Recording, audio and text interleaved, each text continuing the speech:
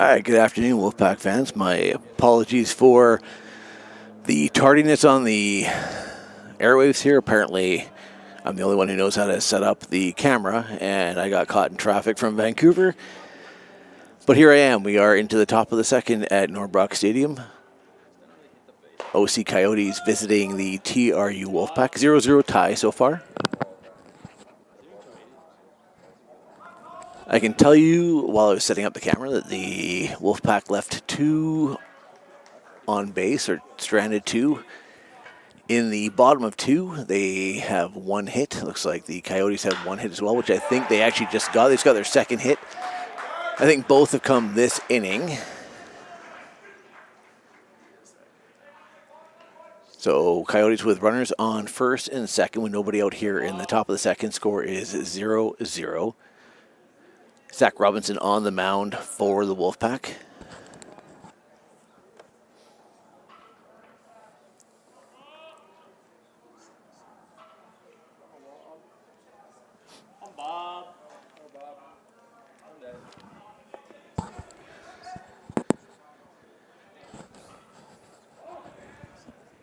Coyote batter is squaring to bunt. Infield is in, and they're going to put a bunt down towards third base. Sarkeesian's going to come up and throw a soft one over to Spencer, who's covering at first on the bunt defense. And the Wolfpack will get their first out of the inning, but the Coyotes have advanced two runners into scoring position, that being third and second with one out here in the top of two.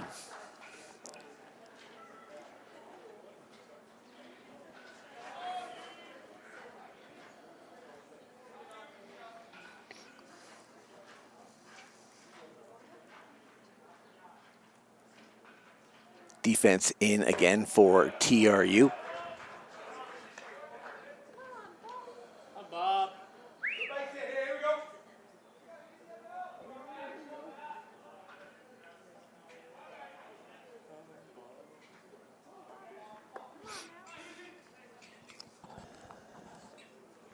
It's going to be a chopper towards shortstop.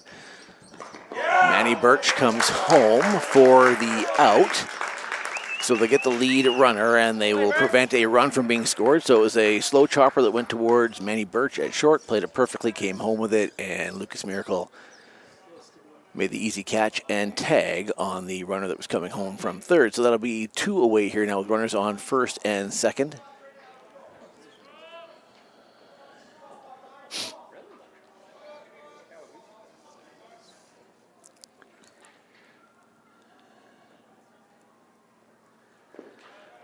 Robinson will throw one low and away for ball one.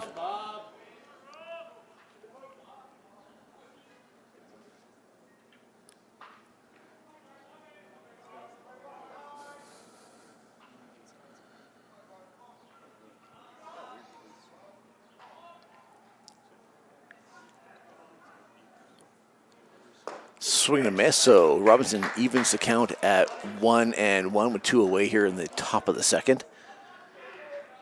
OC putting two hits up on the board here in the top of two. They have runners on first and second to show for it. Robinson looking to shut the door. It's going to go to first. Ooh. Oh, Petrie is going to have to chase that ball down, and that was a pickoff attempt that was actually really close. It was actually sneaky because there was runners on first and second. Spencer is motioning like they were going to try and do something over at two. Robinson ended up going to one, went off the end of Petrie's glove, and then trickled towards about 15 feet towards home plate, and the heads-up running by the Coyote runner on second advances to third. So runners in the corner now for OC with two out here, and the count is 1-1 to the batter.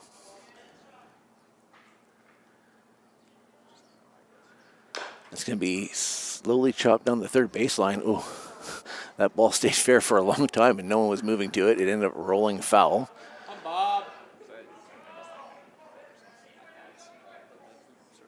So Wolfpack a little bit lucky there that that ball ended up rolling foul.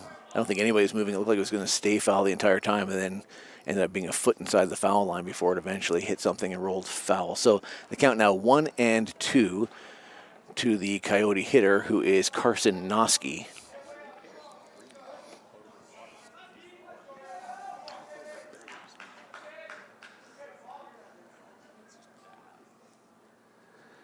That's going to be low, just below the strike zone. So the count now 2-2. Runner did advance to second, uncontested. So runner is now at 2-3 with a count 2 across the board. 2 balls, 2 strikes, 2 out here in the top of 2.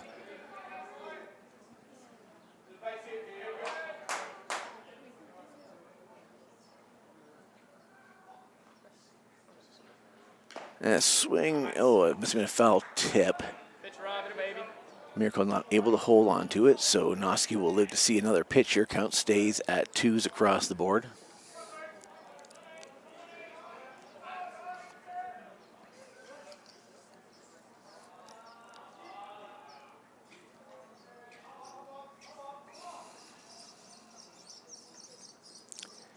It's going to be just low. Maybe a little bit inside. Doesn't get the strike count, so the count now full. First base is open, so a walk won't score a run, but runners on 2 and 3 for the Coyotes with the count full and 2 out.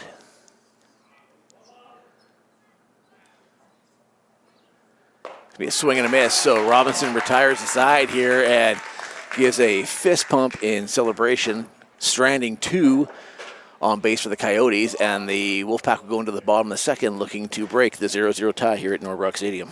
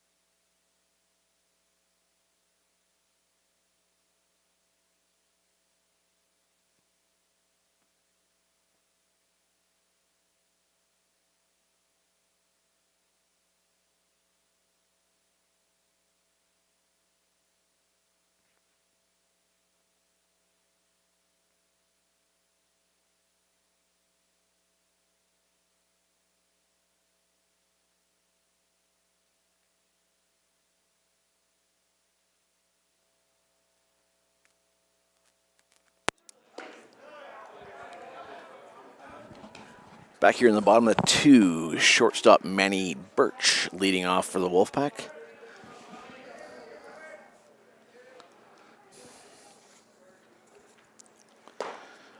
Birch will watch ball 2 across the outside, maybe a little bit low.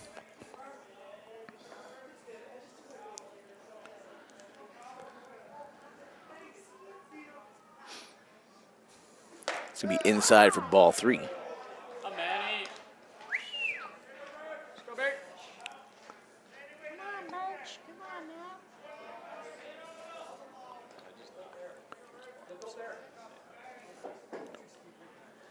It's going to be inside edge for strike 1, so the count now 3-1 to Birch.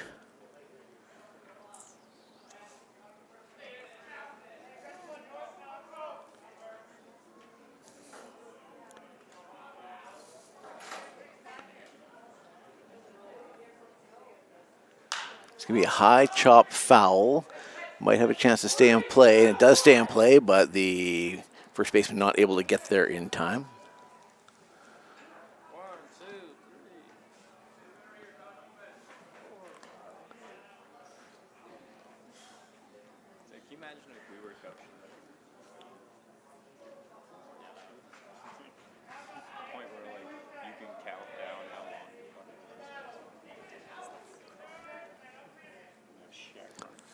It's going to be down the third baseline, fielded cleanly by the third baseman. He's going to go across the diamond, and he'll get Birch by a couple of strides for the first out of the inning.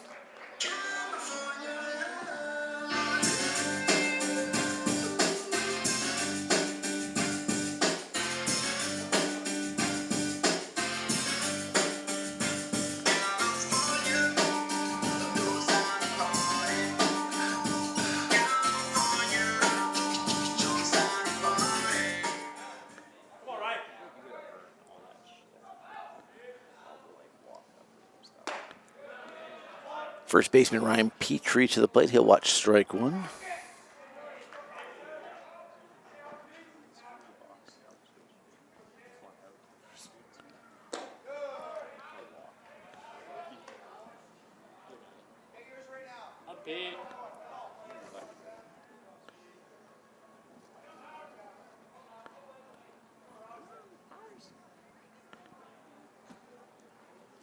It's going to be off the handle of the bat. It's going to land right in the second baseman's glove, and that'll be an easy catch for second baseman Coleman Kawaguchi. That'll be the second out of the inning, and that'll bring, I believe, left fielder Cash Talbot to the plate.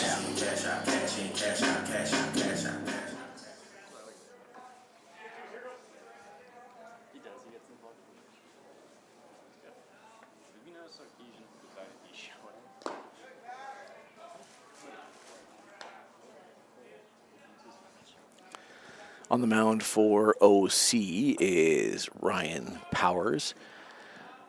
Powers is a right-handed pitcher. Lots of work this season, 43 innings pitched. Shows 40 strikeouts over those 43 innings. That's coming into this game at a 4.19 ERA.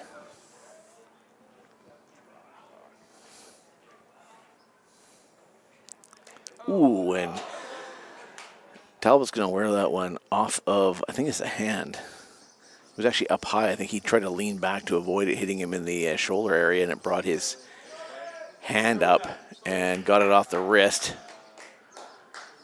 That's going to leave a mark. Talbot will trot down to first base nonetheless.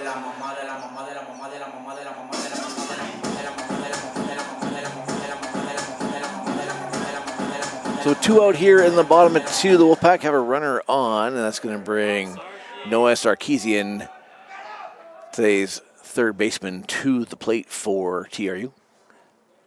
He'll watch strike one. Catch the inside edge, it appeared.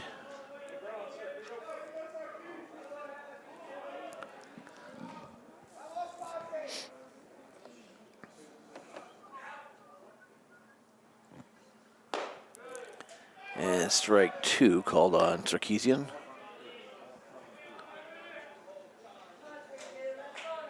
Up, Sart. Come on, Sart.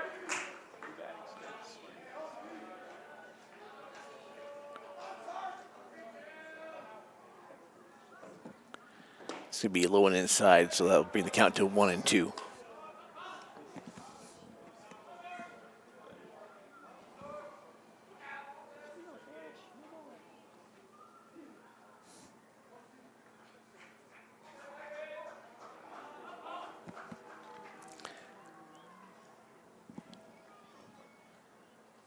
It's going to be down the third baseline, well foul.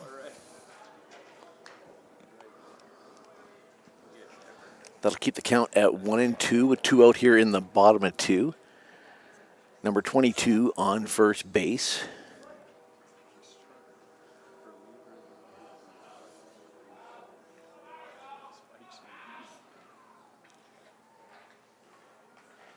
It's going to be a ground ball. It's going to get to the second baseman. Just slow down. He'll make the throw to first. Looked like he had a chance to squeeze by, but it seemed to lose some steam as it got to the dirt there. That allowed the second baseman, Kawaguchi, to make the easy play and throw out Sarkeesian at first. So they'll strand Cash Talbot on the bases, and going into the top of 3 here at Norbrock Stadium, the Okanagan College Coyotes and the TRU Wolfpack stand tied at 0.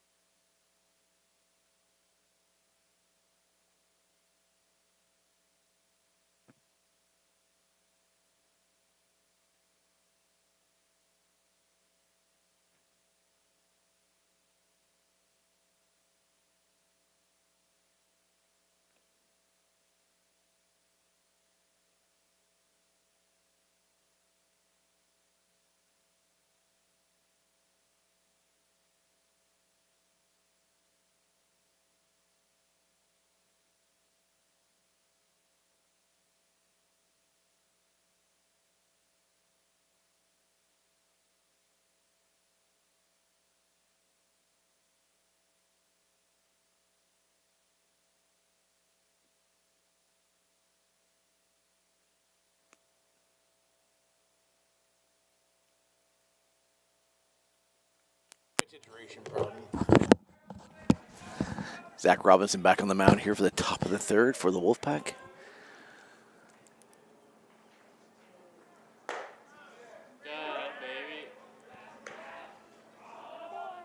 This will be right fielder Brady Carroll leading off the inning for OC.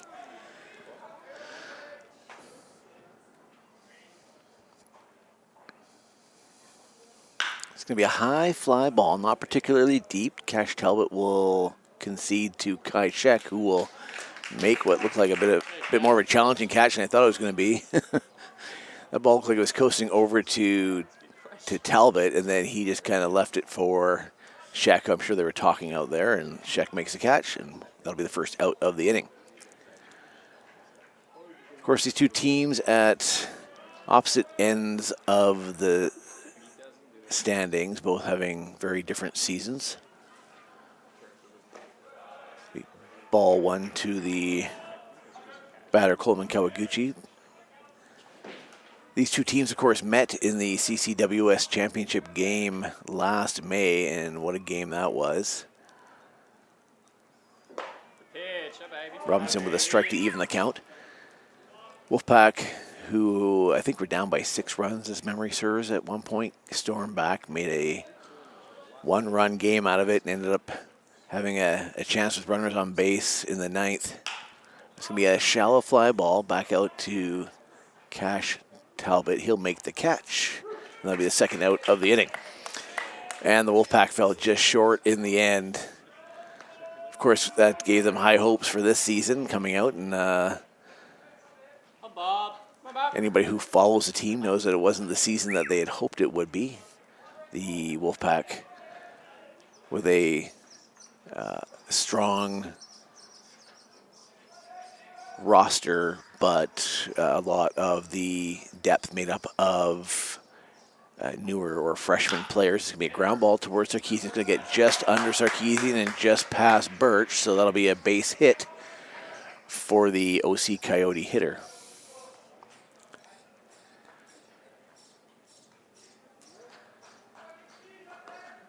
And the injuries just kind of kept coming for the Wolfpack this year, and that definitely depleted a lot of their pitching depth, which, of course, is difficult for a team that ends up having difficulties with pitching to try and stay afloat. Of course, only 6 of the 9 teams making the playoffs here in the CCBC this year. And as it currently stands, and they might even be mathematically eliminated. Now, I'm not sure there are other games going on in the background here for the CCBC, but definitely would be a massive rabbit being pulled out of a hat if the Wolfpack were able to make the playoffs with only 4 games left, including this one, being where they stand in the CCBC standings. So a tough break for these boys, and I can attest to the fact that they have battled hard all year long, and some key injuries definitely took the steam out of the sails. They started off the season winning or sweeping, or I believe the term for a 4-game series is mopping, and it's going to be a swing and a miss and a pickoff attempt, and they're gonna get him at 2. So it's going to be a strike him out, throw him out.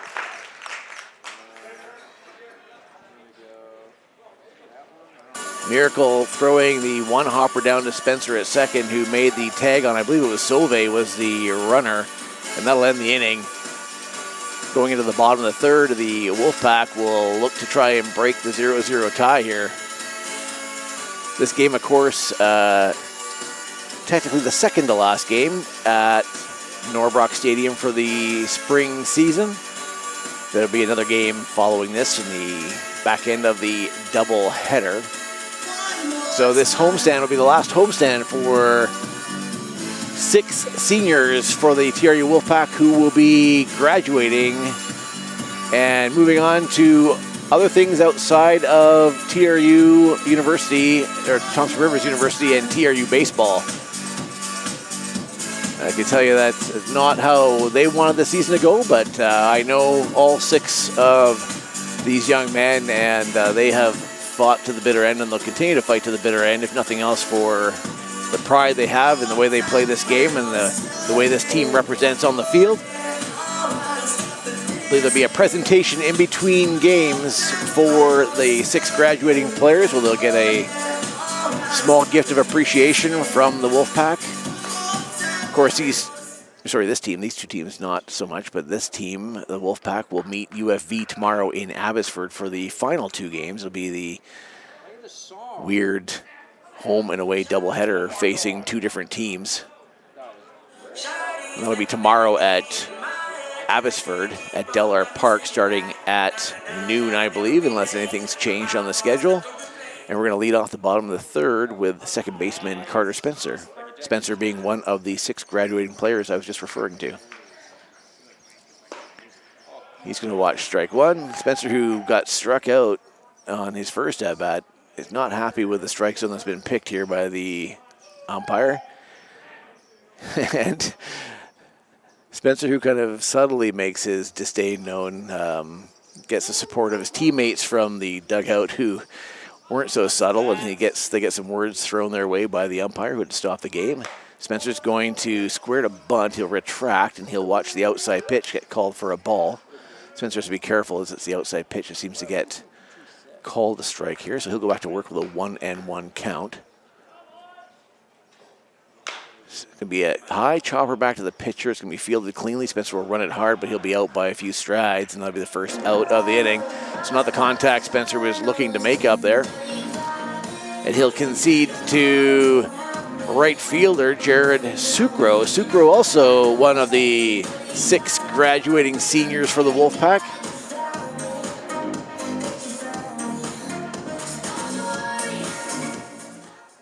Sucro, another very strong player for the Wolfpack over the last few years.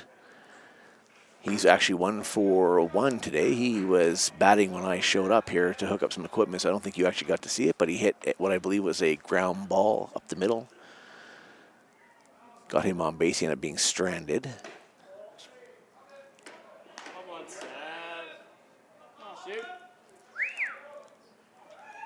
Sucro, I believe, with a team-leading batting average of .338.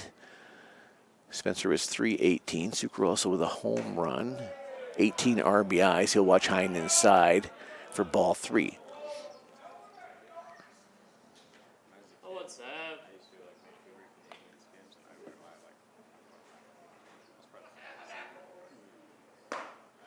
He'll get the outside edge call on the 4th pitch of the at-bat, so 3-1 the count to Sucro.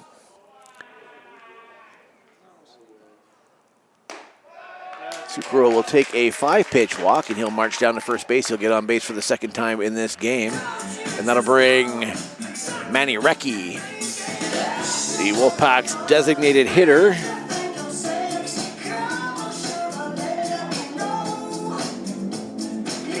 Recchi to the plate. Recchi, one of 2 left-handed hitters in the game for TRU today, the other one being Sarkeesian. I think Recchi walked, and he's going to put a high fly ball well foul. It's going to be out of play into the Wolfpack bullpen. I believe Recchi, who was also up to bat as I was getting the equipment set up, walked in the 1st inning. That actually had advanced Sucro to 2nd at the time, and both were stranded. Pickoff attempt by Powers. Sucro back well in time. Recchi, one of the players who could be classified as injured. Able to play mostly offense only, but Recchi, who was a very important piece of the pitching machine that the Wolfpack had last year. It was actually reliever of the year in the CCBC and unable to pitch at all this year. So that obviously was a huge hit to the Wolfpack's pitching squad in 2026. But Recchi, who also has a very good bat, currently hitting .294 this season, has been able to play mostly offense throughout the entire season. And, of course, I jinxed poor Mr. Recchi, and he'll go down swinging for the 2nd out of the inning here, and this will bring Lucas Miracle to the plate. Lucas Miracle, another one of the 6 graduating seniors that I have been referring to. Miracle in his 5th year with the Wolfpack out of Trail, BC, and Miracle came to the team. It was the year after COVID, and he's going to put one off the handle. It's going to be a slow trickler, and the second baseman will pick it up, and he'll underhand toss it to first base. And the inside pitch off of the handle of the bat. I'm thinking it broke the bat, and I can hear a family member of Miracle's behind me lamenting the fact that apparently it was a new bat and it's now broken. The life of a baseball player. Anyways, I'll give you a break from my yimmering here, and we'll be back for the top of the 4th where the OC Coyotes will take the sticks. Looks like Zach Robinson will be back on the mound for TRU, and they'll look to try and break the 0-0 tie here at Norbrock Stadium.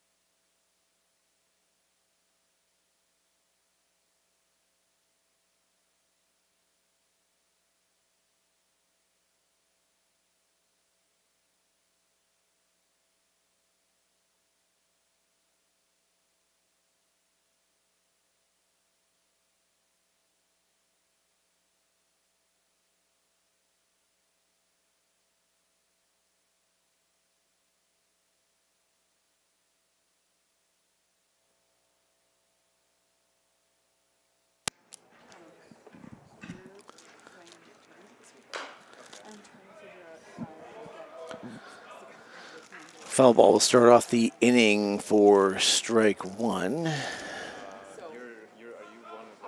think it's going to be OC's designated hitter. I can only see that he's number 1. Don't have a name on him yet. He's going to spray the second one far foul into the right field parking lot.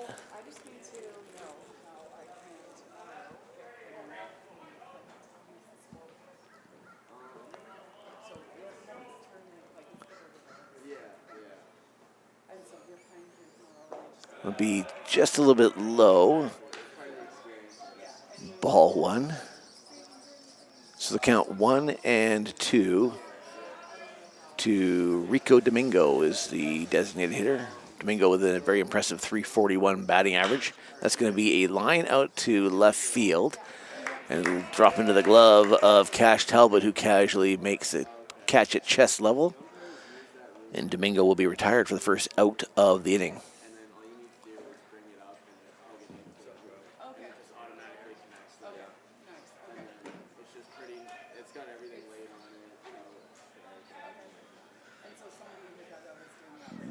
Yeah, they plugged it in there.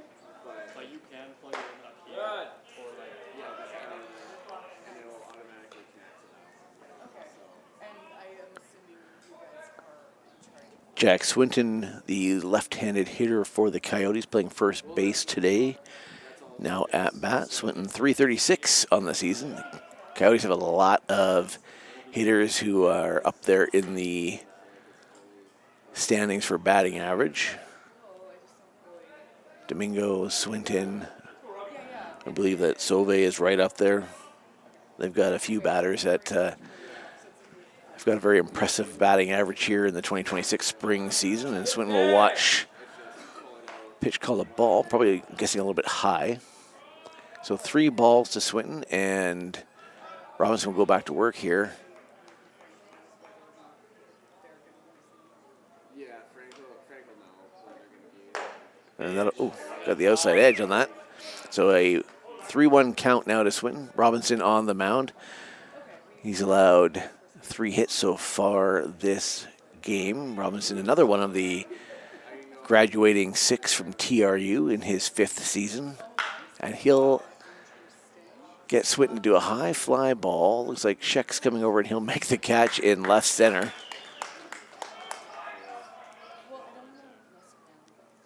So Robinson's able to battle back from a 3-0 count there, and he'll get the second out of the inning as Swinton flies out to center field.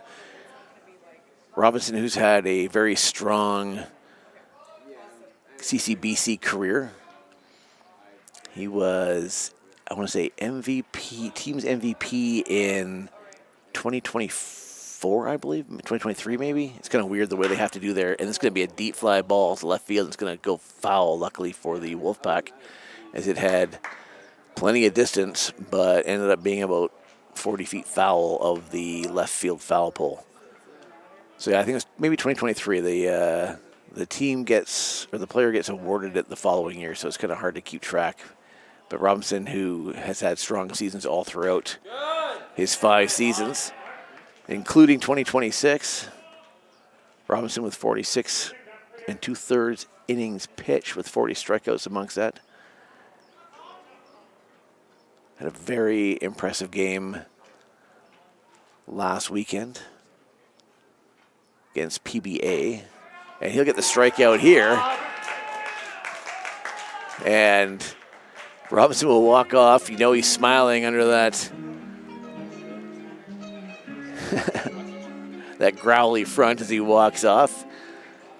No arm pump for this one, but he was walking off before the umpire even made the call. So nicely done by Robinson again, who has 4 complete innings under his belt, has only allowed 3 runs, no hits, and I believe he's only thrown about 53 pitches. So nice work by Robinson, the 5th-year senior for the TRU Wolfpack.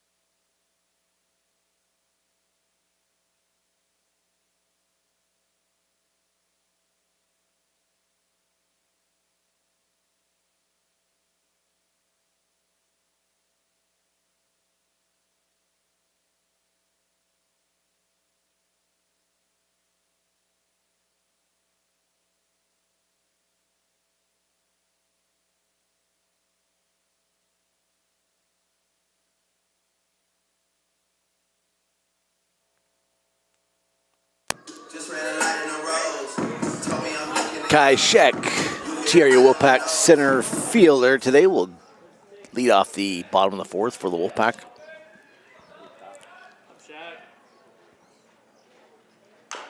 Scheck will foul one back into the dirt where the catcher will dig it out. So strike 1 to Kai Scheck.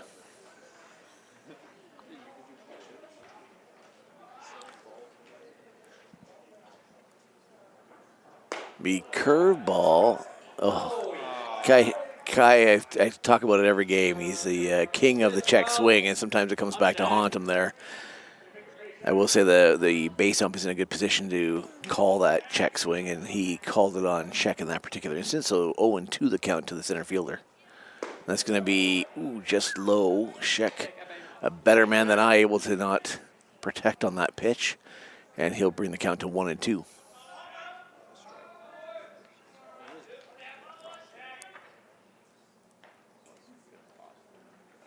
The outside, not getting the call, is Powers. So the count now 2-2.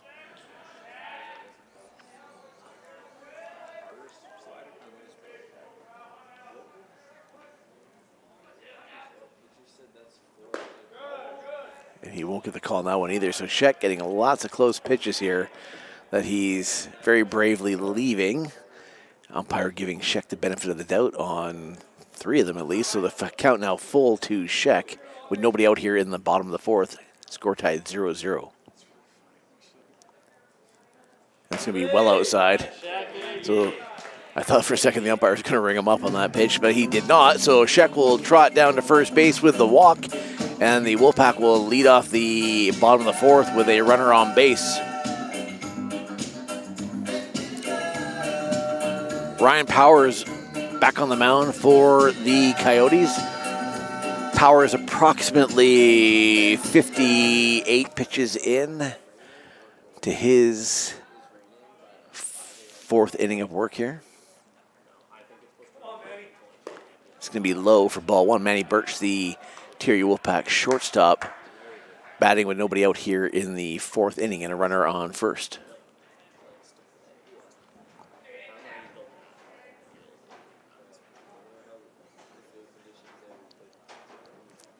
Ooh, nice curveball thrown by Powers there. I'm pretty sure Birch thought he might have to get out of the way of that one, and that thing took a left at Albuquerque and went across the outside edge of the plate rather nicely. So Powers will get a very nice strike on that, and it's going to be a 1-1 count to Manny Birch. Sheck checked down at first, back in plenty of time.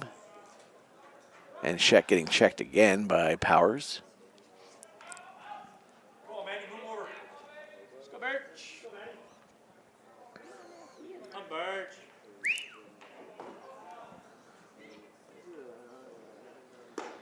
It's going to be a back pick attempt. Sheck gets back in time. The count to Birch now 2-1. Birch with 2 home runs this season. Leads the team in that category, I believe. It's going to be well outside. It's going to get past the catcher on a 1-hopper. That pitch got away from Powers. And Sheck will easily trot down to second base on the wild pitch.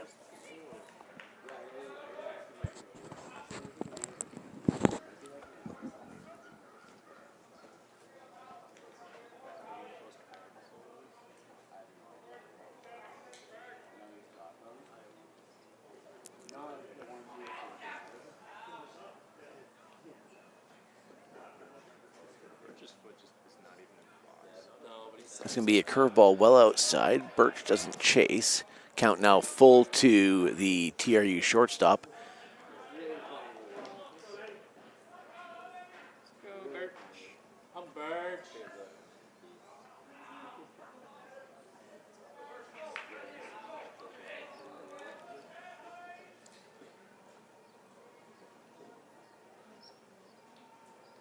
It's going to be not a back pick, but a pick by the pitcher, a pickoff attempt behind him at second base. I'll get it right yet. Sheck back in plenty of time. Powers definitely trying to keep Sheck honest there. The pitch, and it's going to be fouled back to the screen by Birch. That'll keep the count at full.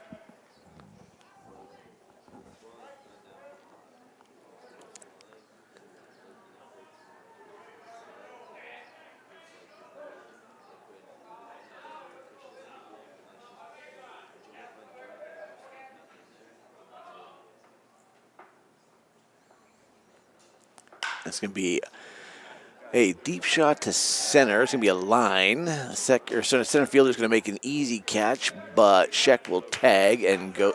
No. So they're saying that Sheck took off before the catch. He did not leave early. The wrong call. That will be something that'll get replayed on this video feed, I'm sure, over and over again by Sheck and other Wolfpack players. I will say the center fielder did a very neat kind of arm pump thing before he caught the ball, almost making it look like he caught the ball early. I wasn't paying attention to see if Sheck bit on that, but Sheck got to third easily. The Coyotes checked third immediately, and the umpire seemed to have a call that he didn't seem to have any hesitation making. So the Coyotes and the umpire definitely seem to think that Sheck left early. Not so surprisingly, Sheck and the Wolfpack do not think that happened, but nonetheless, Sheck will be the second out of the inning, and Ryan Petrie, the first baseman, will go to work with a 1-1 count here now in the bottom of the fourth. Nobody on. And it'll be a swing and a miss, so count is 1-2 to Petrie with 2 outs.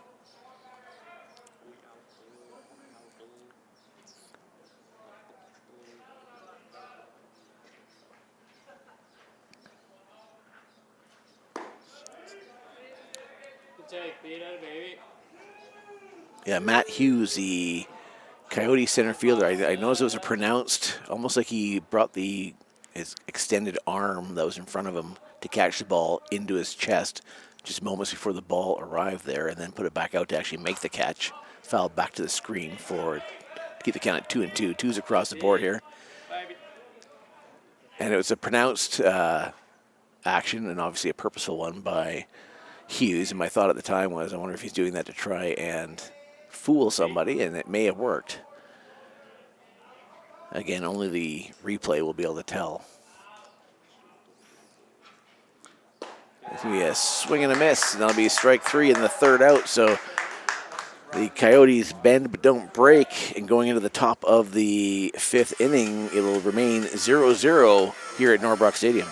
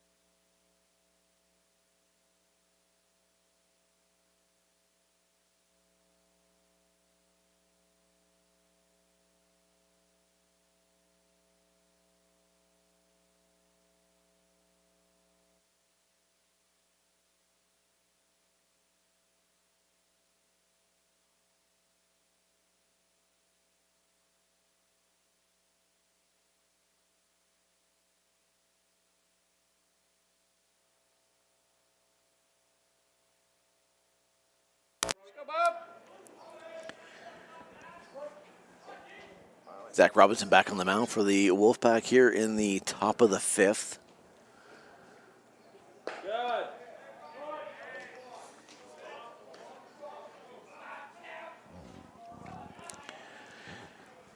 Robinson will go to work here on left fielder Jackson Thiessen, the left-handed hitter for the Coyotes.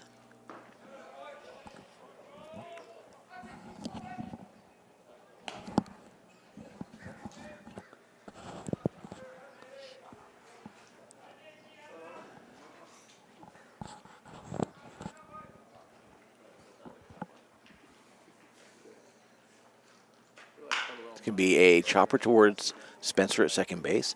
Spencer will make the throw to first. Petrie will make the catch, and it'll be the first out of the inning. Coyotes out hitting the Wolfpack 3-1. The Wolfpack's lone hit, I believe, coming from Jared Zucro in the first inning on a grounder up the middle. They have had several base runners over the last 4 innings. None have rounded third and come home. And that's going to be strike one thrown by Robinson on right-handed hitter. I believe that is Matt Hughes, the center fielder.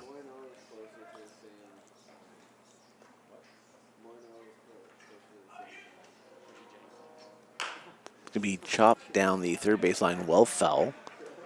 So the count now 0-2 to Hughes.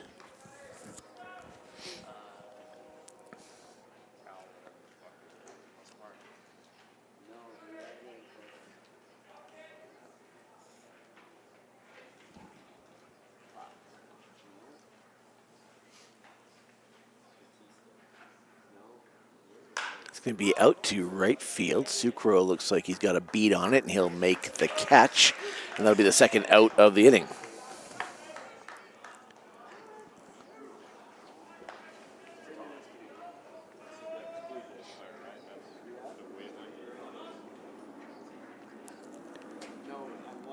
Third baseman Carson Noski to the plate for the Coyotes.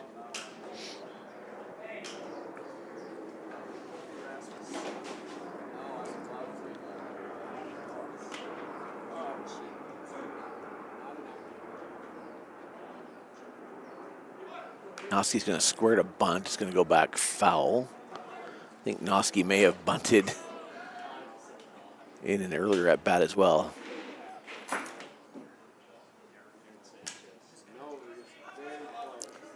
Noski hitting .253 on the season. He obviously doesn't always bunt because he's got a home run and 16 RBIs. And he's going to watch what looked like a very good pitch get called for ball one. Guessing it was a little bit high. As I proclaim all year round, I don't have a great perspective on high and low pitches from my broadcast gondola, as I like to call it. I can see the swing and a miss by Noski there. That'll take the count to 1-2.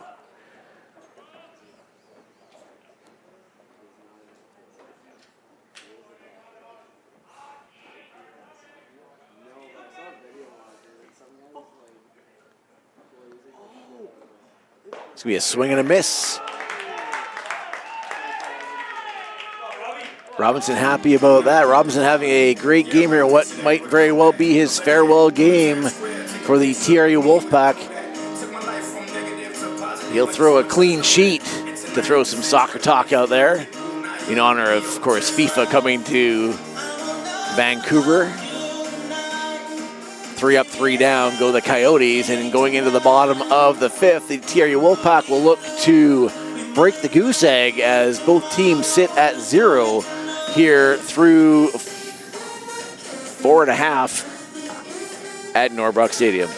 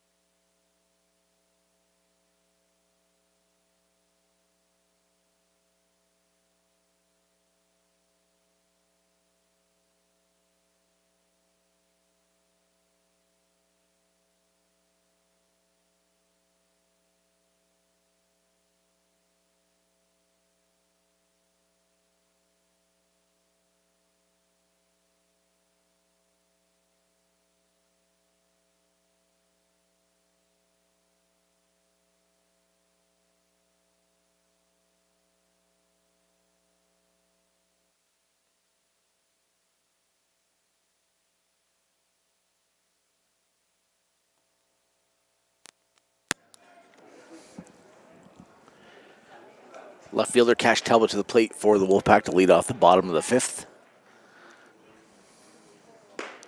Talbot will watch first pitch catch the inside edge for strike 1.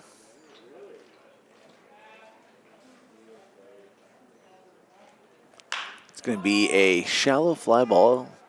Not that shallow, actually. It's carrying out to center field. And the center fielder Hughes kept having to backpedal.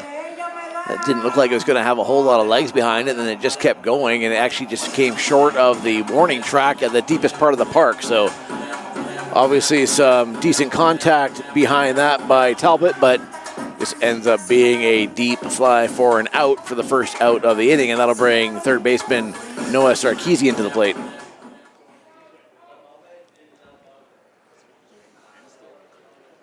That'll be well outside for ball 1. Powers back on the mound for the Coyotes. He's roughly about 74 pitches into this game here, throwing so far 4 1/3. He'll get a swing and a miss by Sarkeesian on that pitch, and that count will go to 1-1.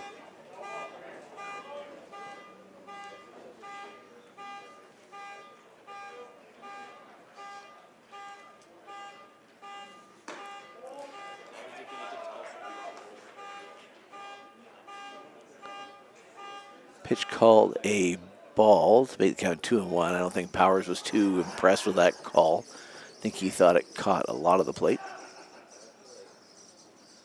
It's going to be a hard grounder, foul ball down the third baseline.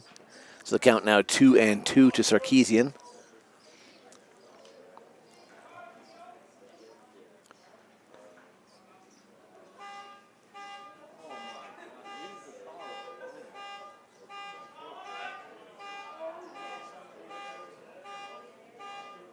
Maybe a swing and a miss. Might have been a foul tip, but the catcher holds on to it. So Sarkeesian will be retired. And the second out of the 5th inning, or the bottom of the 5th at least.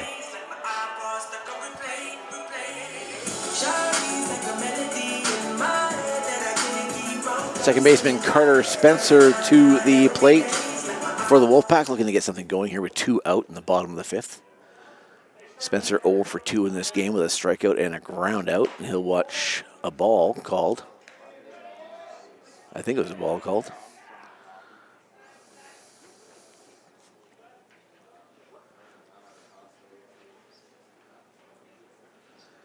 It's going to chop him back to the screen for strike 1.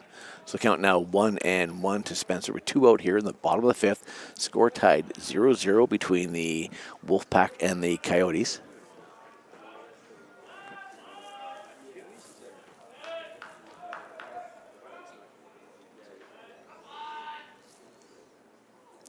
It's going to be a swing and a miss on a nice breaking ball by Powers. So Spencer will go back to work here with a 1-2 count.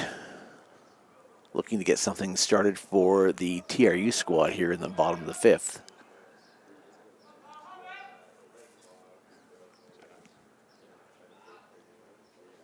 And that'll be a curveball that got called a strike.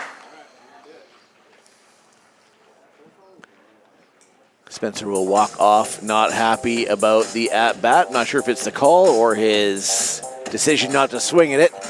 Definitely looked like it caught the outside edge of the plate. Might have been a little bit low, but again, hard for me to judge. Nonetheless, the Wolfpack will go down 3 up, 3 down in the bottom of the 5th, and going into the top of the 6th. Coyotes will hit the sticks and try and break a 0-0 tie here in partly cloudy, somewhat mild Kamloops.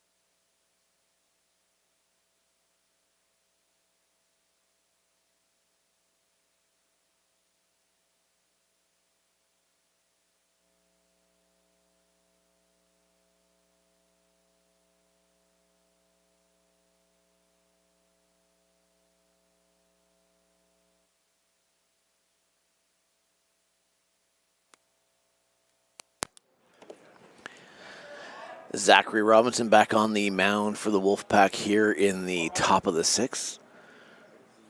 Robinson throwing a gem so far, not to jinx him, but he has allowed 3 hits over 5 innings of work, no runs. 64 pitches thrown so far by Robinson. 5th-year Wolfpack player, likely playing his final game as a Wolfpack, and that's going to be a shallow fly ball to left center field. And Cash Talbot will do a nice job to get on his horse and get over to that ball that had a chance to hit the left center alley and would have run to the fence probably. But nice work by the TRU outfielder, and that'll be the first out of the inning for the Wolfpack.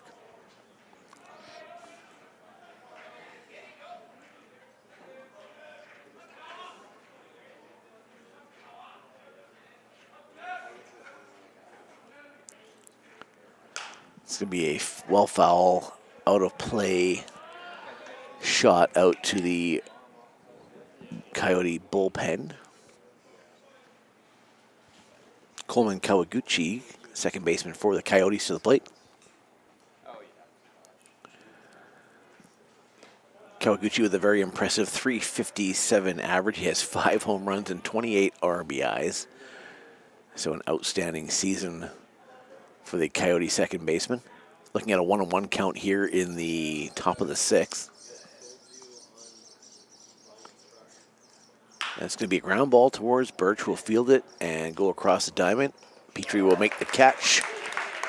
About a foot off the ground. Nice work by the big TRU first baseman to pull that ball out before it got into the dirt. And that'll be the second out of the inning.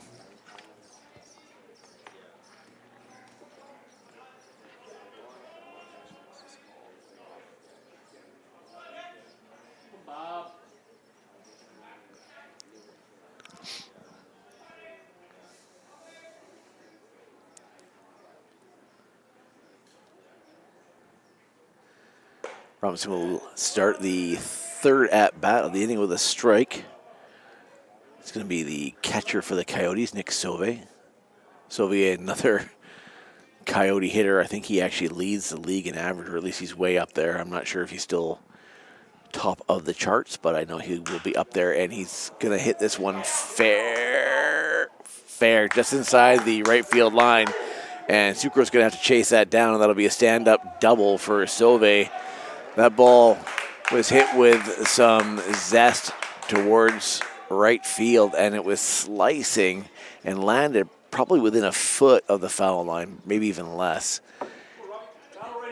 You could hear the Wolfpack faithful in the stands trying to will that ball to land foul. It did not, so Sauve, as he has done all season long, gets another multi-base hit, and he'll be on second base with 2 out here in the top of the 6th.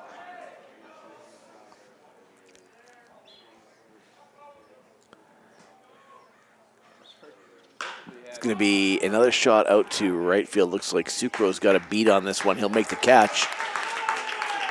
And with a runner on second, the Wolfpack will leave him stranded. Zach Robinson will confidently walk off the mound again after 6 innings of work, allowing no runs here to the Coyotes. 4 hits. A great job so far on the mound by the 5th-year Wolfpack player named Zachary Robinson.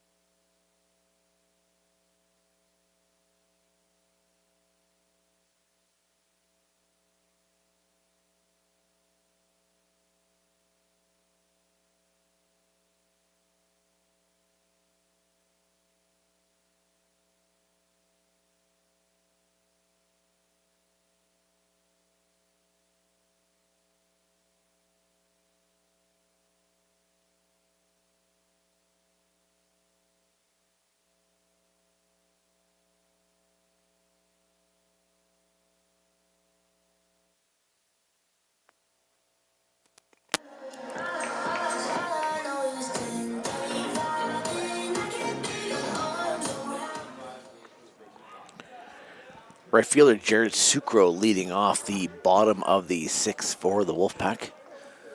Score tied 0-0 between the Wolfpack and the Coyotes.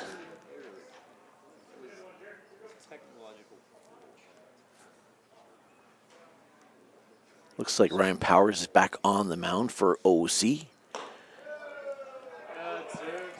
Powers looking at about in the pitch count of the low 90s here. Sorry, low 80s.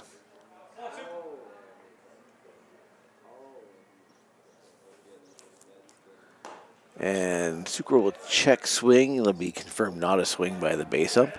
Sucro looking at a 3-0 count. Sucro 1 for 1 in this game. He's got the lone hit for the Wolfpack. It was a moderately hit grounder up the middle that got him on base in the first inning, and the Wolfpack haven't been able to get any hits since then.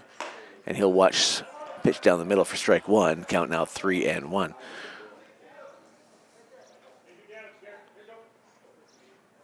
Sucro with an impressive .338 batting average leads the team this year. If I'm not mistaken, he's going to be a high fly ball to right field.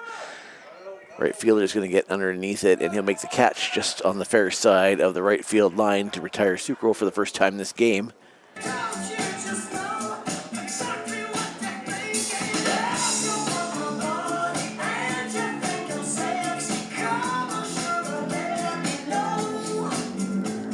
Manny Recchi, the designated hitter for TRU, taking his position in the batter's box. Left-handed hitter for the Wolfpack. He'll watch well outside for ball one.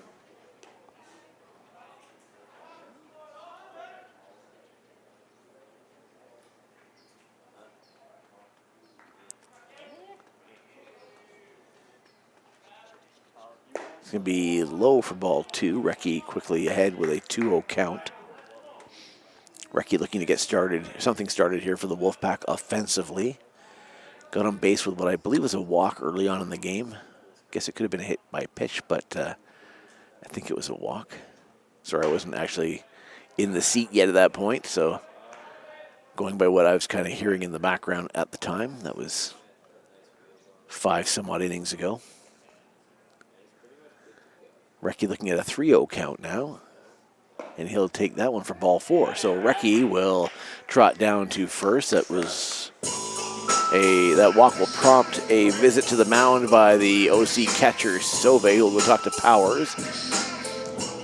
Just make sure he's doing okay after 5 full innings of work, getting up there in the pitch count now at about 91.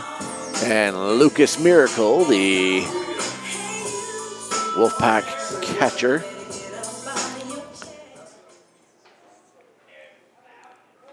will come to the plate here with a runner on first, looking to get something going for the Wolfpack, who desperately need to get some runners on base and move them around, try and break this 0-0 gridlock.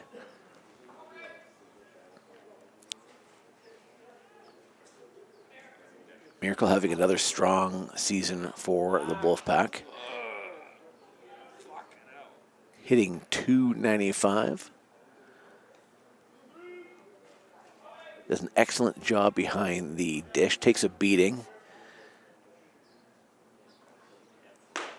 He'll flex on that pitch. He knew it right away that it should have probably kept going on the swing, but he did not. It's going to get called strike 2. So 0-2 to Miracle. Miracle could only be described as a workhorse that would go through a wall if he had to try and help the Wolfpack win a game on any given day. Doesn't matter if it's exhibition, playoff, or what have you. He'll watch that one low and away for ball 1.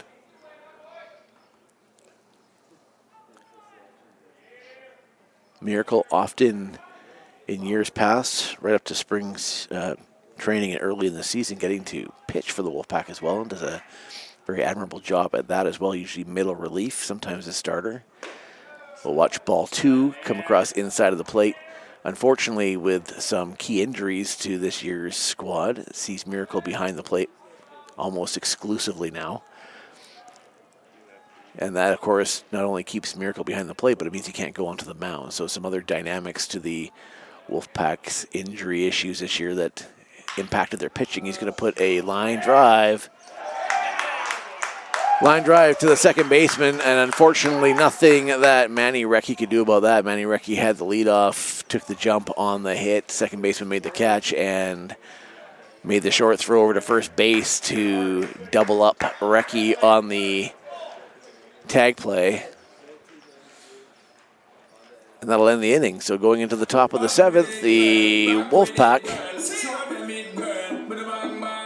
and the OC Coyotes tied at 0 here at Norbrock Stadium.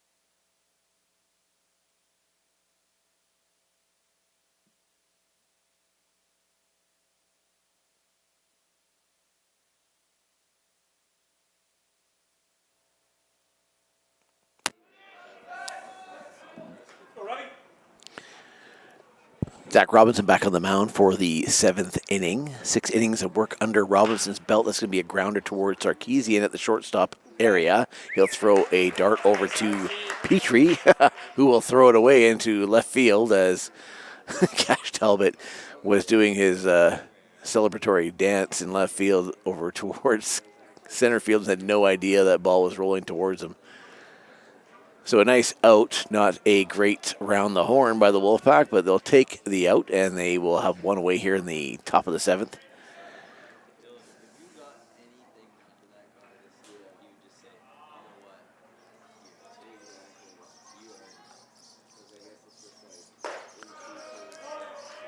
So 2 pitches for Robinson in this inning here. He's got an out and a strike. The count 0-1 to the OC Coyote hitter.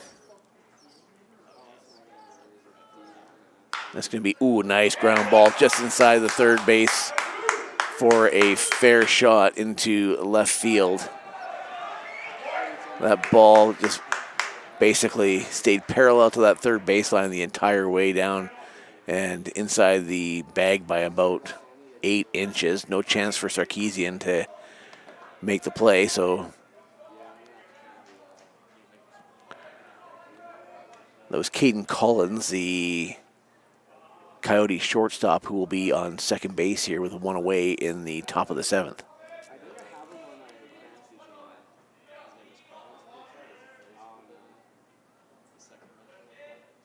Be inside pitch for ball 1. Robinson looking at about 74 pitches so far.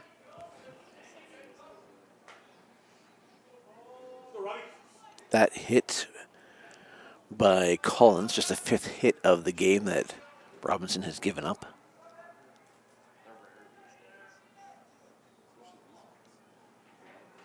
That'll be in the dirt for ball 2. So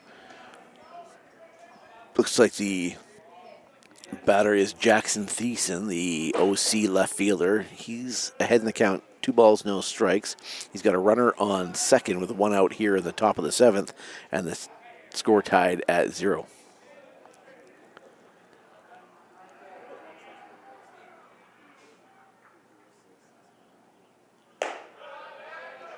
Bob. 3-0 the count to Thiessen.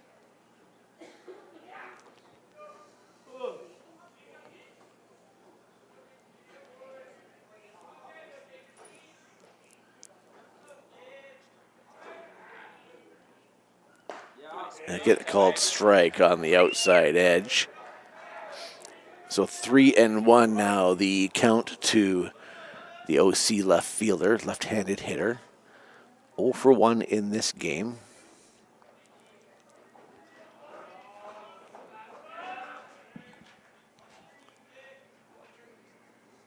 That'll be a shot to second base, and Spencer will go, oh, he'll throw it away. So that's going to end up costing the Wolfpack here, who almost had a double play, and that will allow Collins to come around and score on the error.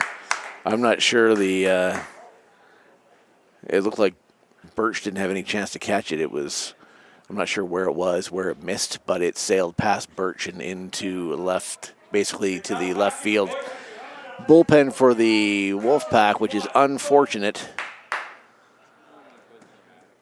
And that will give the Coyotes a 1-0 lead here in the top of the 7th. It looked like it might have been a chance for a double play as the line drive went to Spencer. He quickly...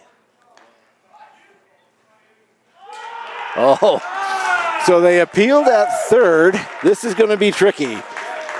I'm guessing the runner didn't touch third base, and somebody very heads up told the Wolfpack to check third, and you can see the manager for OC running out to the base ump right now who made the call. Same ump that called checkout on the leadoff play earlier in the game, but that runner came from second, so it appears as though the only thing I can think of is that he didn't tag third base. I'm not sure who noticed it.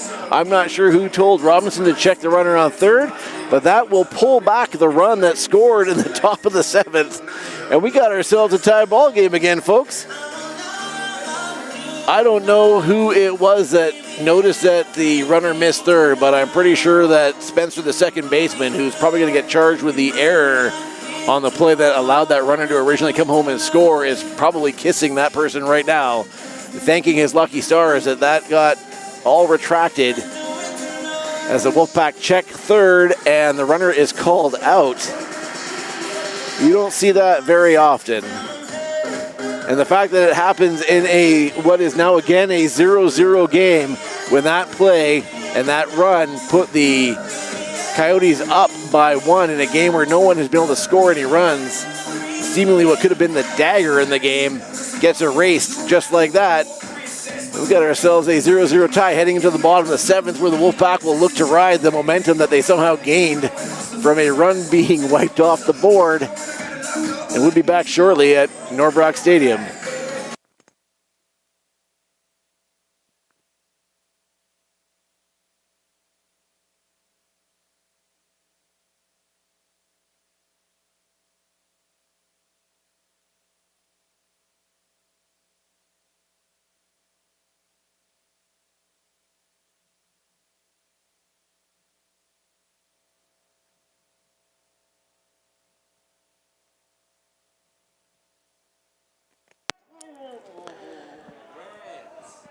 So back at Norbrock Stadium, Kai Sheck, the Wolfpack center fielder, leading off the bottom of the 7th. He'll put one well foul into the parking lot for strike 1. So a little bit of excitement here at Wolfpack in the top of the 7th. The Coyotes appeared to go up 1-0 on an error by the second baseman, who actually was trying to turn a double play. It's going to be a ground ball foul down the third baseline. Second baseman was trying to turn a double play. Second baseman was trying to turn a double play after catching a line drive to try and get the runner out at second. The ball sailed past the shortstop, who was in to try and assist on the play, and that ball went all the way to the Wolfpack bullpen. The Coyote runner easily came across to score, and that's going to be a bloop to, a bloop. It's going to land in front of the right fielder. So Sheck will be the second hit of the game for the Wolfpack. That looked like it actually might end up being caught by the right fielder, but he held up just at the last second to play it safe. So the Wolfpack will lead off the 7th with a base runner on the single by Sheck. Anyways, the Coyotes runner easily came around from second to score on the error. But after checking third base, it appears as though the Coyote runner did not touch third base, and instead the run was pulled back and the third out was awarded. That ended the inning.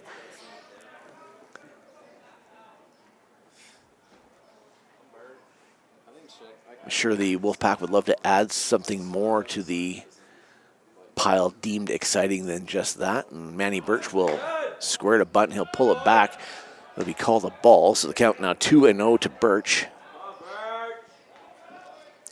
I'd really like to hope that the highlight of the game isn't that. So far we've had that play and then an out called on a failed to tag up properly play.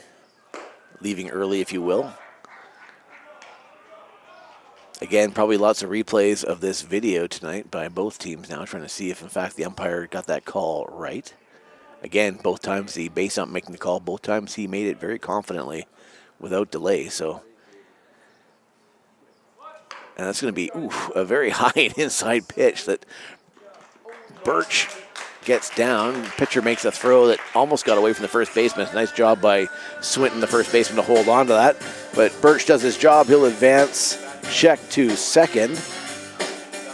Sheck, who was at second earlier in the game as a runner, was the one who was victimized on the tag-up appeal. And with one out here in the bottom of the 7 and a runner in scoring position, first baseman Ryan Petrie will come to the plate.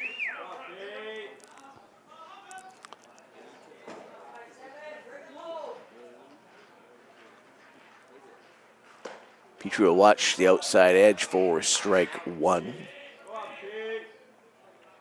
Foot down, baby, foot down, let's go, come on. They need it now, need it. Petrie with 6 RBIs this season. Would love to get a 7th here, finding some green out there in the outfield.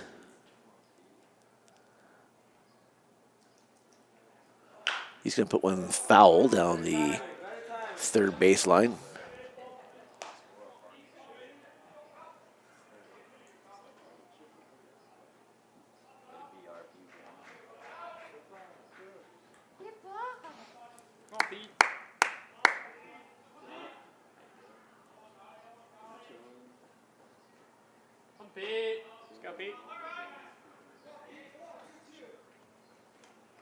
It's going to be a hot shot up to left field, and it's going to be just, actually way foul by the time it lands. But that ball had plenty of distance. That ball looked like it had a chance to stay fair, too, when it first left the bat, but it quickly decided otherwise, and it is probably still going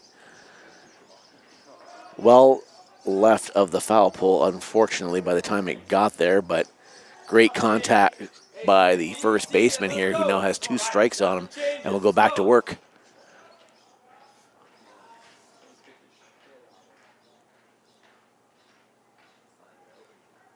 Petrie will watch that one low and away for ball 1. So the count now 1-2 to Petrie, with 1 out here in the bottom of the 7th.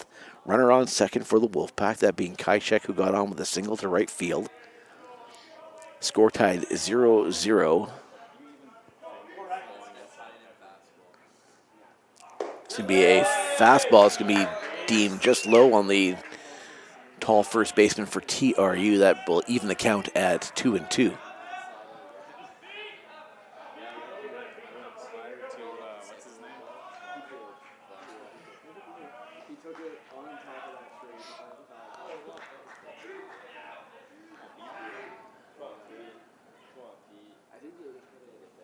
It's going to be swing and a miss by Petrie. A little bit up and inside. Petrie couldn't lay off of it, and that'll be the second out of the inning. That'll bring Kai Sheck, the TRU left fielder, to the plate.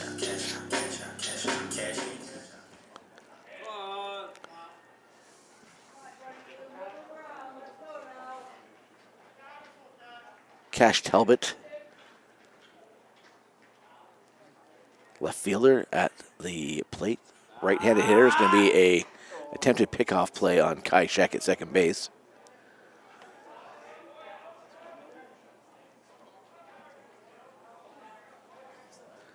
Powers will go back onto his mound. He'll go back to work against Talbot.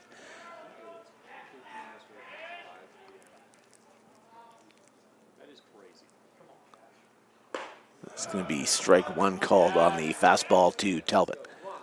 Let's go, Cash. Talbot hit by a pitch earlier in the game. I remember he got on base via that. 0 for 1 otherwise in the game, and he's going to watch a low curveball. Catches a nice job to keep that ball from getting too far away from him.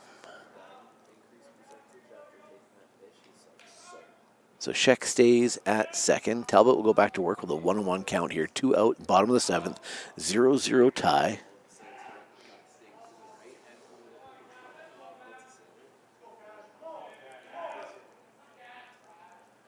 It's going to be a chopper up the middle. Talbot might be able to beat it out, and he'll beat it out. And that will be, whoa. Oh, okay. That was a miscall by the umpire, definitely. Unfortunately, he beat that out easily. I don't know. I had an outstanding angle on that, and unfortunately, the base ump who was over by the shortstop did not necessarily have maybe the better angle, and that was a blown call as Talbot beat that throw by half a stride. And I had already called him safe, thinking just from what I had seen that would have advanced Sheck to third and put runners on the corners.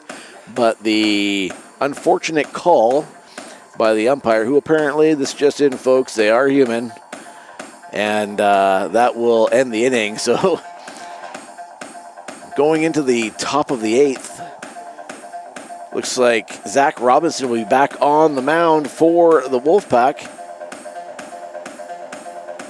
Robinson has allowed 5 hits over 7 full, no runs. The 5th-year Wolfpack pitcher, likely pitching in his final game for TRU, going out in style. Robinson has had an outstanding CCBC career for the Wolfpack.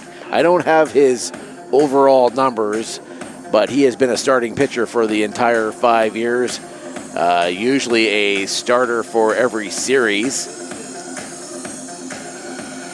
Definitely a fan of the brown jerseys with orange pinstripes, as I believe the starting pitcher gets to pick the jerseys, and I believe that's all I've ever seen Robinson wear since they came into the Wolfpack wardrobe in either late season 1 or season 2, maybe. Might have been season 2. Robinson won't overwhelm you with his fastball.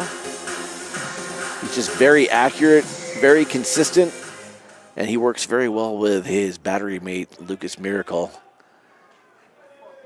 And you know, when Zach Robinson has been taking the mound for the Wolfpack at any point over the last 5 years, that they had a chance to win that game, because it was, in all likelihood, the offensive output by the opposition was going to be held to a low run count. Now, hopefully all these nice things I've said about Zachary here won't come back to haunt him or me in the top of the 8th. Robinson will lead off with a low pitch for ball 1.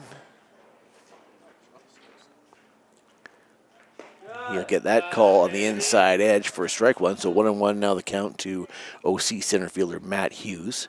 Hughes 0 for 2 in this game, hitting .276 on the season.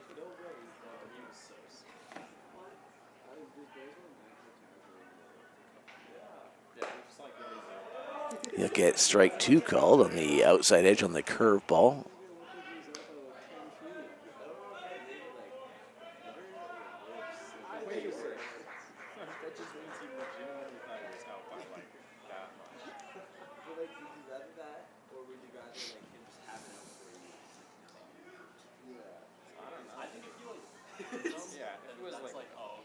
It's going to be chopped well foul into the right field foul territory area towards the OC bullpen. Robinson ahead in the count, 1-2 on Hughes.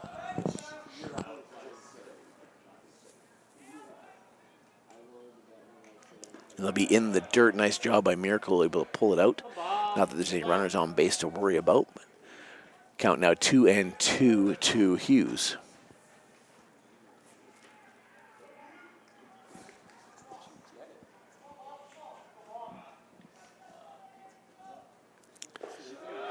A little bit low, so the count now full.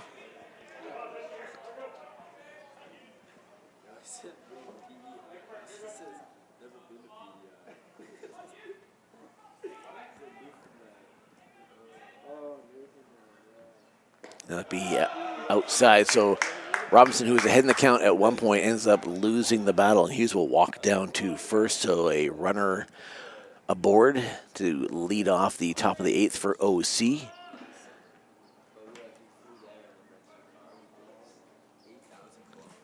OC very dangerous offensively.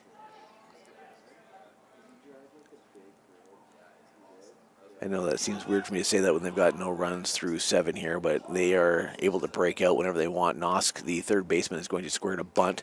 He's going to put a pop up and it's going to go foul. So unfortunate for the Wolfpack because that ball went straight up, but then went straight back and no chance to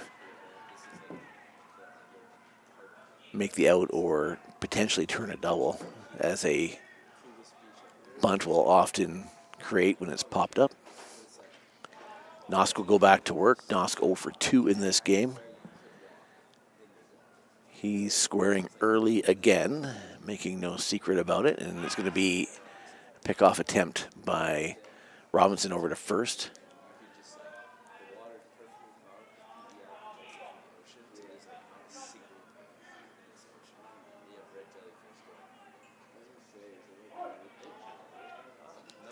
Nosk squares to bunt again. He's going to put that one down the third base line, and Sarkeesian will make the play over to first. Spencer covering at the bag for Petrie, who is crashing on the bunt, so that'll be the first out of the inning, but Nosk does advance the runner on the sacrifice bunt. He advances the runner over to second, the runner being Matt Hughes. And that'll bring Brady Carroll, left-handed hitter for the Coyotes, who's playing right field today, to the plate. Carroll 0 for 3 in this game. Runner in scoring position with 1 out. He's going to hit a high fly ball. It's going to be to right center field. Kajcek is back. He's going to make the catch. He does a double pump. Trying to trick the runner the same way he may have been tricked earlier in the game. Runner will advance.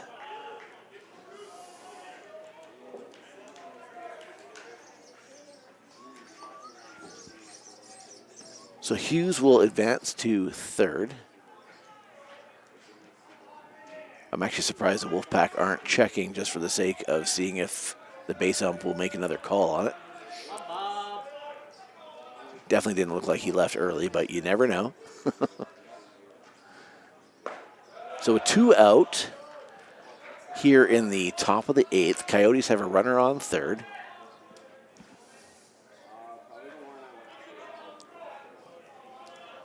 Looks like Coleman Kawaguchi, the second baseman, with a .357 batting average.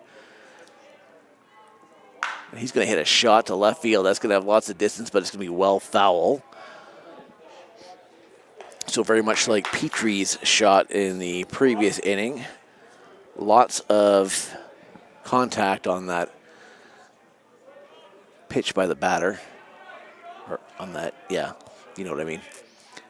Kawaguchi go back to work here, as will Robinson with a 1-1 count, 2 out. That's going to be, just outside. That is a pitch that has been called a strike a few times, not this time.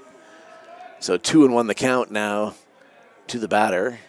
Kawaguchi hitting .357 on the season, 0 for 3 in this game. It's going to be a high fly ball. It's going to be in foul territory, but it looks like Sarkeesian will have a chance at it, and he's not going to make the catch. So that ball was really high and landing behind Sarkeesian, and unfortunately that catch would have ended the inning. Instead, Kawaguchi gets another chance at the plate here, and Everyone will keep their fingers crossed that doesn't come back to haunt the Wolfpack here.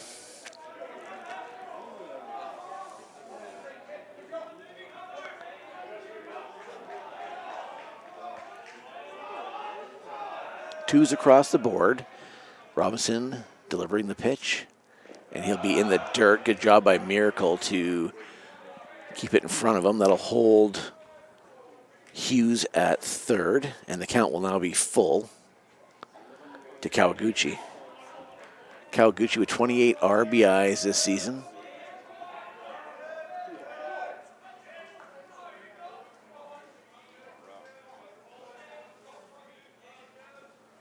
That's going to be a ground ball towards Birch. He'll make the play. He'll come across the diamond. Petrie will make the catch, and no harm, no foul on the previous play that wasn't.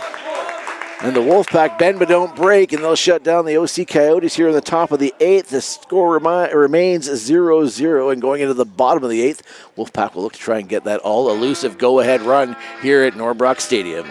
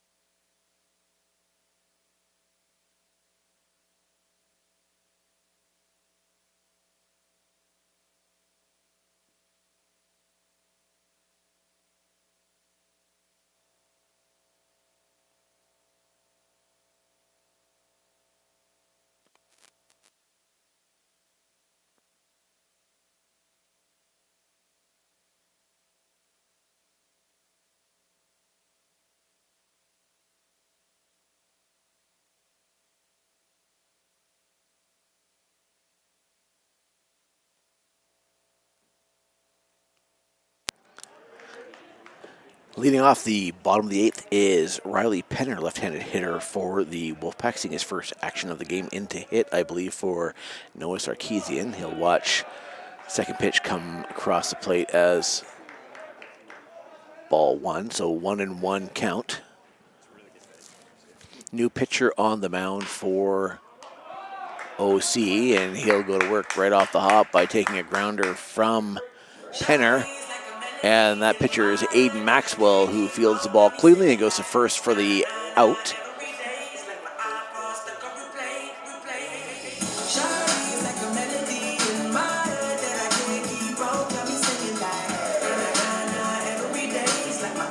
Second baseman Carter Spencer now batting.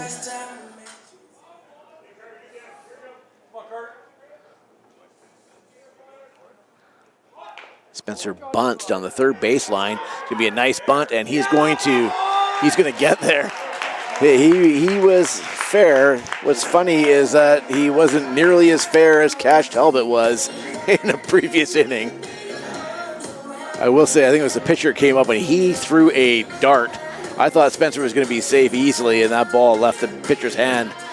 So Spencer gets his first hit of the game, and the Wolfpack will have a runner on first with one out, and right fielder Jared Sucro coming to the plate. Spencer, one of the graduating seniors in his 5th year.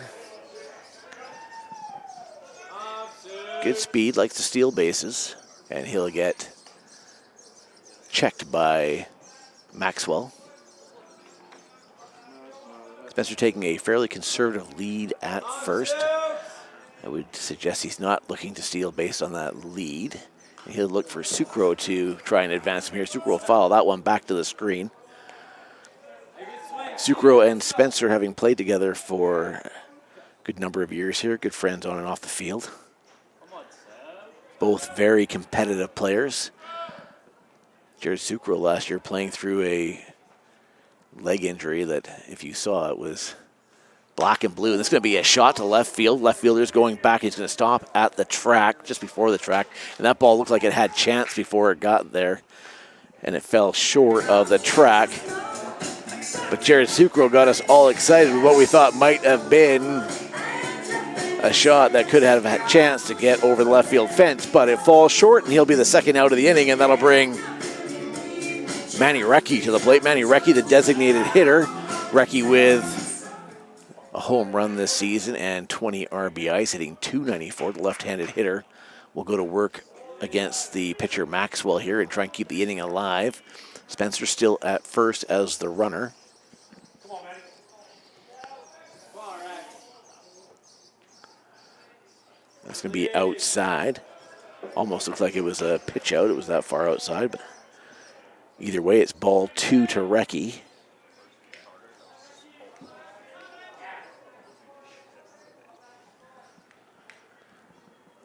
That's going to be, oof. I guess that was probably a little bit low. Looked like it caught a lot of the plate, so I'm guessing it was either too low or too high. Definitely didn't look high, so I'm going to go with low. The count now 3-0 to Recchi. Looking to keep inning number 8 going for the Wolfpack. And that's going to be well outside, and that'll be a walk. And that'll put runners on first and second for the Wolfpack.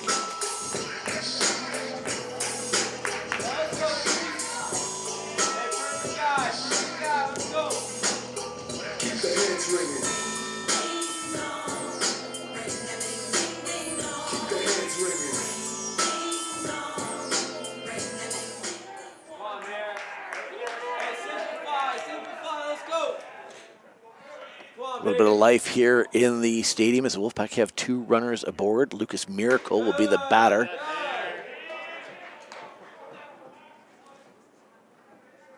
Good hitter, threes, good hitter.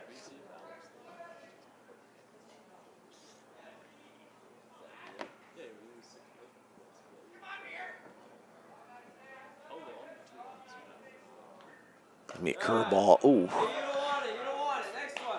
Gets the call on the outside edge. Catcher did a nice job of framing that. Come here. Punch it, baby, punch it. Let's go. 1-1 the count to Miracle. 2 out here in the bottom of the 8th. 2 runners on. That's going to be a deep fly ball to the left center area. It looks like it's going to get caught, which it did. And that will end the inning. The Wolfpack will strand 2. That ball just hung up there a little bit too long. Was in a great spot. Just too much time for the fielders to get under. It looks like Zach Robinson will be coming out for his 9th inning of work. And why not? Zach Robinson going out in style here for the Wolfpack. 5 seasons under that man's belt. Coming in a 0-0 game, having allowed 5 hits over the first 8 innings. He has thrown no runs. Zach Robinson will proud to come out here to try and shut down the Coyotes in the top of the 9th and give the Wolfpack a chance to walk things off in the bottom of the 9th. We'll be back here at Norbrock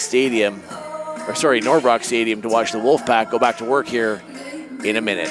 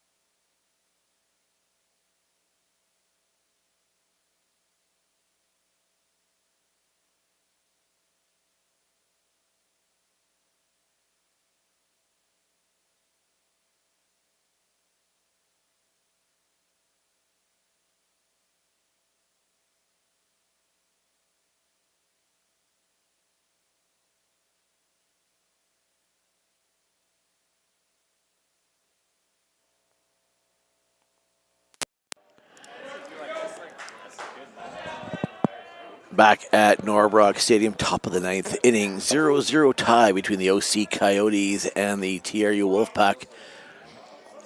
Been a pitching duel, and the Wolfpack have used the same pitcher for the entire game, that being Zach Robinson, who will deliver his first pitch. Will be a ground ball foul, so it'll be strike one. The batter is OC catcher Nick Sauve. Sauve hitting an incredible .437, has 2 home runs, 22 RBIs in the 2026 spring season. He is 3 for 3 in this game, and that'll be foul ball for strike number 2. Robinson looking to try and break up Sauve's perfect game here, as far as how he's doing at the plate anyways.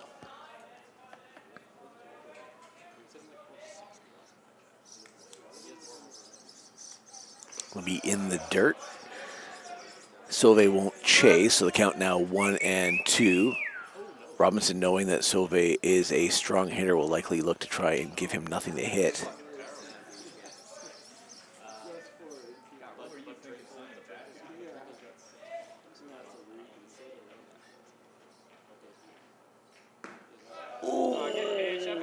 Looked like that almost had a chance to get outside edge call, but the umpire says not today, or at least not on that pitch.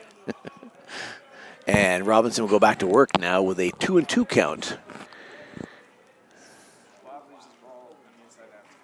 That's going to be a shallow fly ball that should be catchable for Manny Birch. He makes the catch in the shortstop area. He'll throw it around the horn, and Sauve now 3 for 4 on the game. So Robinson finally able to win a battle against the OC catcher.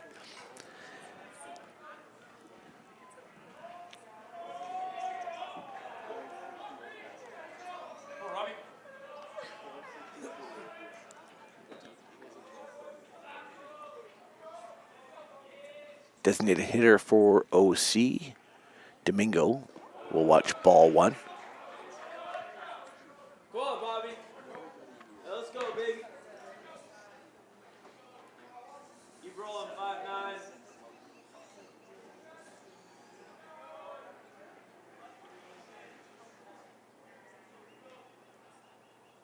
5-9. Ooh, inside pitch. Domingo just able to get out of the way of it. The count now 2-0. Domingo 0 for 3 in this game, hitting .341 on the season though, 20 RBIs. Good. And the count now 3-0 to Domingo. That pitch missing just on the outside edge.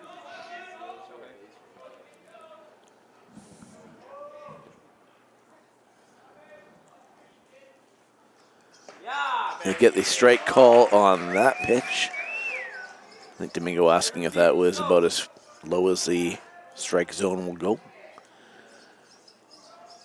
Domingo goes back to work. Robinson throwing the 3-1 pitch with 1 out here in the top of the ninth. It's going to be a ground ball. Sarkeesian will field it cleanly, and he'll come across the diamond, and Petrie will make the catch. So 2 outs here in the top of the ninth.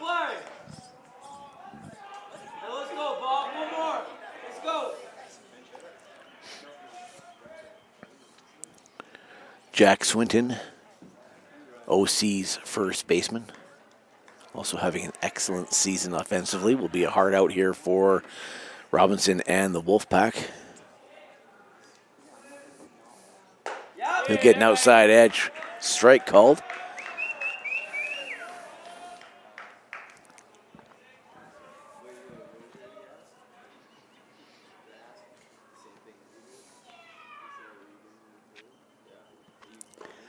Low one inside.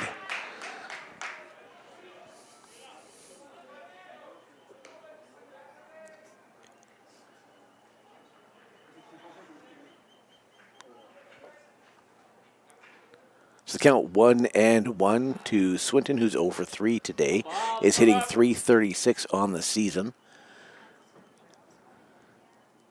That's going to be a line drive out to center field. Looks like Sheck's got a beat on it. He'll make the catch.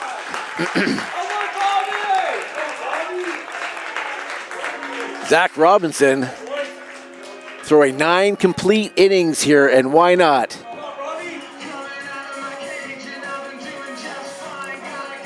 Holding the OC Coyotes to no runs. You can see Coach Chadwick going over. And he's going to have a talk with Robinson.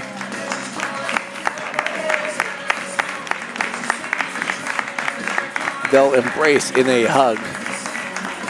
Likely the end of Robinson's day.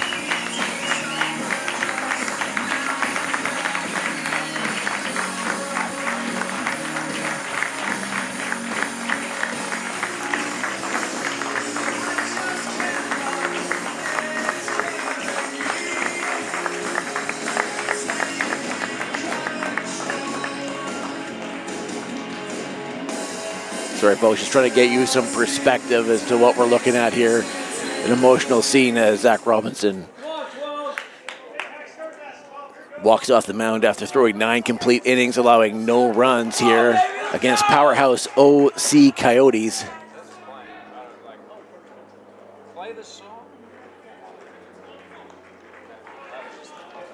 And he was first greeted by his coach and then his fellow teammates, likely signaling that Robinson won't be out for the 10th, and nor should he be expected to be. He's done his job. The Wolfpack would love to find some offense here. Let's go, baby. Kai Sheck a shot to right field, and it's going to be awkwardly caught by the right fielder, who looked like he had a beat on it and was going to be routine, and then it ended up, I guess, falling shorter than he thought. Ended up having to apparently lay out to make the catch somewhat, and that'll be the first out of the inning. Let's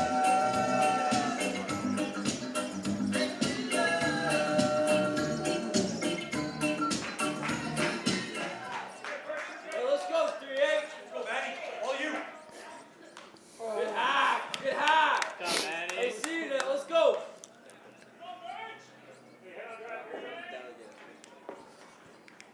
Matty Birch, Wolfpack shortstop at the plate.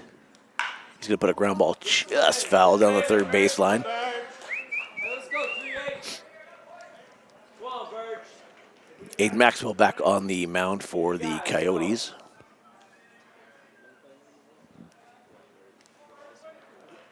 Be a curveball well outside the count now. 1 ball, 2 strikes to Birch, looking to get something going here in the bottom of the 9th.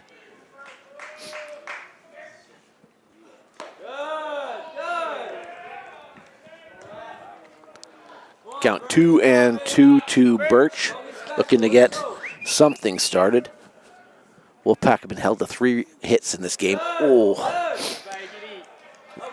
I'm not.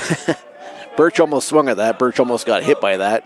In the end, it ends up being ball 3. So the count full to Manny Birch with 1 out here in the top of the 9th.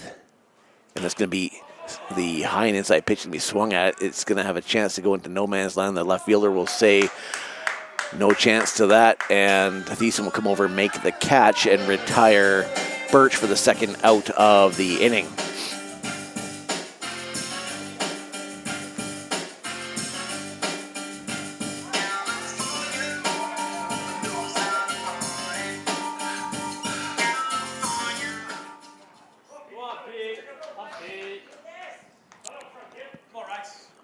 Ryan Petrie, the first baseman at the plate for the Wolfpack. Petrie watches ball 1 well outside on the curve. Ball goes back to work here on the second pitch, also well outside. Petrie, who in his last at-bat hit a towering shot over the left field fence, but just, or I should say, well left of the foul pole. He'll watch that one hit the outside edge of the plate for strike 1, so 2-1 the count to Petrie. Petrie 0 for 3 in this game. No home runs this season. Would love to plant one here. And he's going to put a high but shallow fly ball, and the left fielder will come over and he'll make the catch. And that will end the inning for the Wolfpack. And we're looking at extra innings here at Norbrock Stadium with a 0-0 tie going into the top of 10.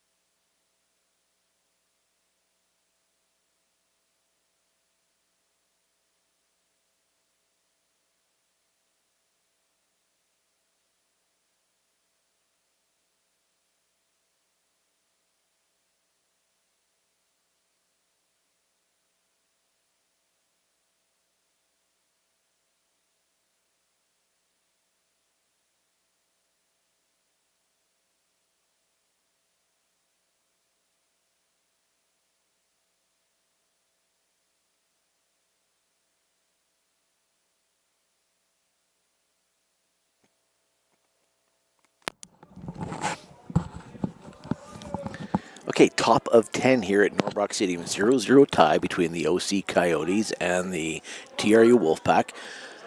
Zachary Robinson threw 9 innings, allowing 5 hits, no runs, and he was given a ton of love as the fifth-year player. Left the field after his 9 innings of work. Likely his last game as a TRU WolfPack player, or his last game as a pitcher at least.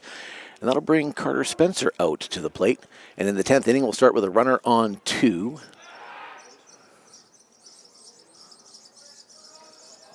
Carter Spencer, who has played a lot of second base here in the last half of the season, mostly because he has to be relied upon to be a bit of a relief pitcher, which isn't something he's done a lot of over his 5 years. Probably more this year than he has over the previous 4 combined. And it's going to be a bunt play that's going to go to Sarkeesian at third, who will go across the diamond, and they'll get the out at 1. So the batter does his job. Come on, Spence. Hey, good play. So in the 10th, of course, an extra inning here. We started with a runner on 2. That runner has advanced to third.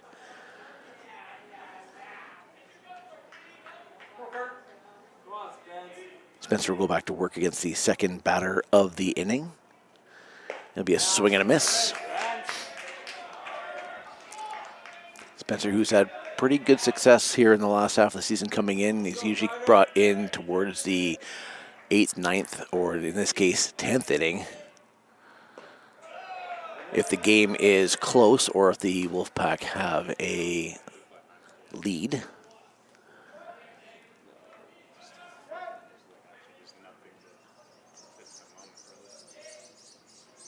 That's going to be fouled back for strike 2. So Spencer, a 5th-year Wolfpack player, coming in to relieve Robinson, a 5th-year Wolfpack player. Of course, Robinson, being a pitcher, won't see any action in the next 3 games, especially after throwing 9 today. That's going to be a ground ball. Sarkeesian's going to knock it down. He's going to have a hard time getting into it. He's going to make the throw, and what a great second effort by Noah Sarkeesian. Sarkeesian looked like he had it, then it hit his glove, and it went about 4 or 5, maybe 6 feet away. Sarkeesian grabbed it. I wasn't even sure he was going to try and go to first. I thought he was just going to try and eat it. And he almost angrily went across the diamond with that throw. So 2 out here now in the top of the 10th. It's going to be strike 1 thrown by Spencer. Matt Hughes, the center fielder, is the batter.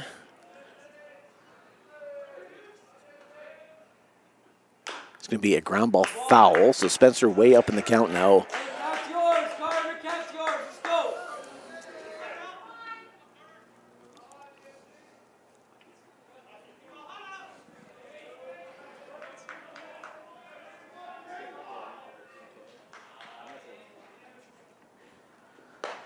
Spencer's going to not get the call. Spencer acknowledges that the ball was a little bit outside, hoping to get the call from the ump. Oh, boy.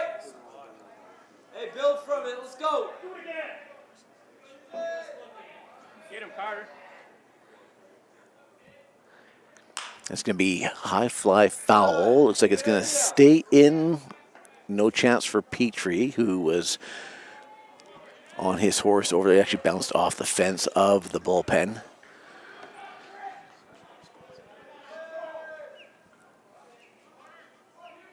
Come on, Carter. Spencer goes to work with a 1-ball, 2-strike count. 2 out here, top of the 10th. Another foul ball. This went into the parking lot. So a runner on third for OC. That runner, of course, started at second because we were in extra innings. He advanced to third on a sacrifice bunt from the first batter of the inning for OC. And Spencer goes to work with a 1-ball, 2-strike count. And it's going to be a curveball, strike 3. Great pitch by the 5th-year Wolfpack player. Small ball. Play it well. Let's go.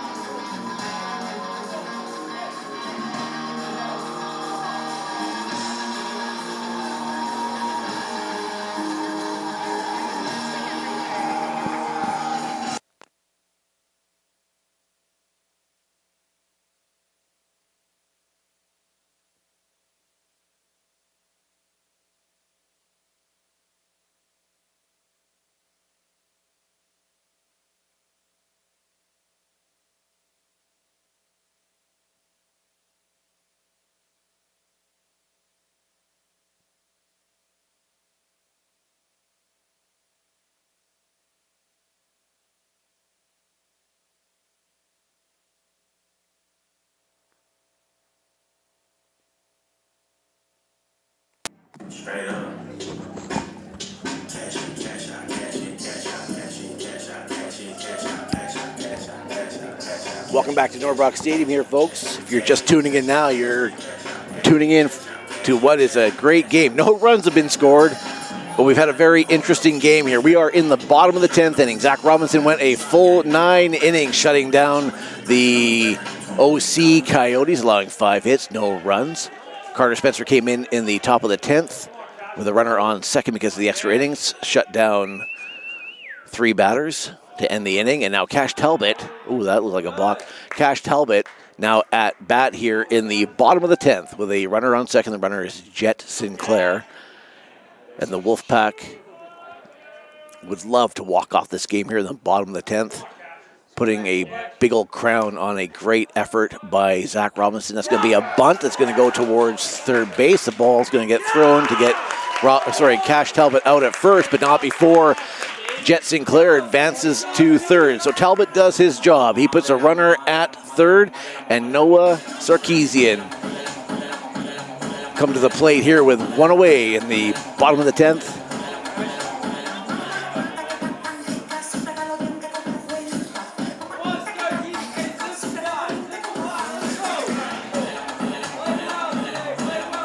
Wolfpack still technically, mathematically, I believe, able to make the playoffs. However, given the teams they're chasing and those games that they have, and it looks like OC is going to make a change here. And they will. They'll, in fact, send Aiden Maxwell.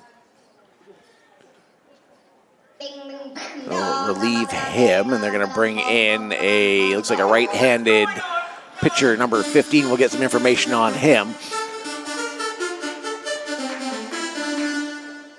Sorry, as I was saying, the Wolfpack, who I think technically I'd have to crunch some numbers and see who the other teams are playing, because if they're playing each other, there's going to be winners all around. But the Wolfpack, if they win their next 4 games, and they've got this game here, another game after this against OC, and then 2 games tomorrow against UFE. So a tall task against 2 very good teams. But if they were to win all 4, and the 2 teams that are currently in the 5th and 6th playoff spot in the CCBC do not win any of their remaining 4 games, then I believe that would put the Wolfpack into a playoff position. That said, that would also mean that the team above the Wolfpack right now, the VIU Mariners, don't win enough games to outscore, if you will, in the standings, the Wolfpack. So a whole lot would have to happen for TRU, and I think at the end of the day, the Wolfpack realize that they are playing for pride right now. And they are doing it well. Let's go. Come start. Let's go 3-2. Good job. Let's go. This game in stark contrast to the last game that we played against OC here. It's going to be a ground ball. That's going to be a base hit. That's going to score the winning run. Jet Sinclair touches home plate, and they're going to go and congratulate Noah Sarkeesian on a great line drive down the first baseline. First baseman didn't have a chance at it, and the Wolfpack will be congratulating Sarkeesian for that timely hit. And you know that Zach Robinson's out there, and he's being congratulated for a fantastic game that he had. So great work by the Wolfpack all around. Defensively, a weird game for anybody that wasn't listening earlier. We had a Wolfpack player who was called out on a tag-up rule, which doesn't happen very often.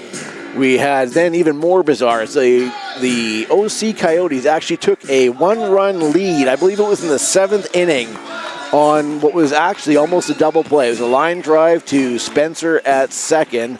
Spencer immediately threw it over to Birch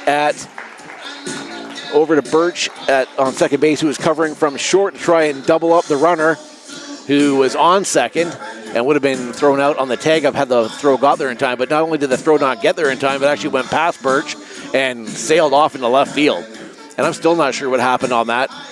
I believe an error would have been assessed to Spencer as the runner left second, rounded third, and came home easily.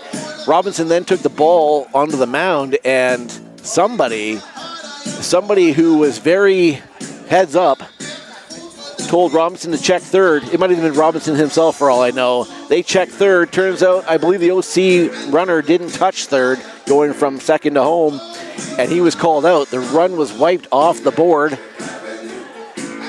and that kept the game at 0-0 until the bottom of the 10th, where Noah Sarkeesian hits a line drive into right field, scoring Jet Sinclair, who was standing on third as the 10th inning runner, after advancing to third on a bunt by Cash Talbot. And at the end of the day, the TRU WolfPack walk off the OC Coyotes 1-0 here at Norbrock Stadium in what's turning into a pretty decent evening in Kamloops, British Columbia. We'll be here for Game 2 in about half an hour after a special ceremony for 6 senior WolfPack players in between games.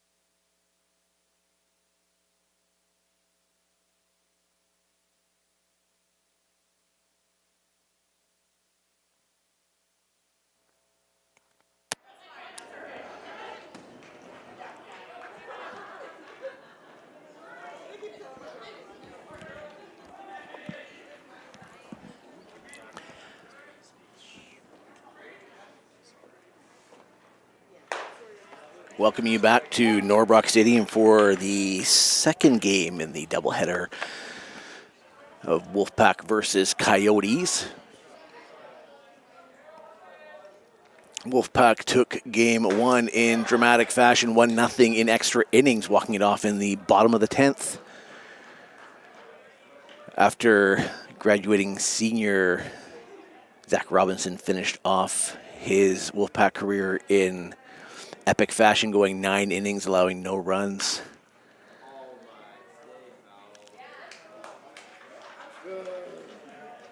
Carter Spencer, graduating senior, comes in the top of the 10th to shut down the Coyotes and their extra runner that they got in extra innings. WolfPack defense not allowing any runs in that top of 10. And then Noah Sarkeesian, first-year player, comes in and hits I believe it was a 1-out line drive into right field that scored the runner from third, who advanced to third from second, being the extra runner again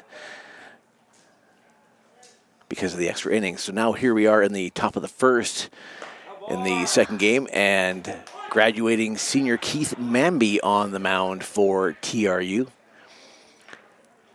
Keith Mamby with a strikeout already here in the game.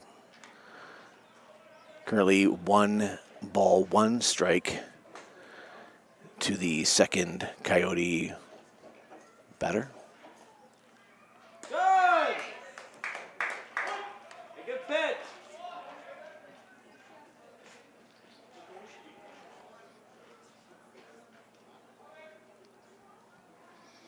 It's going to be fouled back to the screen, so Mamby up 1 ball, 2 strikes.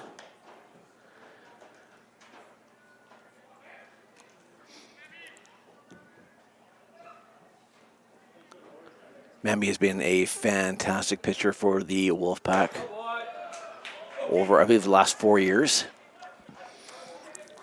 A very dominating fastball. Has always been near the top of the league in various pitching stats.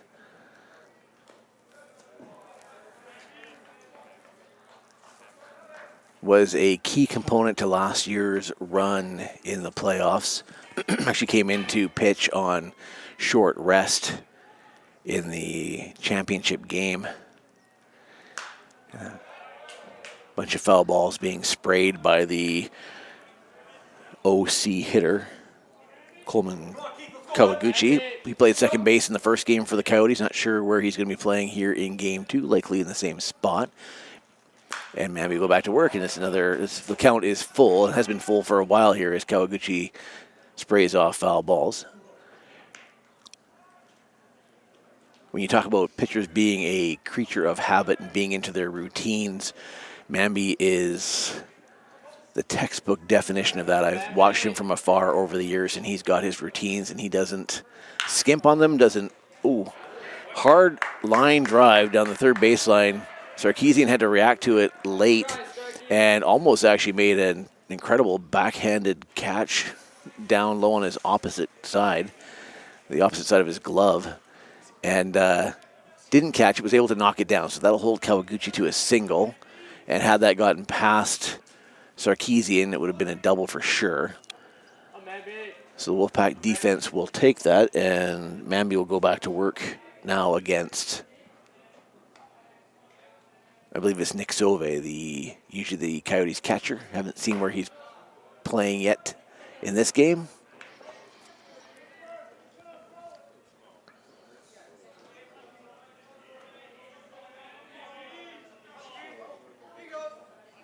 But Mamby known for his work effort, especially off the field, and how much time and energy he puts into his craft. That's going to be a weird hop. I'm not sure if Sarkeesian will get an error for that. It was a hopper down the third baseline, but it actually took a hop at the last minute there that went up high a little bit on Sarkeesian. Unfortunate for him. Looks like the scoreboard operators are giving him an error. That'll put runners on first and second for the Coyotes, are hoping to avenge their 1-0 loss from game 1. And with 1 out here, they've got 1 runner in scoring position, another runner on first. And if I'm not mistaken, it's Rico Domingo. I'm just going by memory here. It looks like he was their designated hitter in the first game. I believe it's Rico Domingo at the plate.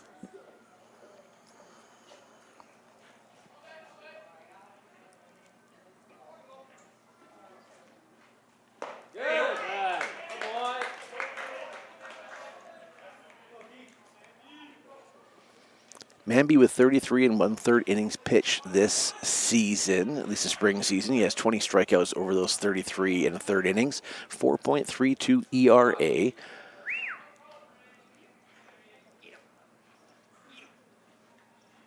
That's going to be a foul ball sprayed back to the fence.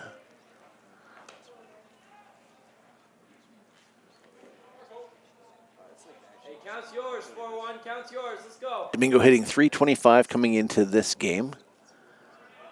Looking to move his teammates on the base paths. Runner on second, runner on first for OC.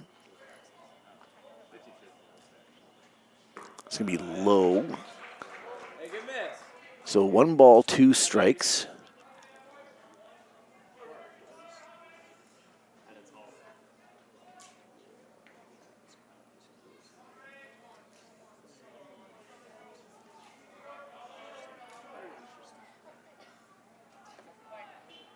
That's going to be a curveball. It's going to be a shallow fly ball to center field. Kajcek's going to line up underneath it.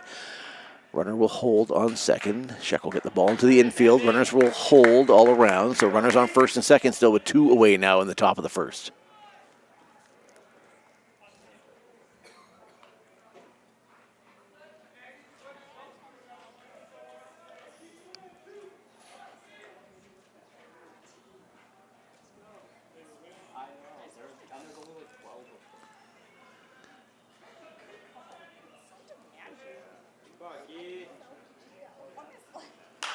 We have fly ball well foul into the parking lot. Manby up 1 strike. Jack Swinton, OC first baseman. The batter here with 2 out. He's got runners on first and second. No score in the top of the first.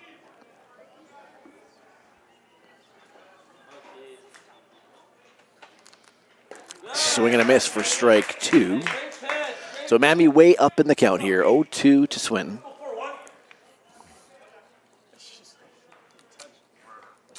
That's yours. Let's go. Come on, baby.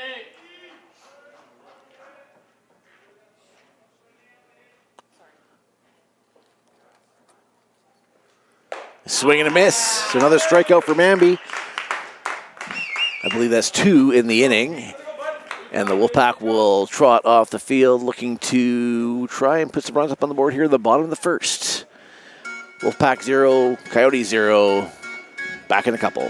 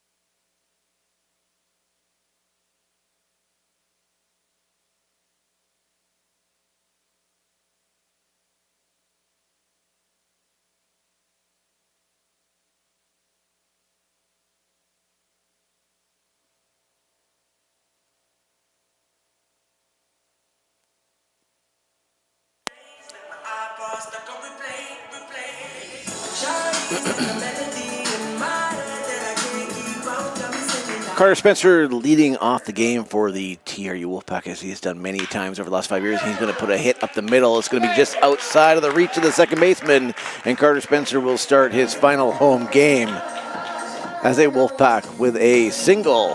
And the WolfPack will have a runner aboard in the top of the first with Jared Sucro, fellow graduating senior, coming to the plate. Spencer wasting no time, taking the first pitch, putting a chopper up the middle. I think it's Kawaguchi's the second baseman, did a nice job, almost got to it. It's going to be a fly ball out to left center. It's going to hang up there, and the left fielder's going to get underneath it for the catch. Lead the left fielder for this game appears to be, bear with me here, folks, Caleb McFarland.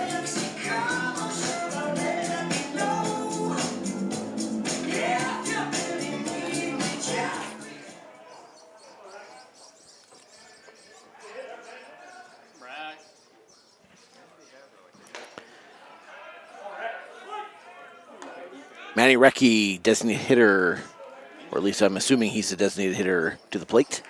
Didn't see him in the field.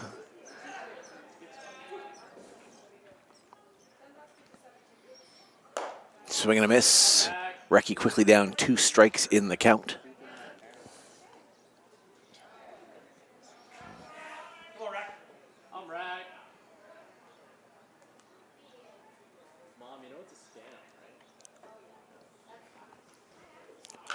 It's going to be chopped, well foul, out of play. So the count stays at 0-2 to Recchi. 1 out here in the bottom of the first. Runner on first for the WolfPack. Going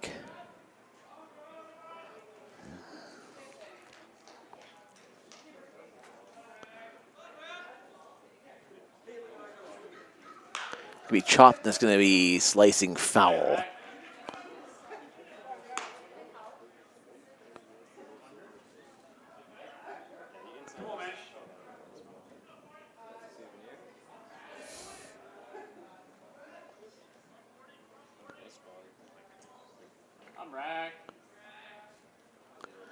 Be outside, so the count now 1-2 to Recchi. Spencer, a threat to steal, hasn't given any indication so far that he's going to try that here now, taking a bit of a conservative lead at first, at least in the early part of the stance of the pitcher. Ooh, that was a breaking ball. It was all over the map. I don't know what that was, but that was a pitch that fooled Recchi. May have fooled the ump. Recchi wasn't happy with the call, but Recchi gets called on the strike 3, and that'll be the second out of the inning.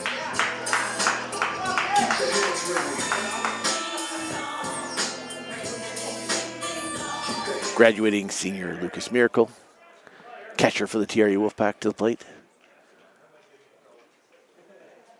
Swing and a miss, big chop by Miracle there.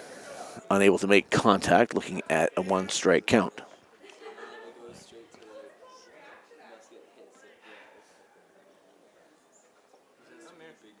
Hit something hard, Mir. Here you go, baby. It's going to be chopped well foul into the right field parking lot, basically. Pitcher on the mound for the OC Coyotes in Game 2 here, Logan Bradford leading the way. Something hard. Let's go. Up, Mir.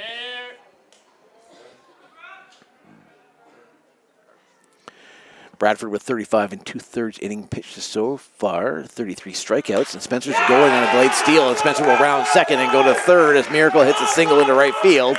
So Spencer, who was on the go, either a hit and run or maybe it looked like it was a hit and run, because Spencer looked like it's either that or a delayed steal, and it worked out perfect.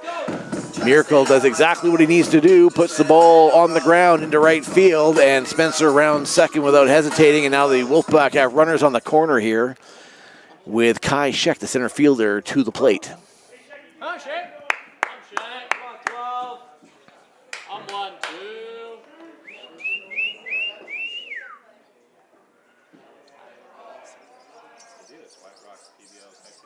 It's going to be a hit into the right center alley. That's going to go to the fence.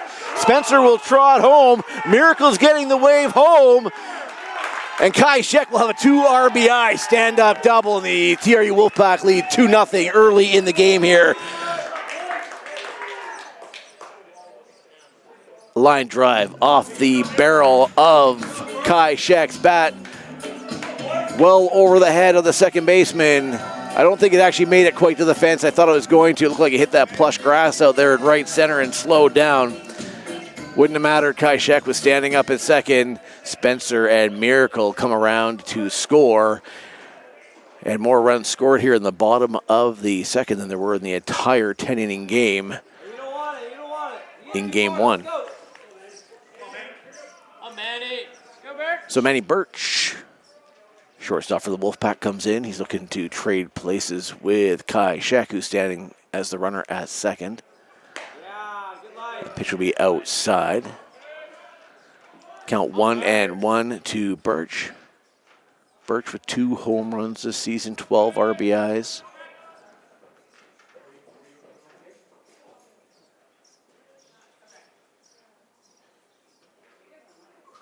Be a swing and a miss by Birch.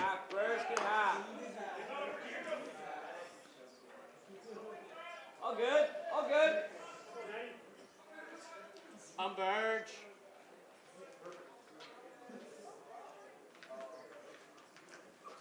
Can be off the end of Birch's bat towards the OC dugout.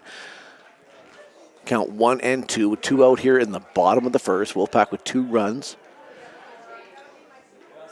and a 2-0 lead.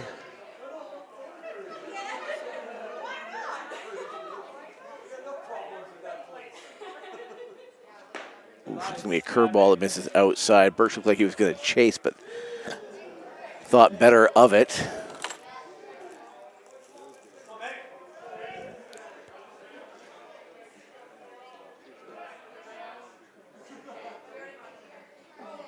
Oh, swing and a miss. Birch did chase that curveball well outside. That'll be strike 3. That'll end the inning, but not before the TRU Wolfpack put up 2 runs in the bottom of the first. And they'll take a quick 2-0 lead here going into the top of 2.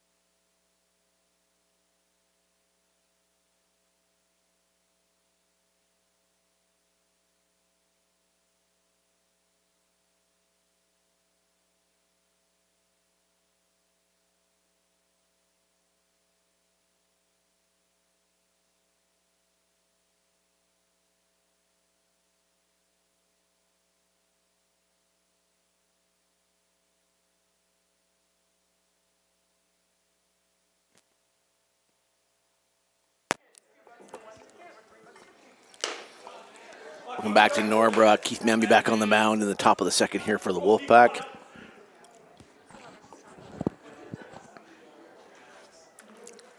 Yeah. Hey, baby. Caden Collins leading off the inning for OC. I think Caden is the OC shortstop. He's going to put a Kind of like a line drive bloop up the middle, landed well into the grass area of center field, but no chance for either the shortstop or the second baseman. Kaishak will come in and pick up the rolling ball and get it in, but not before Collins gets to first, and the OC Coyotes have a leadoff single here in the top of 2.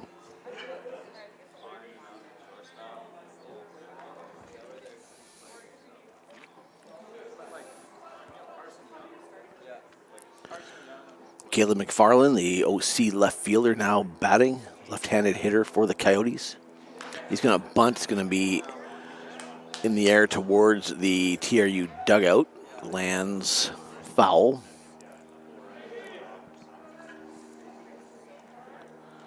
So the Coyotes showing some small ball in their offensive repertoire today. Several bunts in the first game for them, especially early on. And he'll square to bunt again here. Put that one down towards third base. And Sarkisian. I'm not sure what happened there. Sarkisian had the ball and had to go to first with it. And Spencer wasn't able to get over in time. One of the guys, do you remember the sub pitcher? Yeah. He just committed to NAI Hawaii. That's really cool. We'll ride it. I didn't think that was real.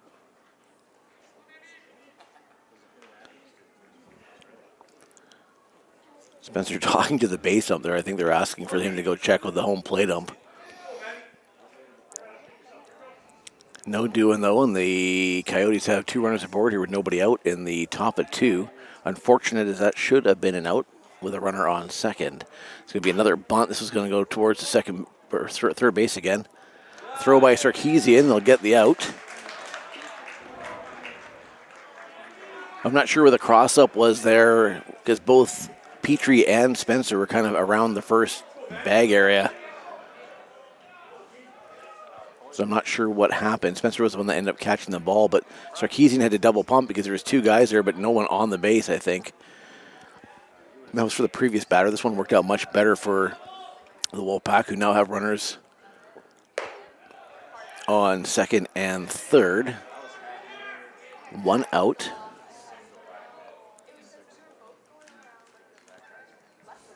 Gavin Kawaguchi to the plate. He's going to hit a foul ball. It's going to go back into the abdomen, it looks like, of Miracle. And that hit the bat and went back hard. As I was saying earlier, Miracle, the 5th-year player out of Trail for the Wolfpack, takes a beating day in and day out, and plays like that are fairly typical.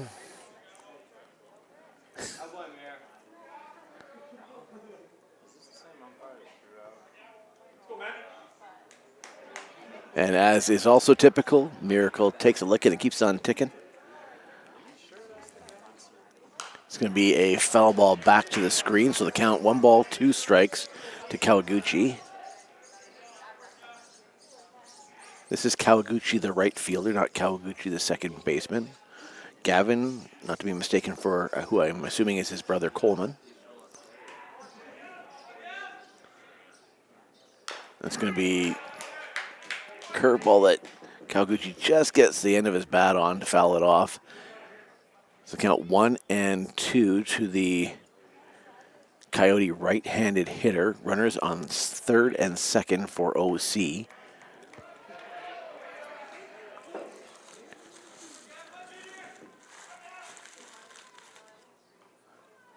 It's going to be chop foul again. This one well into the parking lot.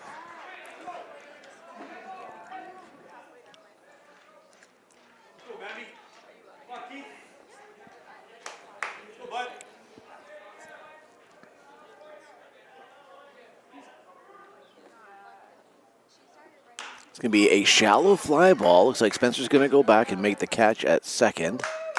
Literally at second base.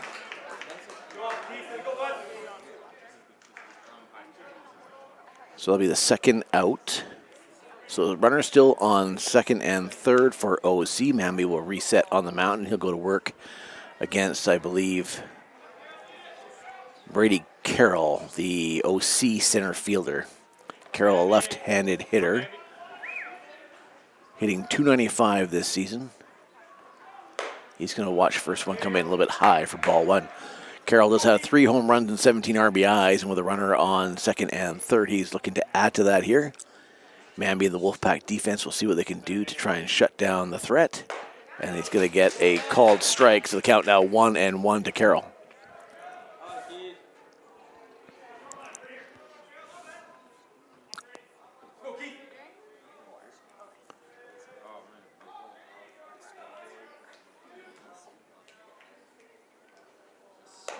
High and outside for ball 2.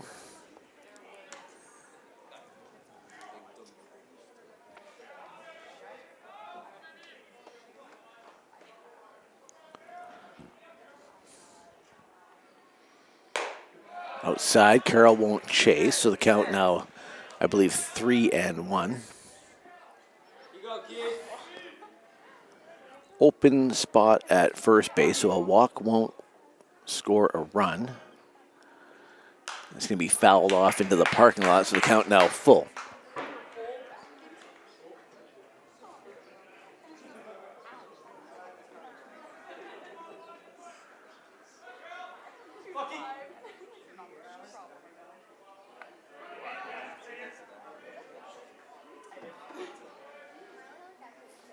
Manby will deliver.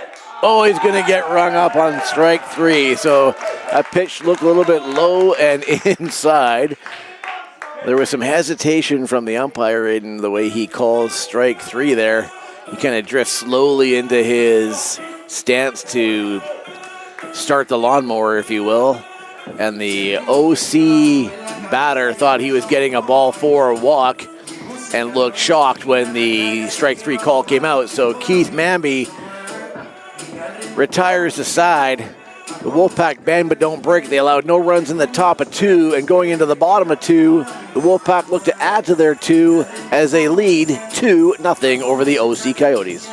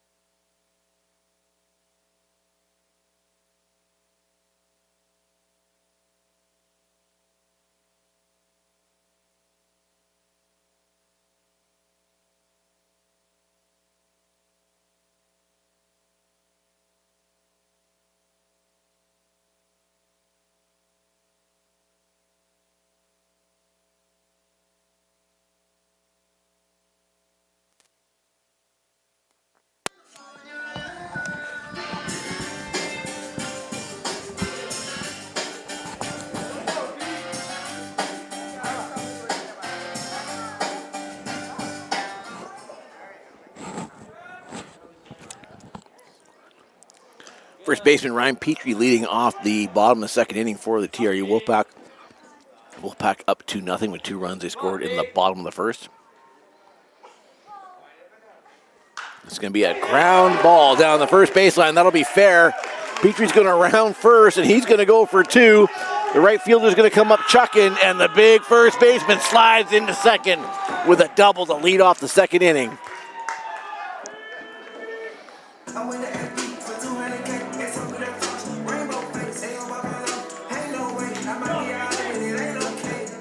Great contact by Petrie. That ball was a grounder all the way. Stayed parallel with the first baseline, passed about a foot inside the first base bag, and then just kept going, and the power had to pretty much put that ball down the line to the warning track or thereabouts. The right fielder came up gunning, but Petrie wasn't hesitating. He rounded first and went to second. And in the bottom of the second, the TRU Wolfpack have a runner in scoring position with nobody out, and left fielder Cash Talbot to the plate.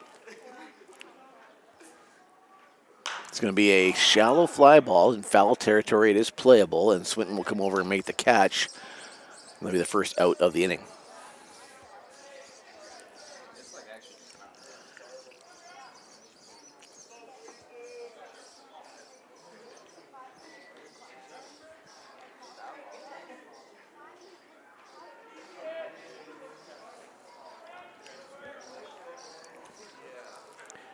Noah Sarkeesian, third baseman to the plate here. It'll be his first at-bat of the game. Sarkeesian got to play hero in the bottom of the 10th with a single that scored the winning run from third base.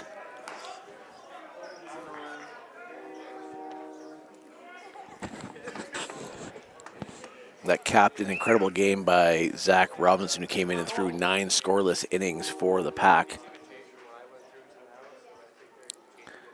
Sarkeesian will watch strike one. So the count now 1-1 to Sarkeesian, who would love to try and tap in another RBI here with Petrie standing on second, or at least if nothing else, advance him to third, preferably while getting on base himself. Maybe, that curveball looked like it landed outside, but the ump's going to call it a strike. So the count now 1-2 to Sarkeesian. Let's go, baby. Let's go, Noah.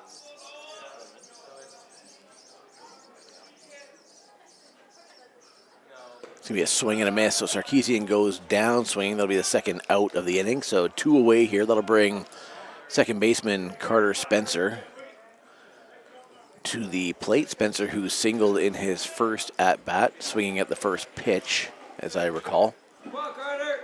And it ended up being one of the runs that came across the plate in the first inning. Spencer looking to keep the inning alive here. He'll watch the first pitch catch the outside edge for strike one. Spencer, as he often does, having a conversation with the umpire, a friendly one, as most of his are. Asking about the strike zone, of course, as I talk about quite often. Umpires switch from first game to second game, so it's a different home plate umpire than the first game. And therefore we'll have different strike zones. That pitch inside, definitely, no matter who the umpire is, and it'll be ball one. So 1-1 the count to Spencer. Spencer, who came in to pitch in the top of the 10th. Of course, being an extra inning, had to deal with a runner on second base, was able to shut down the Coyotes and hold them to no runs. Oh, it's going to be an inside pitch that Spencer tried to turn on and just got a piece of it, and it gets fouled back to the fence. So Spencer now down in the count 1-2. And you see Spencer shaking his head as he really wanted to get some contact on that pitch.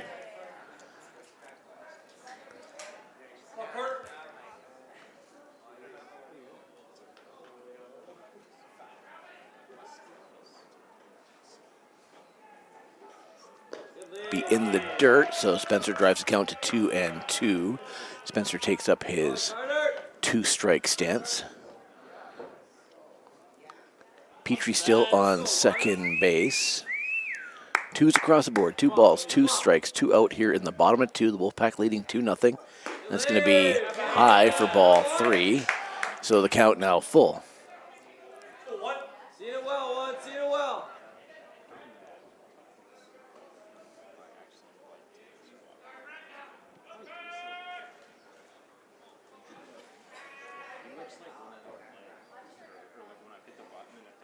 He's going to be in the dirt for ball, or at least a low pitch. I didn't actually see any dirt come up. So Spencer able to turn a 2-strike count into a walk, and the inning stays alive with right fielder Jared Sucro coming to the plate. And why wouldn't you want your batting average leader for the team coming to the plate with runners on first and second in the bottom of the second? I'm 6.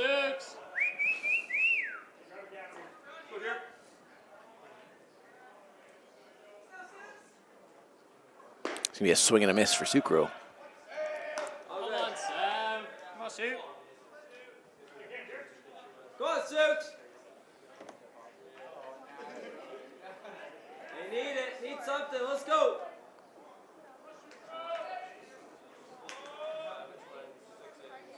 Nice. Back pick attempt on Spencer to get past the first baseman. Petrie's going to advance to third. Spencer will go to second. So the back pick attempt by the OC catcher goes astray, gets past the first baseman. Let's go.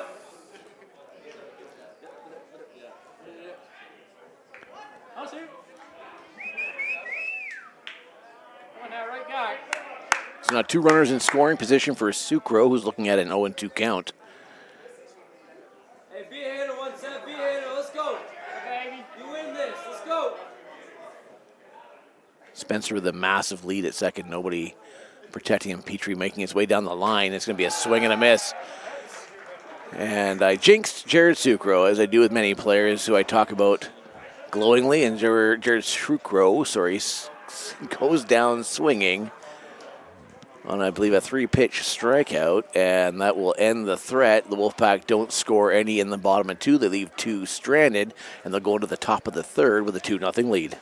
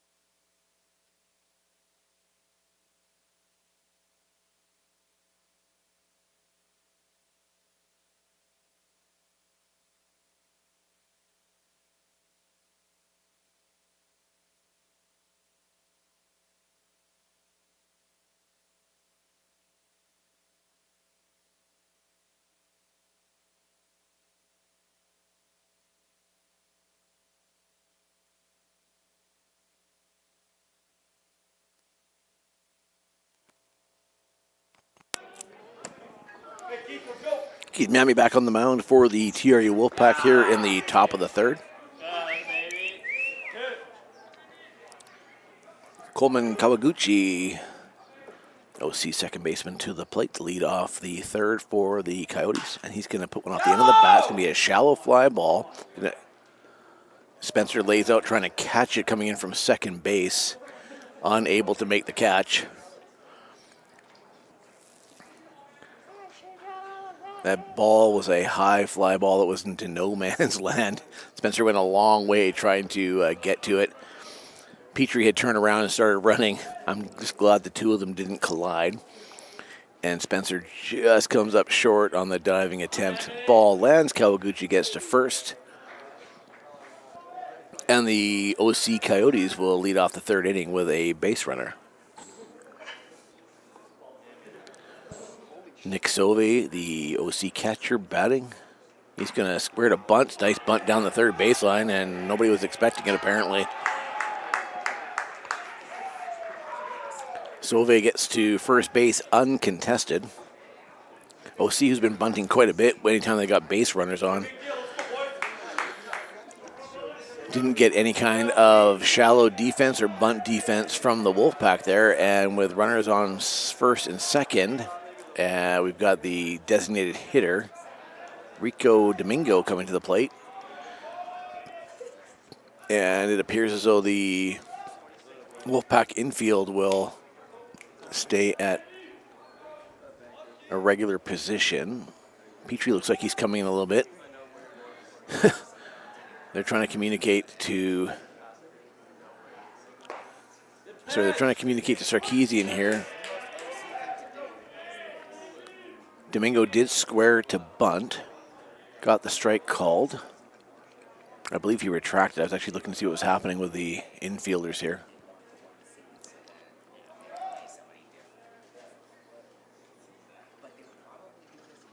And Domingo showed no sign of bunting there. The count now 1-1 to the Coyotes' designated hitter. Runners on first and second for OC. Nobody out here in the top of the third. Wolfpack holding on to a 2-0 lead from 2 runs they scored in the bottom of the first. It's going to be a swing and a miss. Nice pitch by Mamby. It gets by Domingo on the inside. Domingo takes a hack at it. So the count now 1-2 to Domingo.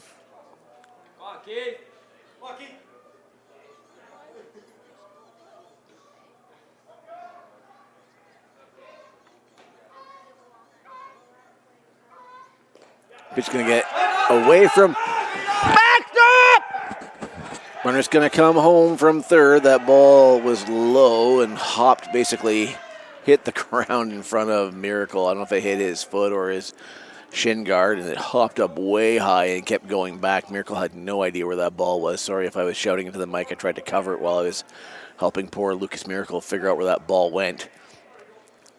And that wild pitch will cost the Wolfpack a run as runners advance from third to home and second to third. So now with nobody out, the Coyotes have a runner on third, and the designated hitter, Domingo, looking at a 2-2 count. That's going to be chopped down the first baseline foul, so the count will stay at 2-2. So unfortunate for Mamby, who was doing a good job here. Looks like he was fighting back this inning to try and make it a moot point of having base runners aboard early in the inning, but one of them has come home now. Now, Mamby will work. No, it's a foul ball. Come on. And we're going to have some controversy here. Yeah, ask for help. So Domingo swung at a pitch that was low and away. His hand came off the bat. Hey, attaboy. Attaboy. Hey, thanks, second base. So now we have, sorry, I'm just trying to get this all sorted out so I can explain it to you. So Domingo took a hack at it. He missed. It was originally thought to be a foul tip. The plate umpire called catcher's interference on Miracle, which sent Miracle and Mamby and Coach Chadwick into a tizzy. Came out, and Coach Chadwick insisted that the home plate ump go and talk to the base ump, which to his credit he did. The base ump had a quick conversation with the home plate ump, and they have reversed the call. So it has now been deemed a foul ball. That puts the count at 2-2.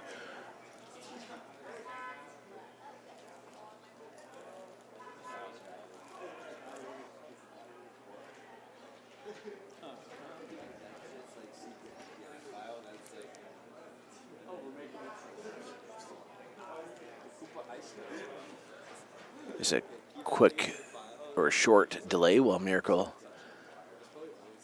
swaps out his glove. One might argue that, or ask if the glove was damaged on the potential catcher interference on the last pitch that was deemed not catcher interference. Everybody will go back to work here, though, with Domingo back at the plate, a 2-2 count, nobody out, runner on third. That's going to be a high, not so shallow, not so deep fly ball. Kaishek's going to run in and make the catch, and they're going to go home with it. And the runner will score easily from third.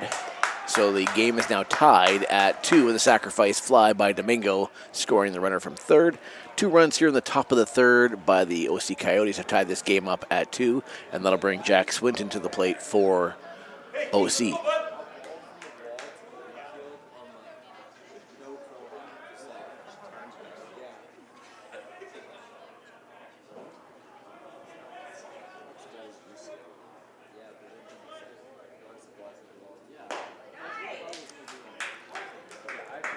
Mamby catches the outside edge of the plate with that pitch, gets strike 1. Swinton 0 for 1 in this game, hitting .324 on the season. This is going to be a deep fly ball to left field. It's going to slice and slice foul. That ball was about 30 feet fair, 75% of the way down that line, and just absolutely took a left bender, and thankfully for the Wolfpack, landed well foul.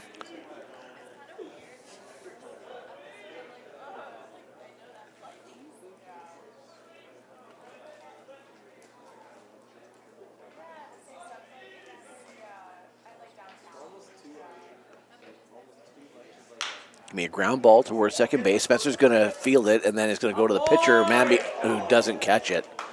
Mamby did a nice job covering first base, but then unable to catch the ball. So unfortunate events here in the top of the third. That just appeared to hop in and out of Mamby's glove. So the runner will be safe on the error. And with 1 out, Mamby will go back to work against the right-handed hitter at the plate for OC, which I believe is Caden Collins.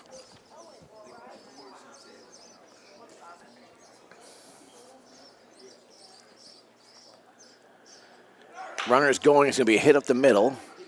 Spencer will on the exchange. Yeah. So Spencer tried to stretch out to make the play with his foot on the bag at second, so he could get the instant force out at second with the intent of turning and going to first for the double. He had to stretch out like a first baseman would towards Manny Birch, who was also collapsing on the bag. Spencer did field it cleanly and then dropped it on the transfer, trying to get the double play. So, don't know if I'd call that bad luck, but it doesn't result in a double play. So there's still runner aboard and 2 out here, and it's going to be a shot out to left field. It's going to slice, but Cash Talbot will make the catch, and that will end the inning, but not before the OC Coyotes put up 2 runs and tie this game at 2, where the Wolfpack will hope to try and change things in the bottom of the third here at Norbrock Stadium.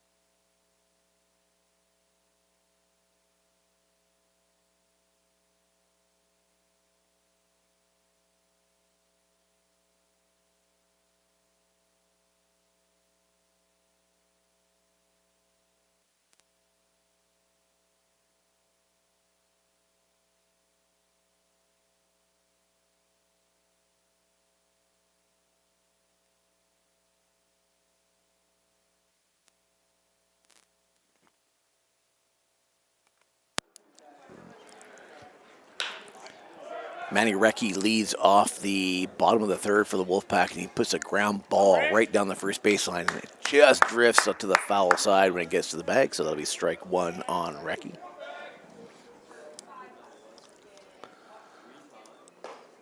Recchi will watch strike 2 on the outside of the plate, so Recchi quickly down in the count, 0-2 here in the bottom of the third inning. Scores tied at 2. And Recchi's going to put a ground ball up the middle.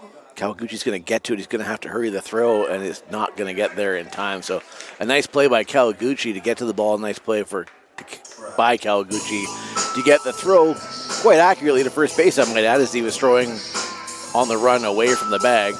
But Recchi runs it out and gets the infield single.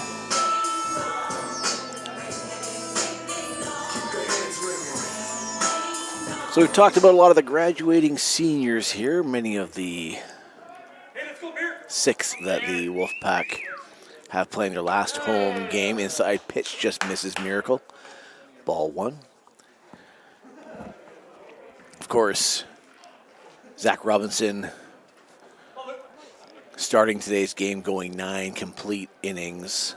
I think it was 5 hits he allowed, no runs. Just a gem and just a beautiful way for Robinson to end his TRU pitching career. Well, it's going to be a foul ball by Miracle. Recchi was on the go to steal 2. So Recchi will return to first. And Miracle will go back to work with a 1-1 count. Just a great way to see Zach Robinson finish the game. And even before the Wolfpack had won it, you can see the emotion overflowing as Robinson walked off the field, got a big hug from ball's going to get away from the catcher, and Recchi will advance to second that time. So runner on 2 for the Wolfpack with nobody out here. Lucas Miracle at the plate with a 2-1 count. The emotion overflowing with Coach Chadwick giving Robinson a big hug as he came off the field. That was followed by more hugs and high fives and just a bunch of emotion for Robinson as he exited the game.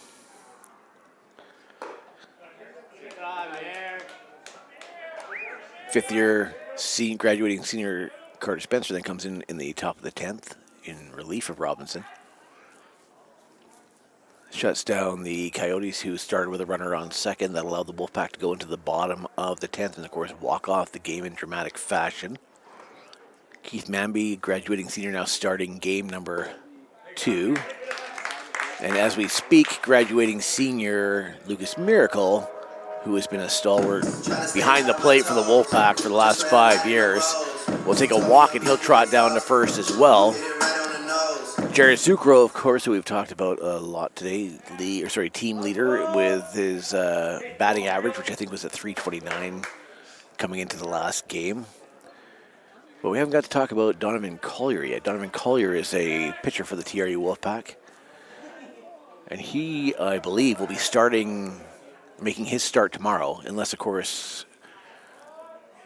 Coach Chadwick brings him into the game later today, which never say never. That's actually happened before.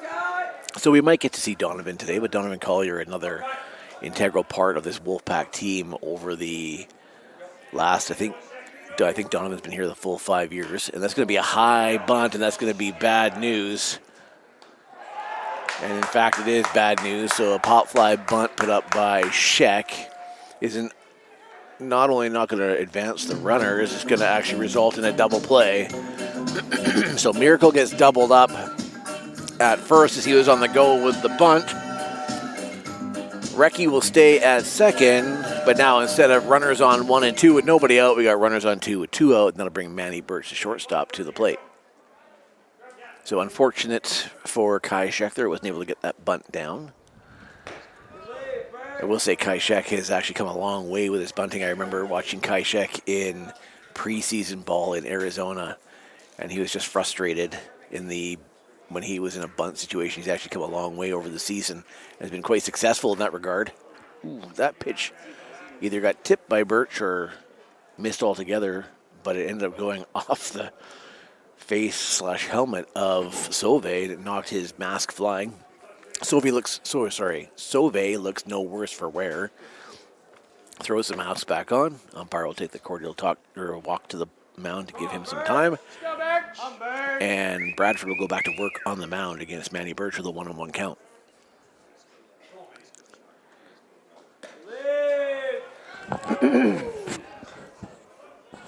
Called strike on the outside edge, so Birch looking at a 1-2 count. Birch looking to keep the inning alive here with a runner in scoring position. Potentially the go-ahead run on 2. And that's going to be a swing and a miss as Birch chases the outside pitch. And they'll strand Recchi on 2. And an inning that started off with so much promise ends up fizzling into no runs, 1 stranded, and the OC Coyotes will take the plate, or take their sticks to the plate at least, in the top of the 4th inning here at Norbrock Stadium.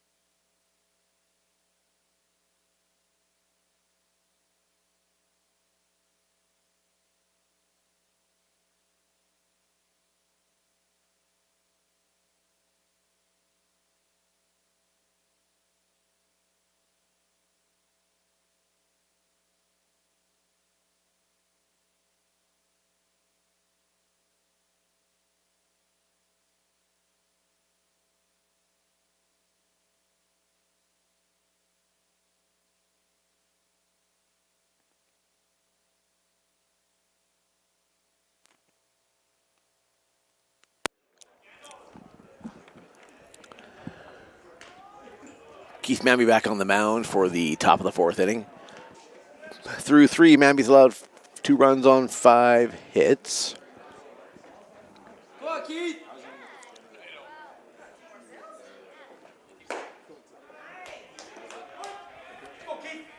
Mamby has struck out 3, hasn't walked anybody. Looking at a 1-1 count now against the left-handed hitter for OC, who's at the plate.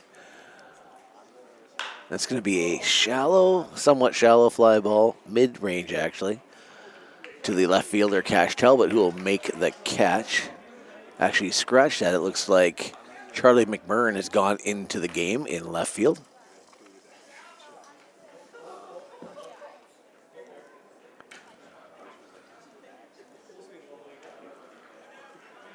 So, unless I was being fooled the whole time, I'm pretty sure Cash Talbot started the game in left field. Looks like there's been some defensive changes. I'll just go around the horn here shortly. I think that might be the only one. It's going to be just a little bit high, I think, on that ball. But 1-1 is now the count to Gavin Kawagachi. It's going to be a shallow fly ball. Mamby's going to get out of the way. Petrie's going to come in and make the catch just on the third base side of the pitcher's mound.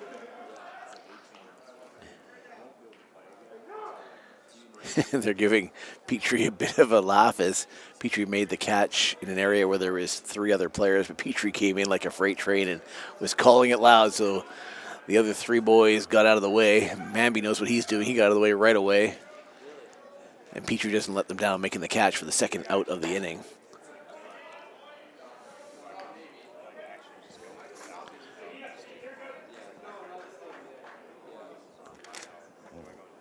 Brady Carroll playing center field this game. I believe he played right field last game, if I'm not mistaken.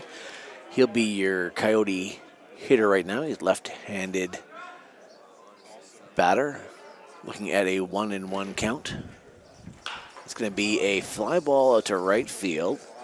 Sucro is tracking, and he'll make the catch. And Mamby will retire the side as the Coyotes go 3 up, 3 down in the top of the 4th. And the Wolfpack will go into the bottom of the 4th, looking to try and break the 2-2 tie.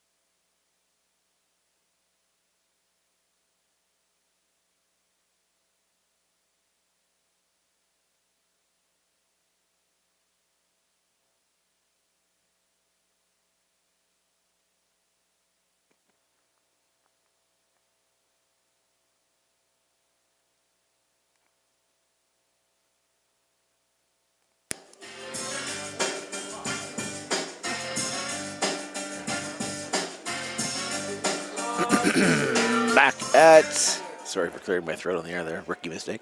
Back on the air with the bottom of the 4th inning upon us. Ryan Petrie, the first baseman for the Wolfpack, leading off the inning. Ryan Petrie with a double in his first at-bat. And he put a hard ground ball. This will be interesting. And somehow they got Petrie out on that. That one would be a highlight of the night.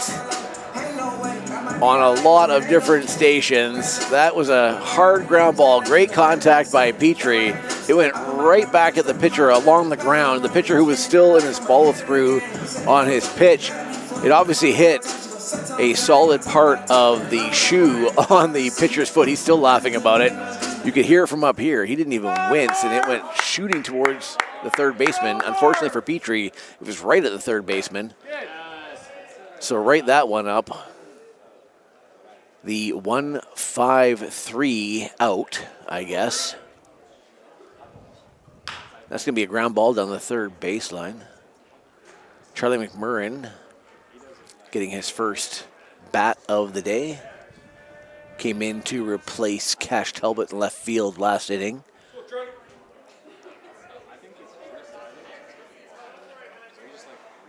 It's going to be put back to the fence for strike two. So McMurrin quickly down. 1 ball, 2 strikes. And yeah, poor Ryan Petrie, who had, oh no, he didn't. So I'm not sure. Charlie McMurrin, one of the nicest kids you'll meet out here. You had to give the umpire an "are you kidding me" look after the inside pitch got called for strike 3. I don't think anybody here in the stadium or on the field thought that was a strike, but Blue did, so Charlie will take his fate. He'll walk off the field, and he'll make way for Noah Sarkeesian, who will come up to bat with 2 outs here in the bottom of the 4th and nobody on.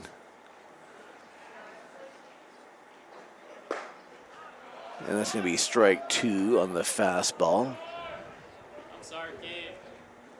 That ball is 1 inch either way that Petrie hit. That's another single up the middle for sure. Yeah. Good strut, but attaboy. Hey, take your time, Stark. Take your time. And unfortunately, Petrie, who has a lot of solid attributes as a baseball player. Speed is not one of the ones that you would put at the top of his list, and he ended up getting thrown on that. He made it close, that is for sure. And I'm sure he thought, what is happening, when he saw that, or figured out that that ball had come to first base. In one of the more bizarre outs you'll see.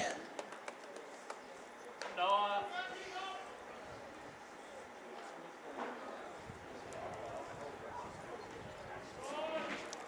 Sarkeesian looking at a 2-2 count with 2 out here.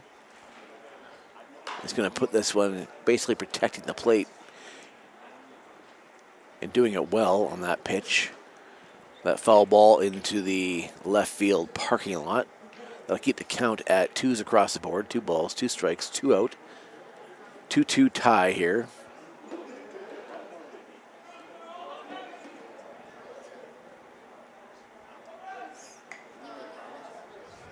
It's going to be a swing and a miss. And Bradford will strike out Sarkeesian to end the inning. And going into the top of the 5th, the OC Coyotes and TRU WolfPack are locked at 2.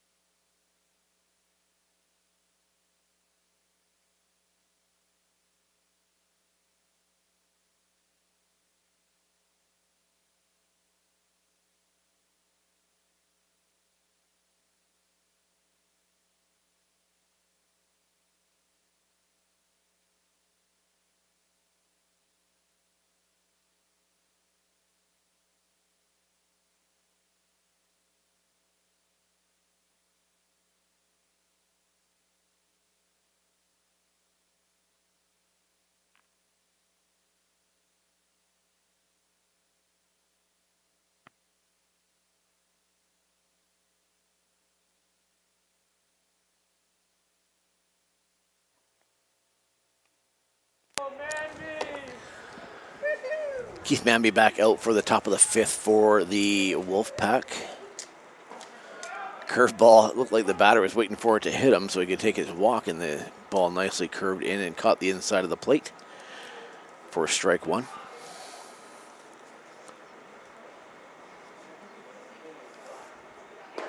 Nice, another nice curveball. This one over the plate until it wasn't, and I believe it's Kawaguchi, at least one of the Kawaguchis, swung and missed. That's going to be a ground ball towards the shortstop, Manny Birch, who comes up. It's going to be one-hopping it, and that's going to be a tough ball for Petrie to get to. The runner will stay at first.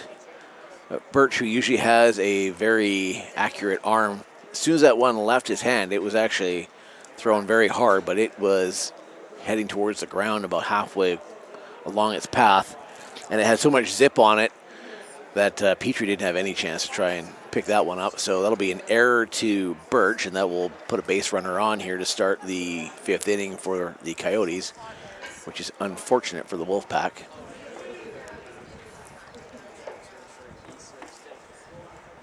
It's going to be a fly ball foul out of play.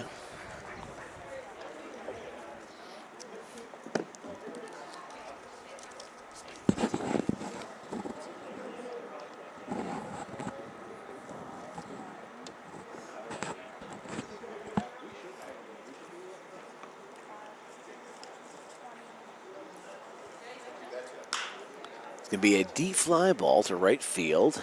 Sucro got turned around a little bit, but was able to reacquire it. I don't know if it's swirling around in the wind there, as I noticed that my wind vanes, aka the 3 flags on top of the scoreboard, are kind of all over the place, definitely gusting. Normally I'm able to tell you if they're going from left to right or right to left. They do have more of a left to right today, but they are flopping around out there like a fish out of water. And that was undoubtedly what was kind of fooling Sucro out there, as that ball was hung up in the air. He makes the catch, gets the out. Well, and Sucro is going to, oh, that was close.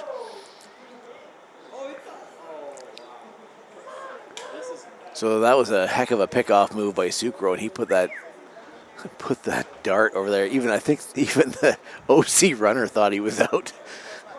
He himself was out. He got up and he was about to walk off, and they told him to stay. Umpire confidently called him safe. It's going to be another one. This one's not nearly as close.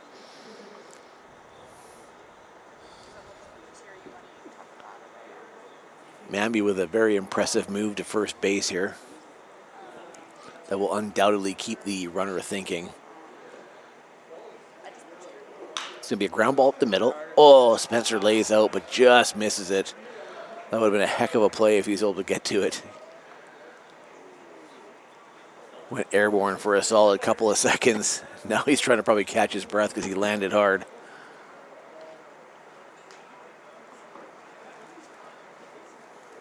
So ground ball up the middle. It goes into center field after it got through the infield. That advances the runner to second. So runners on 1 and 2 with 1 out here in the top of the 5th.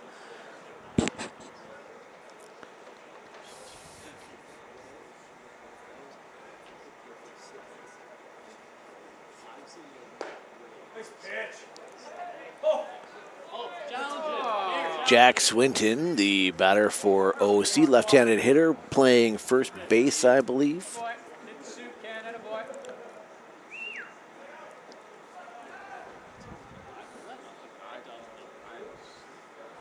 It's going to be a bunt right back to Manby. Manby's going to go to first with it. Petrie will make the catch. That will advance the runners to second and third. I think Manby thought for half a second if he should go elsewhere. Probably a wise choice to go to first.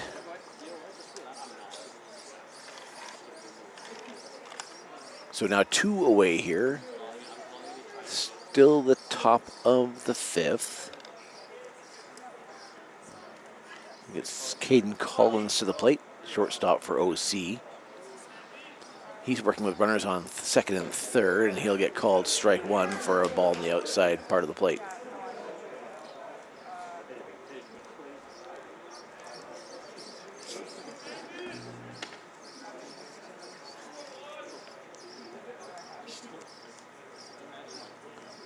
It's going to be well outside for ball 1.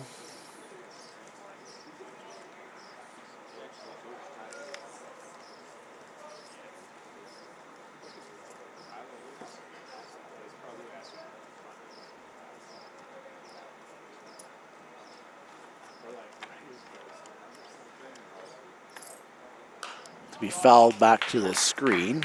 So the count now 1-2 to Collins.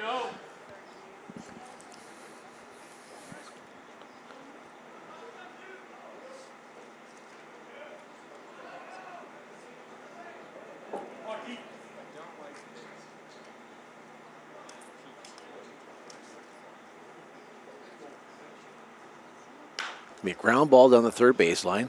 Sarkeesian's got a long throw to make, and he's going to, nice into the outstretched glove of Ryan Petrie, who was using all of his 6-foot whatever frame he has and stretched that out. Nice play by Sarkeesian, who had a long throw to make, and it was dipping towards the end there, but Petrie does a nice job to pull that ball out. Mamby's able to strand 2, and that keeps the game tied at 2 going into the bottom of the 5th.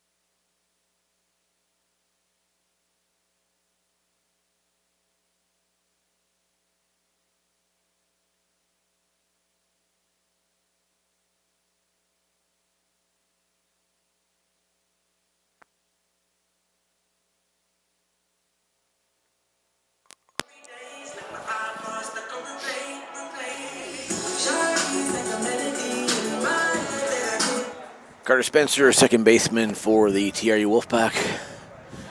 He's put his walk-up song back to his first year walk-up song, I believe, if I'm not mistaken, maybe his second year. He's definitely pushed it around to full circle. The 5th-year senior, graduating after tomorrow's doubleheader. He's looking at a 2-ball, no-strike count. I believe Spencer's 1 for 1 in this game with a single and a walk. He'll watch a fastball down the middle for strike 1, so 2-1 the count to Spencer.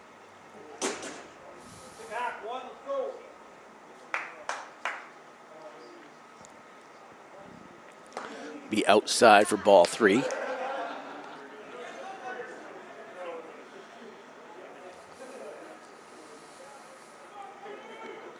Spencer, who has pretty much led the team in walks the last 5 years, is going to get called strike 2. I think Spencer is trying to sell that. Definitely on the outside area of the plate, one way or the other. And now the count is full to Spencer, so he'll have to go back to work here. And that's going to be well outside. There's no way that's going to be called strike 3.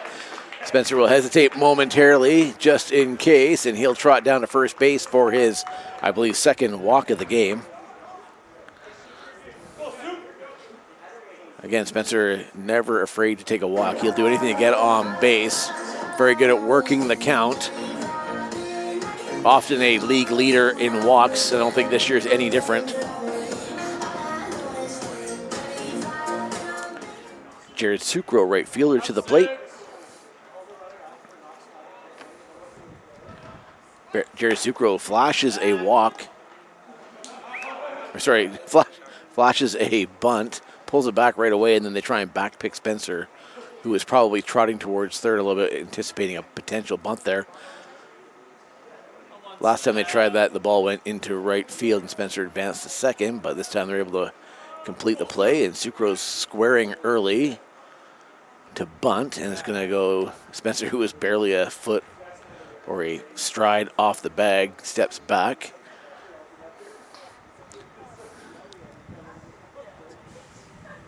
Logan Bradford still the pitcher on the mound for OC. Spencer's going. Spencer stops. I think so. I'm not sure. Spencer didn't like what he saw. It looked like he was going the whole way. He got about halfway. You hardly ever see that. He got halfway. The catcher went to second. Spencer jammed on the brakes and got back. They didn't even try throwing it back to Spencer. I don't know if it was a bunt and run or a hit and run that was supposed to be on. And then when Sucro didn't make contact, Spencer had to bail, or Spencer just abandoned the steal. So the count now 1-2 to Sucro, so likely no bunt in play here. Nobody out. Bottom of the fifth, score tied 2-2. Runner on first for the Wolfpack. It's going to be a high fly ball. It's probably going to get well behind the stadium, so no play for Sovey, the catcher.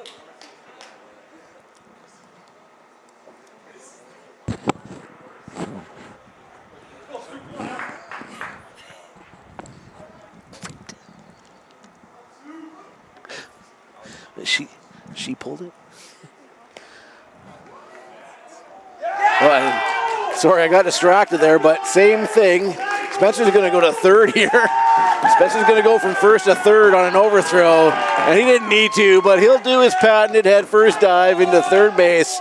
Spencer, who drew the draws the throw over to first, toying with the catcher. Ball gets past the first baseman, and it sails into right field, and Spencer is ready for that. Got up running, and he wasn't hesitating getting the third. And if he didn't get one of those in his last few games, oh, that's going to be a fair ball. Oh, that ball is just foul. It almost actually hit Spencer. Good hard ground ball. It was a hopper by Sucro. Nobody out here in the bottom of the fifth. Spencer, the runner, on third. Sucro looking at a 2-2 count. It's going to be fouled out of play. So Sucro will stay alive. Spencer will stay on third. I will announce the number.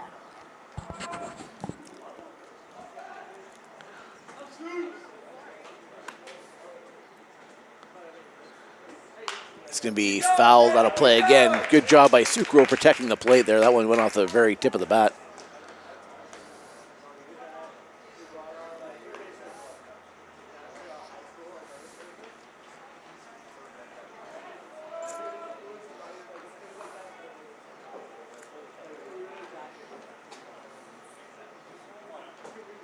It's going to be away from the catcher. Spencer's going to go. There's going to be no play at home.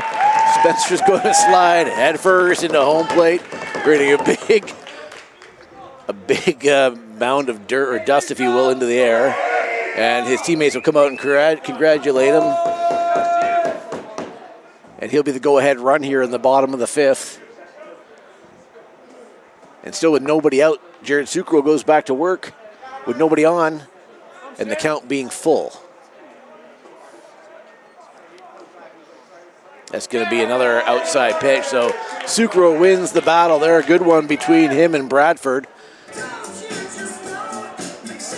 And in that at-bat, a wild pitch that got away from the catcher allows Spencer to come in and score for the only run of this inning so far, the third run of the game for the Wolfpack. That puts them up 3-2, and that'll bring designated hitter Manny Recchi to the plate.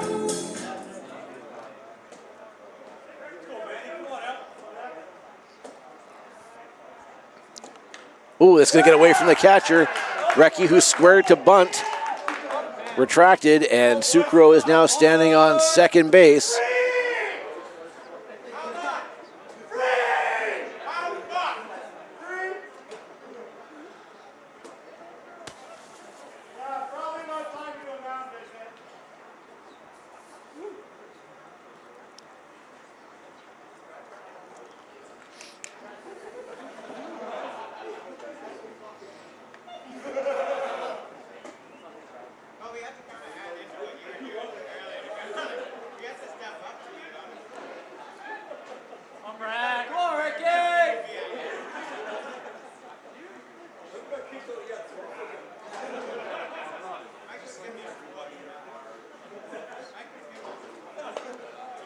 Another pitch low and inside. Recchi patiently waiting for a pitch to hit. 2 balls, no strikes to count to Recchi. Jared Sucro, the runner, on second. Wolfpack with a run in this inning to give them a 3-2 lead. And that's how it stands in the bottom of the 5th. That's going to be a shot down the right field line. It's going to be foul, and it got over. That ball never got higher than 30 feet in the air, and it's probably still at the 30 feet elevation. It went over the fence, but well foul, well right of the foul pole, where Recchi got all of that just on it a little bit early, and he'll go back to work here with a 2-1 count. It's going to be a nice line drive. It's going to land in front of the the center fielder. Sucro will advance to third. Sucro had to hold up just a little bit to make sure that ball didn't get caught.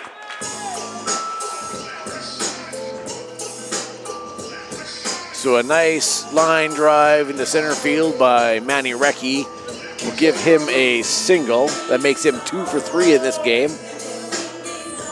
And that will prompt a trip to the mound by the OC manager. Bradford potentially done for the day. Looks like there was lots of activity in the OC bullpen. This could be just a chat, I suppose, but we'll find out. So far, just talk.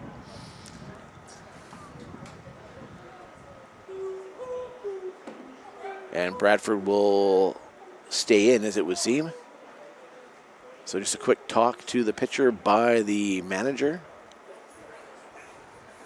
Come here. Come on, baby. Let's go, 3. Hey, do job, 3, do job.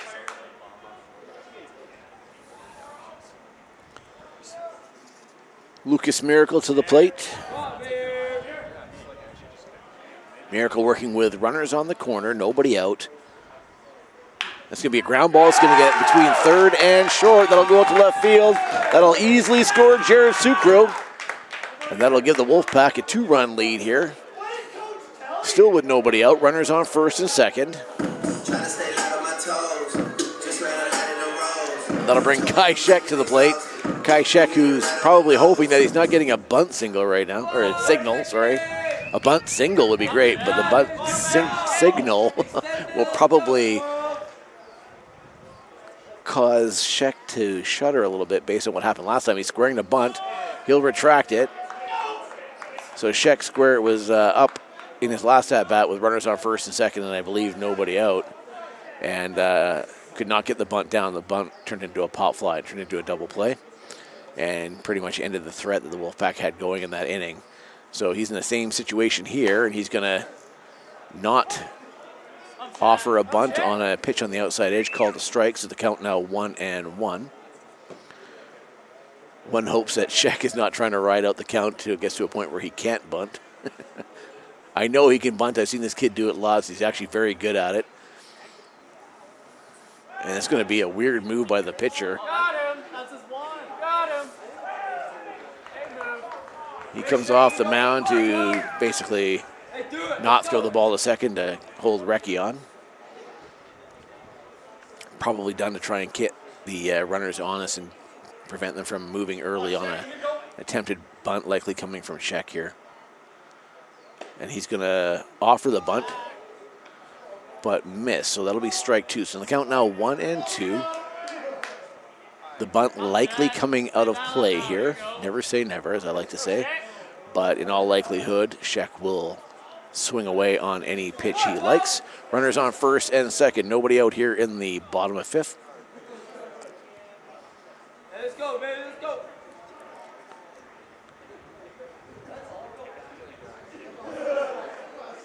It's going to be well outside. Shek won't chase. Count now 2-2 to the TRU WolfPack center fielder.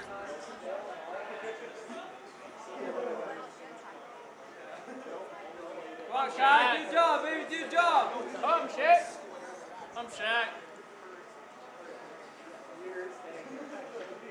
It's going to be a swing, foul tip into the glove of the catcher. He catches it, or sorry, holds on to it. So that'll be the end of the at-bat for Shek. And that'll bring Manny Birch to the plate. Manny Birch, TRU shortstop.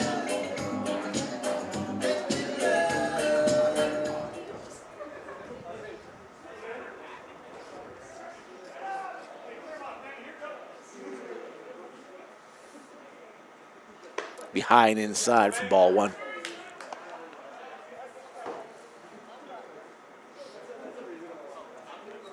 Birch 0 for 2 today. Does have a couple of home runs this season. Be outside. Birch thinks about chasing. He doesn't. Wise choice, as he would never have gotten any bat on that. So count now 2-0 to Birch.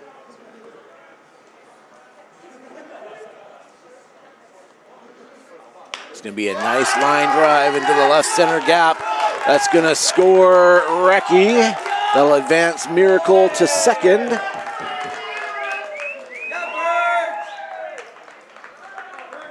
So the Wolfpack continue their offensive ways here in the bottom of the fifth.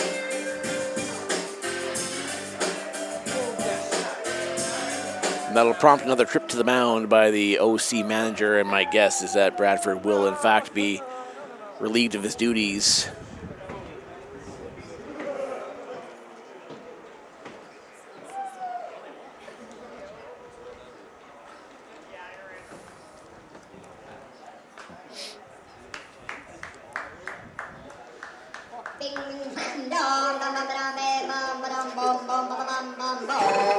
So Bradford will leave after 4 1/3 innings. He's allowed 4 earned runs on 8 hits.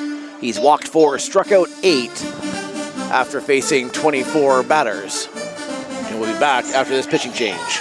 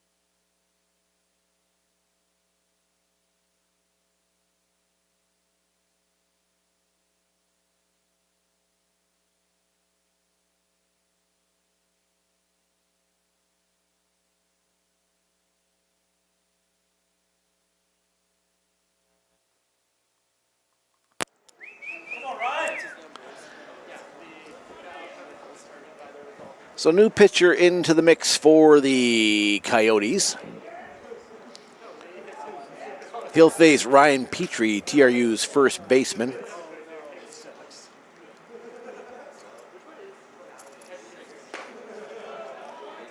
First pitch will be a strike. Petrie, who hit a double, I believe, in his first at-bat of the game. In his last at-bat, it was a bizarre hard ground ball up the middle that went off the shoe of the pitcher, shot over towards the third baseman, who threw it across the diamond to just get Petrie out at first for the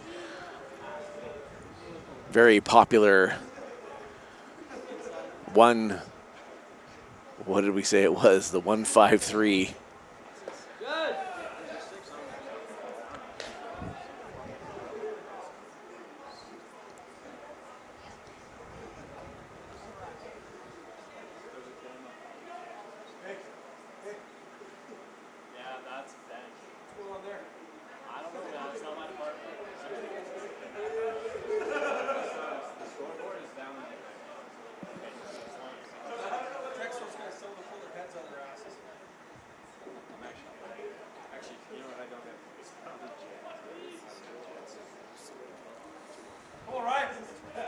Just trying to get some information for you on the new OC pitcher. Hasn't populated yet into my system. Looks like he's going to work with a 2-1 count on Petrie. Petrie's going to swing and miss for strike 2. That should even the count at 2.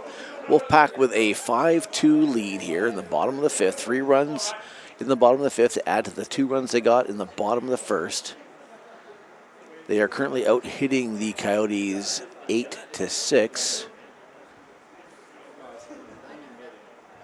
That's going to be a ground ball foul down the third baseline.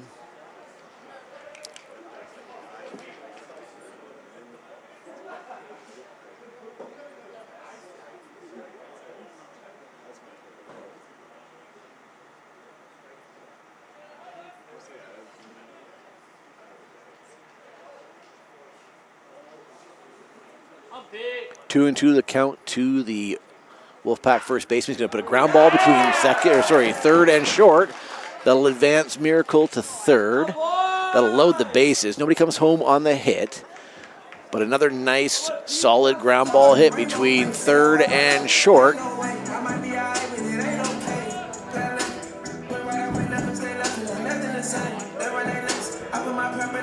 That'll bring Charlie McMurrin to the plate. Charlie McMurrin 0 for 1, I believe, in this game. As I recall, Charlie got called out strike 3 on a very questionable strike 3 call. And he'll watch strike 1 come in on the first pitch. That was a different pitcher. McMurrin will go back to work. McMurrin, who we know can hit the long ball. He's actually 0 for 2 today. And he's going to put a deep fly ball to left field. That's going to not make it to the fence, but it'll bounce once. That's going to score 2 at least. Charlie McMurrin will have a stand-up 2 RBI double. That ball left his bat in a hurry, and if it had kept climbing, it would have gone over the fence. It came back down right around the track. I think it one-hopped midway on the track off the fence. And the WolfPack continue adding runs here in the 5th, now up 7-2.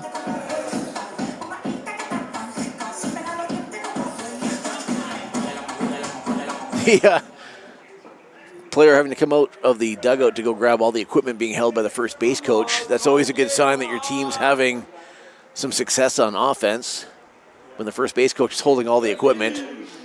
So with runners now on second and third, that'll bring Noah Sarkeesian to the plate. Ryan Petrie, the runner on third. Charlie McMurrin, the runner on second.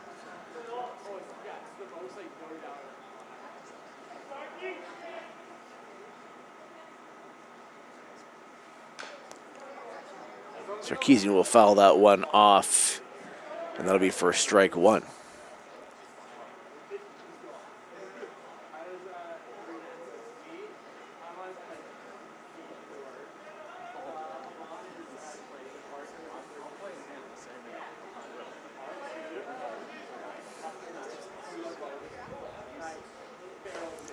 Sarkeesian will watch that one on the outside of the plate get called strike 2. The count now 0-2 to the left-handed hitter playing third base for the TRU WolfPack.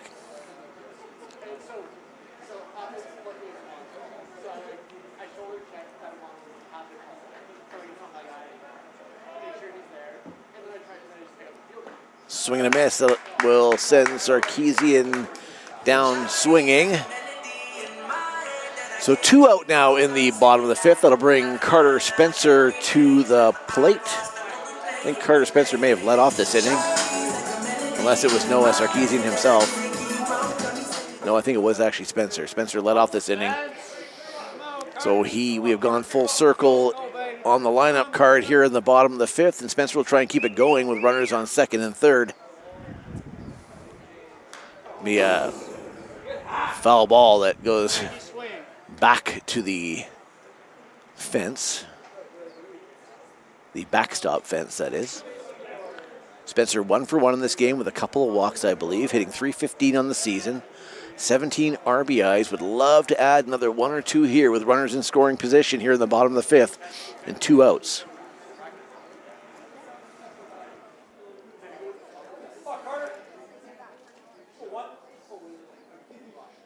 going to be a high fly ball, probably too high. It's going to coast over to right field. And the right fielder will make the catch. And that will end the inning, but not before the TRU WolfPack add 5 runs in what was a 2-2 tie going into that inning. And now with a 7-2 lead, the OC Coyotes will look to try and regain some, if not all, of those runs in the top of the 6th.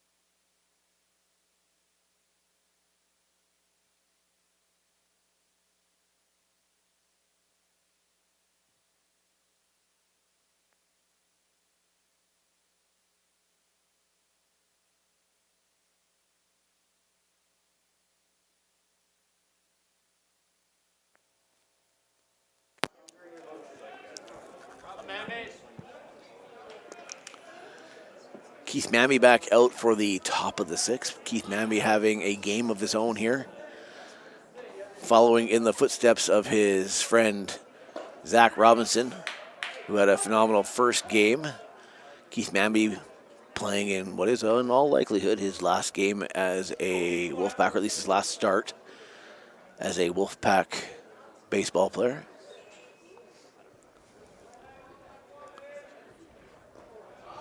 Mamby, through 5 innings, has allowed 2 earned runs on 6 hits. He's struck out 3, facing 24 batters. Mamby is about 80 pitches in. Is likely under the close monitor of Coach Chadwick. That's going to be a fastball that's going to be fouled off out of play. And as I was saying at the outset of this game, Keith Mamby throws that ball hard. He is just a hard-throwing pitcher that is very, very accurate. He's got some good breaking ball action to mix in there, but when he throws that fastball, you know it. Another fastball that gets fouled off. And as most pitchers who throw hard do, they will end up having to be monitored when they get close to that triple-digit mark for pitches just because of the fatigue. It's going to be a ground ball, so Mamby's going to field it himself, and he's going to go with one of those hard pitches. And he throws a strike to Ryan Petrie for the first out of the inning.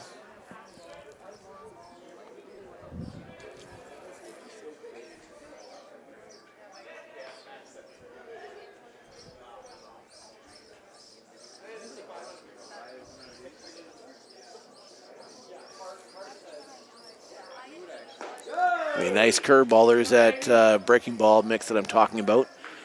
Kind of freezes the batter, and then it comes down and hits a good part of the plate. And in that case, it was good for strike 1. Inside fastball, 2 inside, so the count now 1-1.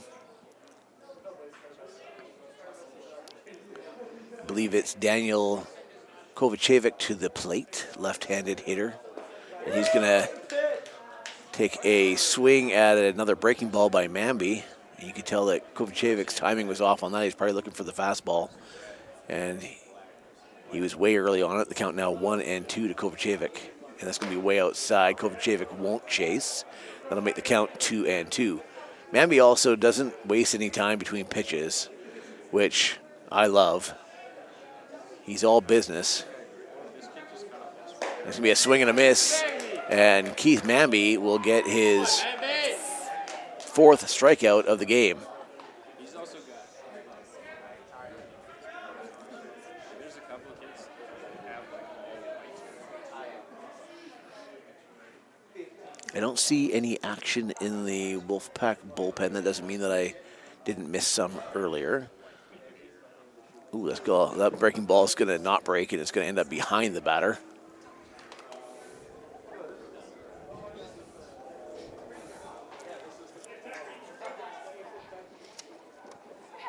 I believe it's Gavin Kawaguchi to the plate. He's going to take a hack at the fastball. He's going to put that into the OC bullpen, which is active, I see.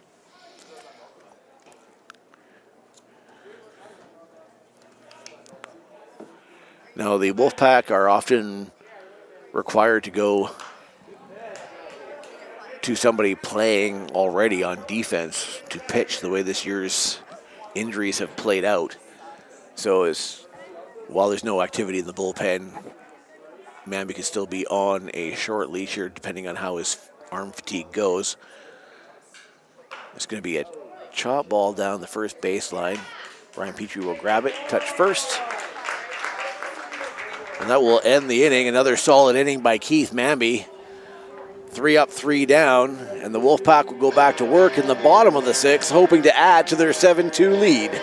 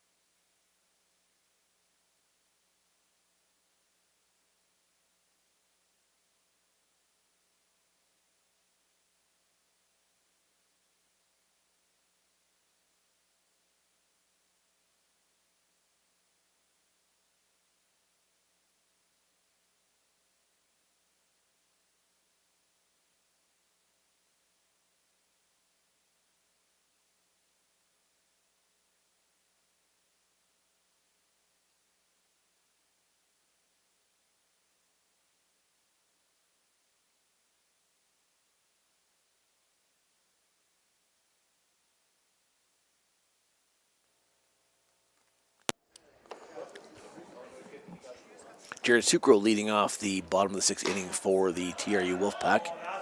Come on, Blue. Let's go. Ryder Roberts pitching for the OC Coyotes. I'm actually not sure if Ryder was the pitcher who came in. I don't think he was. I'm sick. Looks like it was Matt Chater who came in relief of Logan Bradford, and now we've got Ryder Roberts, right-handed checker on the mound for OC. He's facing right fielder Jared Sucro. The count 1-2. This me. Get high. Get high. Not sure what happened there. guessing it's a foul ball. So that pitch was a fastball high and inside. Sucro swung at it, and the ball went shooting off somehow over towards the TRU dugout. Looks like they're going to call it a foul ball.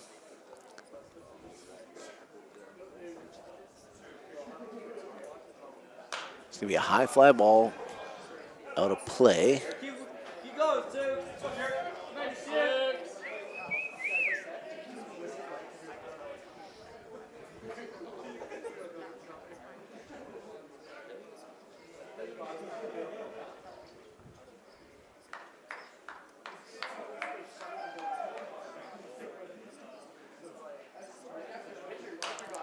High fly ball. This one probably out of play too. Sucro definitely hoping it gets out of play, and as you probably heard, it hits the top of the stadium. So the count's still 1-2 to Sucro. Come, Sue. Sun settling behind the mountains with some cloud cover, also making it a little bit darker. Lights are on here at Norbrock. Still a breeze, not so gusty anymore, but more of a strong breeze. Sucro doesn't chase the breaking ball outside and drives the count to 2-2.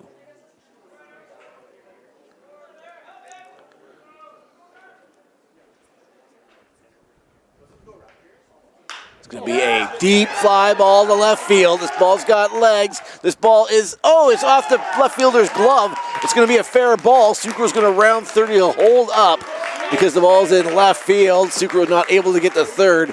That ball looked like it had a chance to get out. Left fielder was full speed running towards the left field line, and it went off his glove and then off the fence. That's how close it was. So Sucro with some power, and the graduating senior gets a double here in the bottom of the sixth to start off the inning for the Wolfpack. Great at-bat by Sucro. I didn't count the pitches there, but holy smokes, he seemed to be up there for a while. That'll bring Manny Recchi to the plate. Manny Recchi 2 for 3 in this game. He'll watch an outside pitch for a ball.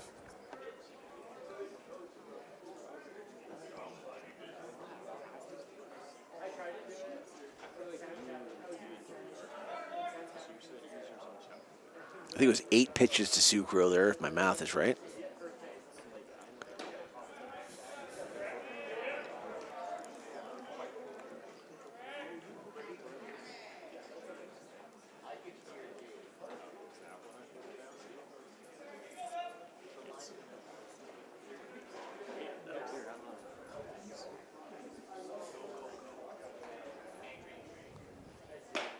Outside edge for strike one. So the count 2-1 to Recchi. Recchi working with a runner on second, that being Jared Sucro, who smashed a shot out to left field for a stand-up double.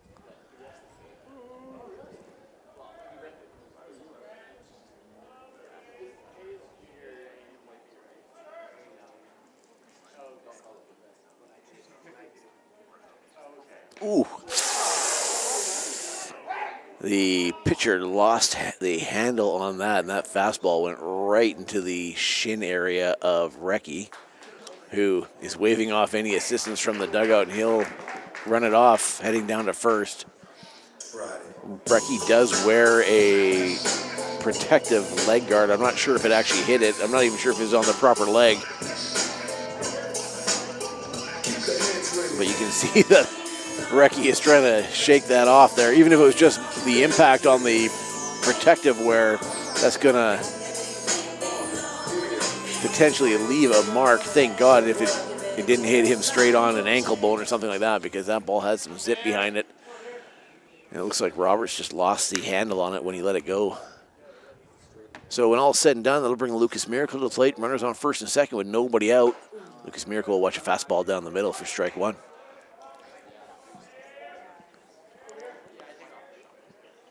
Wolfpack looking to add to their 5-run lead. That's built on a 2-run bottom of the first, a 5-run bottom of the fifth. The OC runs coming in the third inning. It's going to be foul ball shot towards the OC dugout. Other than those 2 runs in the third, Keith Manby has been outstanding or flawless, if you will, on the mound. He has allowed, I believe, 6 hits.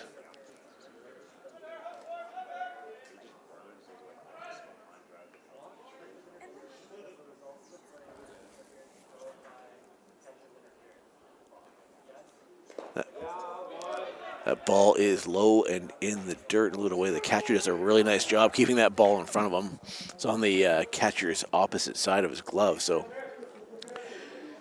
he's doing a good job getting his body over there, and he's actually somehow keeping that ball, which seems to have some zip behind it, close to him. And that's prevented the Wolfpack runners from advancing here. 1 ball, 2 strikes to Miracle. It's going to be a breaking ball that Miracle's going to swing and miss on. That'll be strike 3, and that'll be the first out of the inning. Trying to stay out of my toes. Just ran a light in the rose. Told me I'm looking exhausted. You hit it right on the nose. Kai Shek finds himself up to bat with 1 out and runners on first and second. Potential for a bunt scenario here. I just say that in fun because I know that Kai Shek was walking to the plate really hoping not to get the bunt single. Signal. No show of a bunt by Shek there. He does watch the fastball come across the outside edge of the plate for strike 1. So it looks like Shek will be swinging away. Currently looking at a 1-strike count with 1 out, runners on first and second.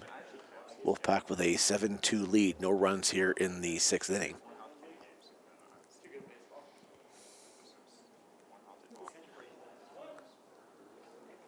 Own it. Hi, baby. I'm Shaq. Let's go, Shaq.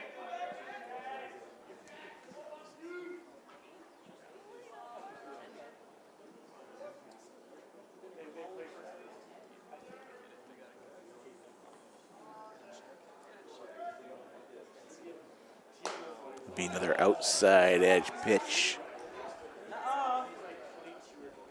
Come, Shaq. It's the count 0-2 to the Wolfpack center fielder.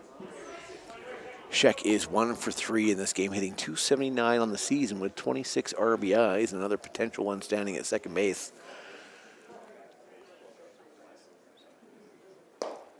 It's going to be... Kai Shek gets called on the check swing.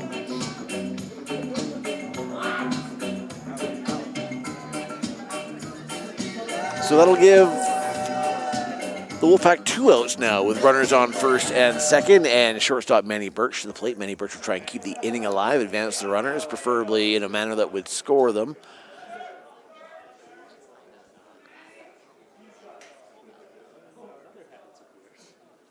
And he'll watch a fastball down the middle for strike 1. Catcher makes like he's going to go down to first for the back pick.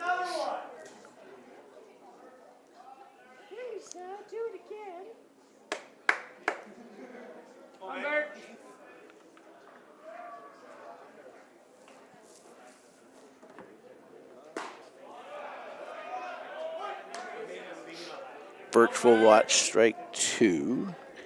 Birch will have to be careful on those low and away pitches as the umpire has grown to start calling them here as the game's gone on. I don't remember him calling them at first, but definitely in the last few innings that has made its way into the mix. And that's going to be low and away. That one curved just away enough that he didn't get a strike called. So now 1-2 to the TRU shortstop.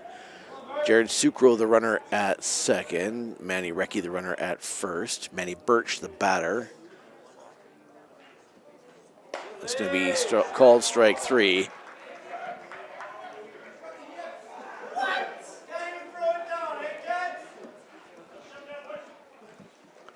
So we'll end the inning. The Wolfpack will strand 2. And after 6 innings of play, the TRU Wolfpack hold a 7-2 lead with the OC Coyotes grabbing their sticks and coming to play here in the top of the 7th, looking to do some damage of their own here at Norbrock Stadium.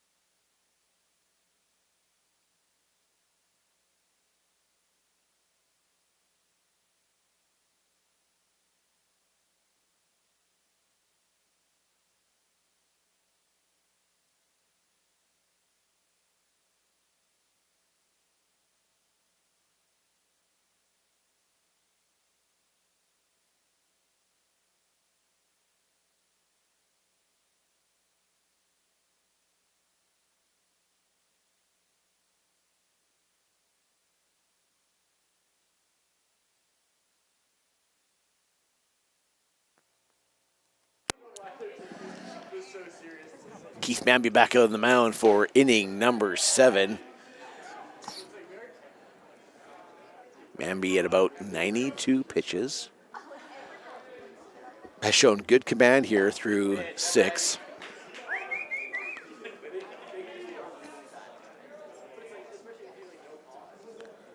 I think the count is 1-1 early here to the left-handed hitter for OC starting off the inning. It's going to be a deep fly ball to center field. Kai Sheck will settle under it, and he'll make the catch. That was Brady Carroll flying out for the first out of the inning. Coleman Kawaguchi to the plate. Second base for the Coyotes.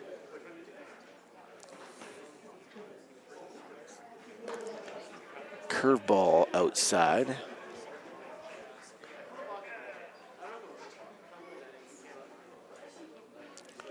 Kawaguchi 2 for 3 in this game. He's going to spray this one down the right field line foul. Looked like it had potential to keep going straight, but it definitely sliced at the end there and landed closer to the bullpen than it did the foul line.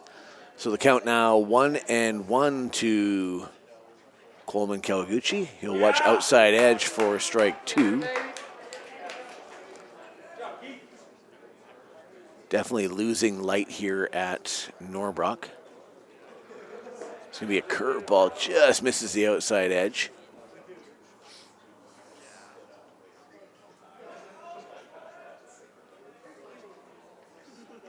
Ooh, inside. Lucky not to tag Kawaguchi there. Kawaguchi's actually started to swing and then kind of had to bail back when he saw the pitch coming inside. So the count now full to Kawaguchi. Mammy settles himself on the mound.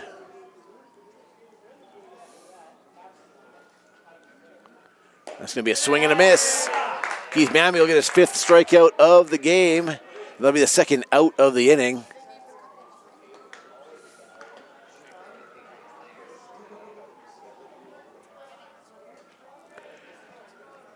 Nick Sove, the OC catcher, coming to the plate for the Coyotes.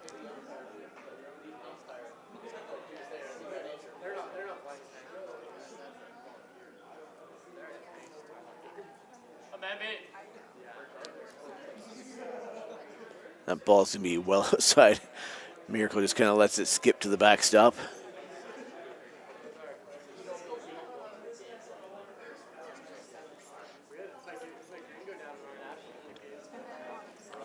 One ball, no strike. 1-1 now to Sove. Swing and a miss on that pitch.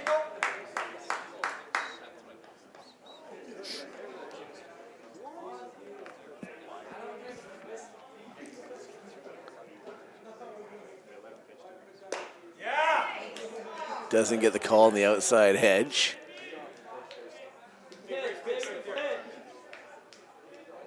Two balls, one strike to Sove. It'll be a line drive out to the left center gap.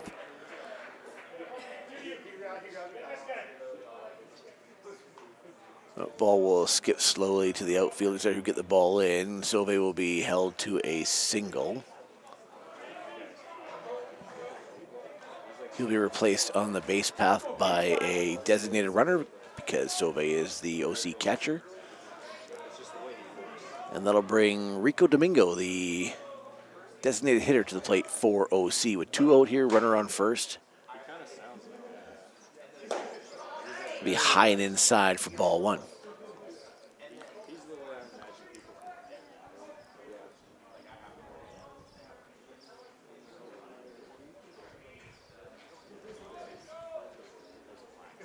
Be a ground ball towards second base. Spencer's going to have to move. He's going to pick up the ball and throw it to first, and he'll get the out. Good range by Spencer. That ball slowed down actually just a little bit nicely for him to allow him to get to where he needed to be to field it. That'll end the inning. The Coyotes will strand 1, and going into the bottom of the 7th, the TRU WolfPack looking to add to their 7-2 lead.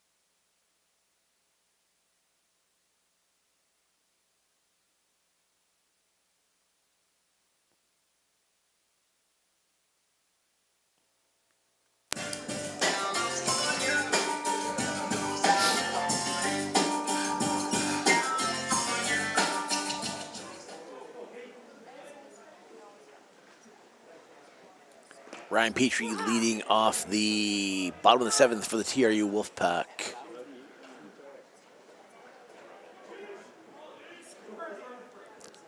Carter Leith, the pitcher on the mound for the Coyotes. He'll find the outside edge of the plate for strike one, so the count 1-1 to Petrie. Petrie 2 for 3 in this game. Unlucky not to be 3 for 3, actually, with a bizarre play where a hard ground ball he hit up the middle, which would go for a single 999 times out of 1,000. Went off the foot of the pitcher, shot over to third base,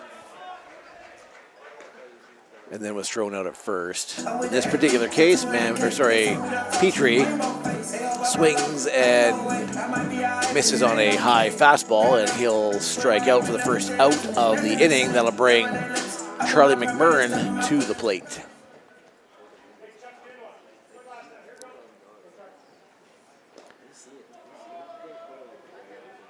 Charlie McMurrin, I believe, 1 for 3 in this game. My stats haven't popped up here yet, but 1 for 3 with a big hit in the 5th inning. He was part of the 5-run rally with a 2 RBI double, as memory serves. And he'll go to work here with nobody on, with 1 out in the bottom of the 7th. And that pitch is going to get away from Leith. And they'll go for ball 2. So the count 2-1, to McMurrin. Wind now blowing, oddly enough, from right to left. So it's completely changed directions here at Norbrock. That's going to be a foul ball shot back to the screen. So the count now 2-2 to the big left fielder for the TRU WolfPack. First-year player out of Alberta. Calgary, to be specific, I believe. You'll watch ball 3.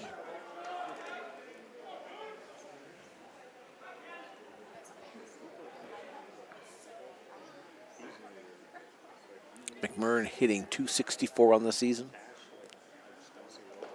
And he'll patiently watch ball 4 in the dirt, and he'll trot down to first base.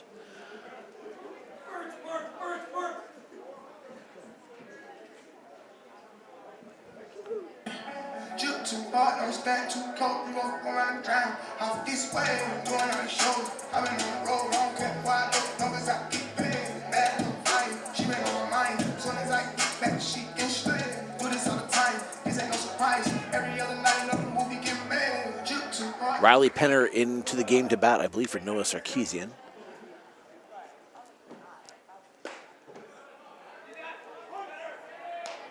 Penner, a left-handed hitter, got an at-bat in the last game. This will be his first at-bat of this game, I believe. He's working with a runner on first and 1 out. He'll watch an inside pitch go for a ball that evens the count at 1-1. Wind's definitely picking up here from right to left. Any ball hit out in the left field area is going to get a little bit of an assist from the wind. That's going to be fouled back to the backstop by Penner. That'll make the count 1-2.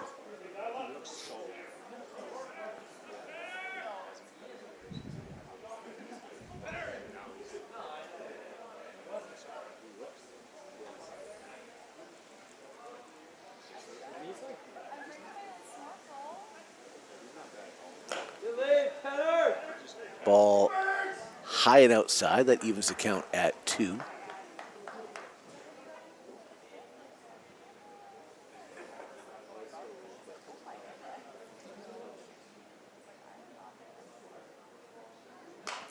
Penner will protect the plate nicely there. He'll shed that one off into the left field parking lot. Count stays at 2-2 with 1 out. Runner on first.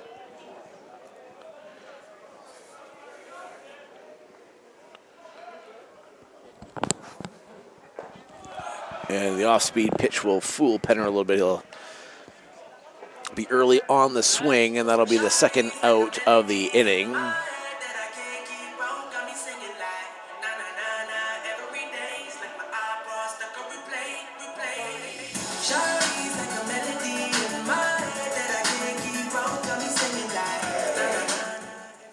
Carter Spencer to the plate now, looking to keep the inning going here with 2 out. He'll watch an outside edge strike. Come, Spence. Come, Spence. Okay. Spencer 1 for 2 in this game. He'll watch an outside pitch for ball 1.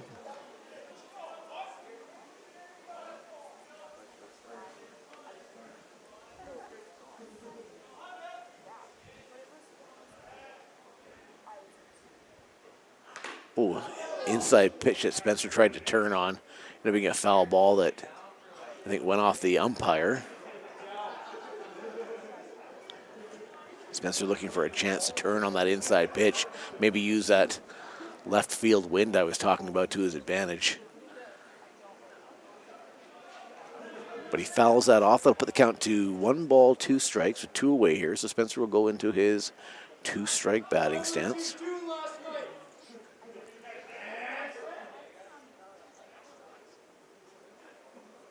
That's going to be a 1-hopper, and that's going to send McMurrin to second.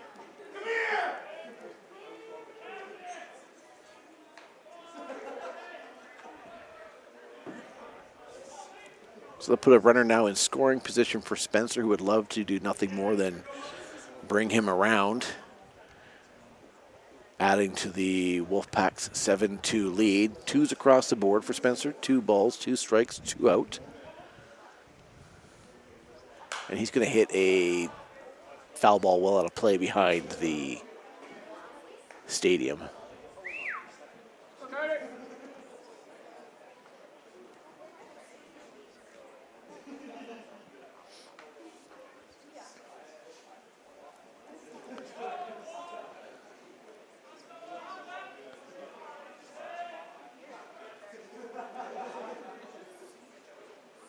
Gonna be outside for ball 3, so the count now full.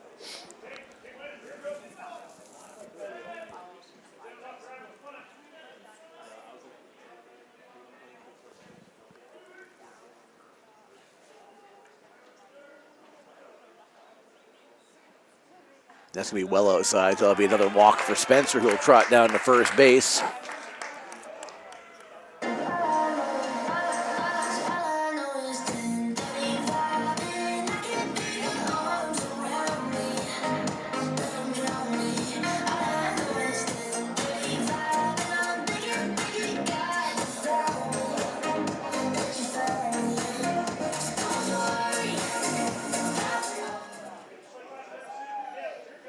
Jared Sucro, the right fielder, coming to the plate for the Wolfpack. 2 away here in the bottom of the 7th. He's got 2 runners aboard. He's going to put a deep fly ball to right field. Not going to be as deep as I thought it was, and it's going to land fair. Oh. Sucro, that actually, I don't know where that ball would have landed without that wind. It ended up landing right inside the right field line. I thought it was going to go up and be a catchable fly ball for the right fielder, and I think it was slicing and the wind kept it in, so that actually worked out quite well for the Wolfpack, who score only 1 run there. Spencer got held up by the third base coach.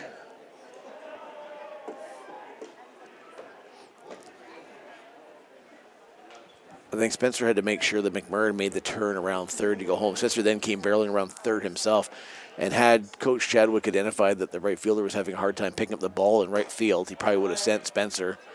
Spencer almost went on his own, I saw, but it literally would have been running past a stop sign put up by Coach Chadwick, so not typically how Spencer rolls. Now Manny Recchi to the plate with 1 ball, 1 strike, and he's going to watch outside pitch for ball 2. So Spencer on third, chomping to come home. Jared Sucro on second, and Manny Recchi at the plate. That's going to be low for ball 3. Recchi 2 for 3 in this game, hitting .288 on the season. He does have a home run and 20 RBIs.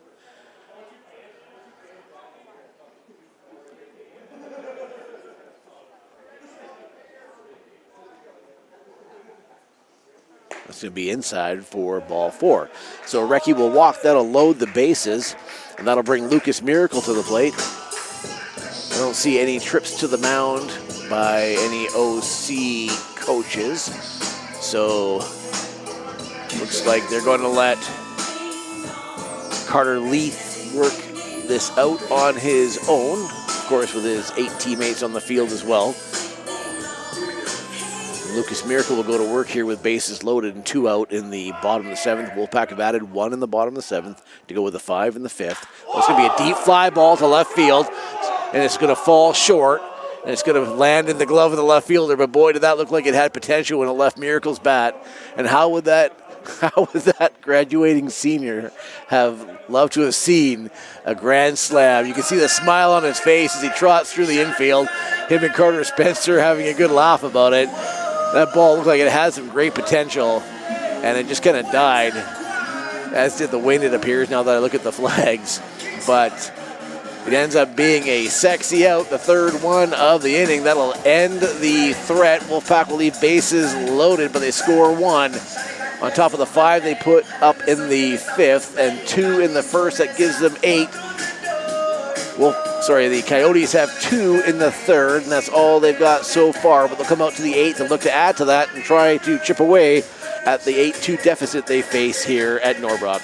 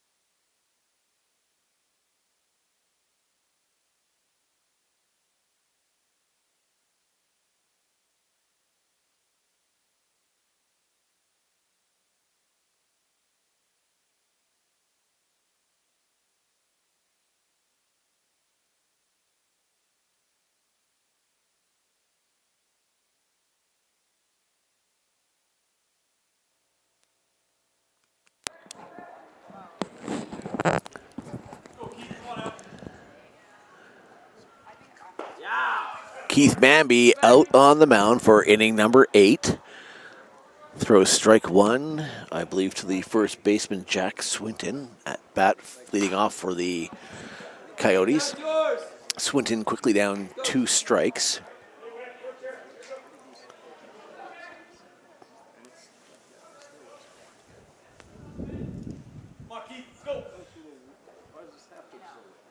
It's going to be a swing and a miss, so a 3-pitch strikeout for Bambi. I was just talking about him being monitored for fatigue, and it looks like he's got nothing wrong right now.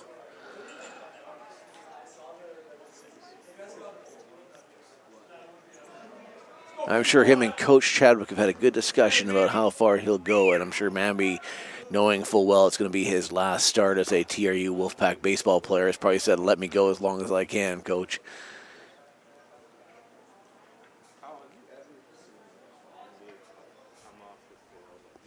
It's going to be a hard line drive to the left center gap. Kaishek's going to go track it down, and that'll be a stand-up, barely a stand-up double. I believe that was Caden Collins. Sorry, I don't think I had announced that when he was actually at bat. Caden Collins, the shortstop, with the stand-up double, and the OC Coyotes will have a runner in scoring position with 1 out here in the top of the 8th.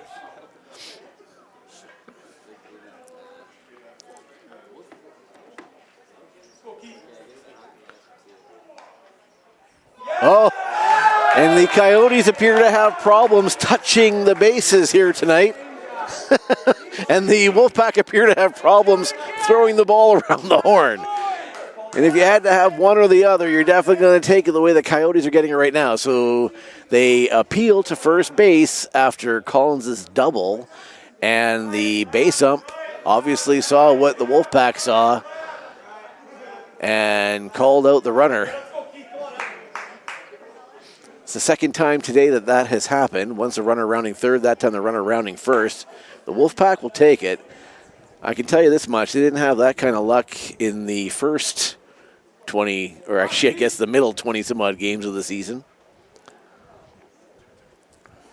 It's going to be a deep fly ball to left field. Charlie McBurn has to go back. He's got a beat on it, and he'll make the catch at the track. And that will end the inning. So the Coyotes, who looked to have promise there with a runner on second, that was short-lived as he was called out on the appeal at first. So for the second time today, the Wolfpack have gotten an out because of a Coyote unable to touch a bag. Keith Manby getting an applause. Hugs all around for the graduating senior who throws smoke for the Wolfpack.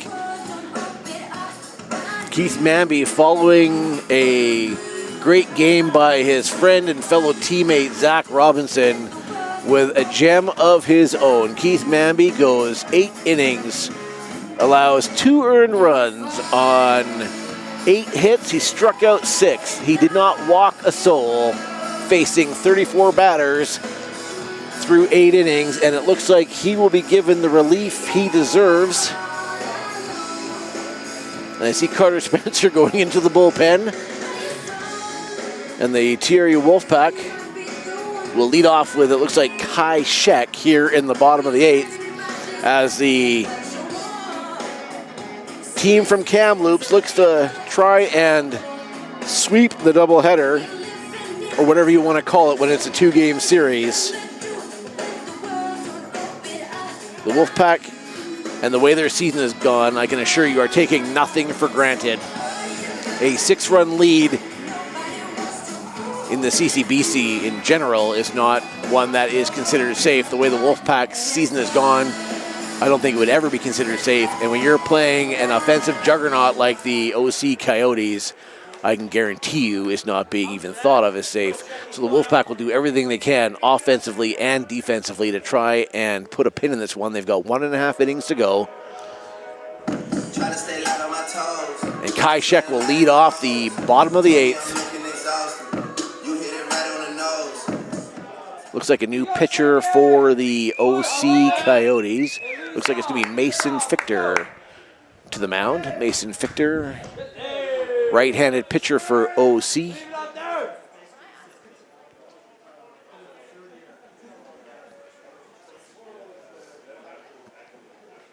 It's going to be a great shot. Oh, it hit the line. Hit the line. It hit the line. Oh my God. It literally, you saw the chalk pop up. The chalk is literally there for the umpire to use so he can call that ball fair. I'm not sure what's going on here. Everybody saw that chalk jump up out of the ground about a foot. So Kai Sheck will have to retreat back to home plate here. He'll have a 1 ball, 1 strike.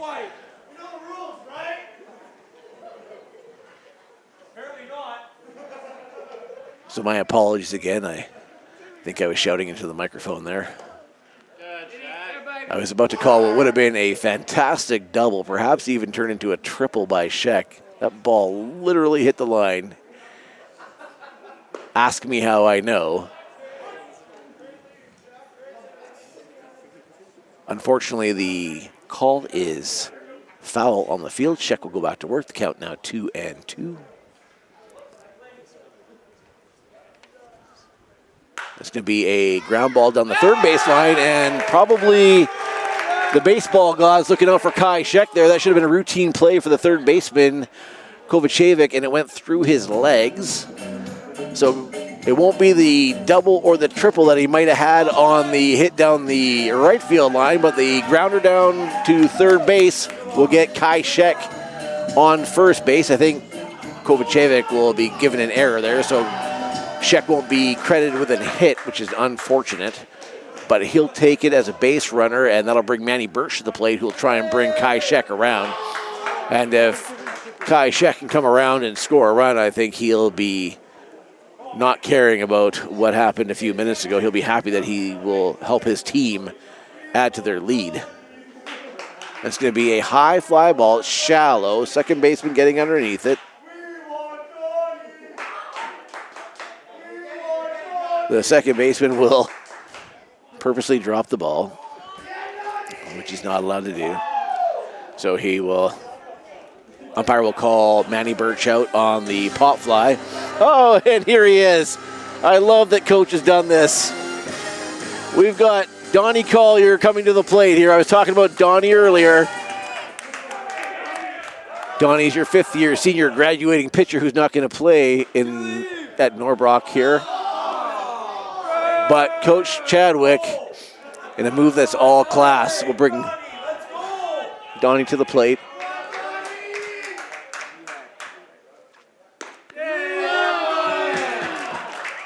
They count 1-1 to Collier. Come on, Donnie. I don't think Donnie Collier's got any batting stats this year. In fact, he's 0 for 0. He knows how to stare down the ump, though, when the ump makes a call he doesn't like. Count 1-2 to Collier.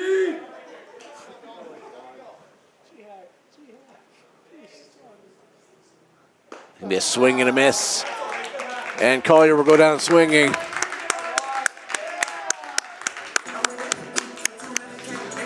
But Collier gets his moment at Norbrock as a graduating senior of the TRU WolfPack.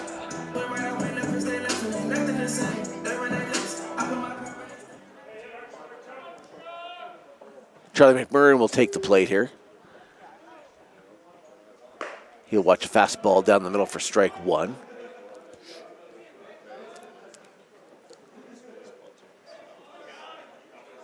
So Coach Chadwick, who's a very experienced member of the baseball community, lots of years coaching at TRU here, I believe is in year number 24 as a head coach at the Thompson Rivers University for their baseball team, has MLB experience back in the day. He knows that this 6-run lead is nothing to be overconfident about, but in a classy move, he brings Donnie Collier, a graduating senior, who's a pitcher only, or a PO as they be referred to, and he brings him in to bat. Collier obviously slated to pitch tomorrow in Abbotsford against UFV.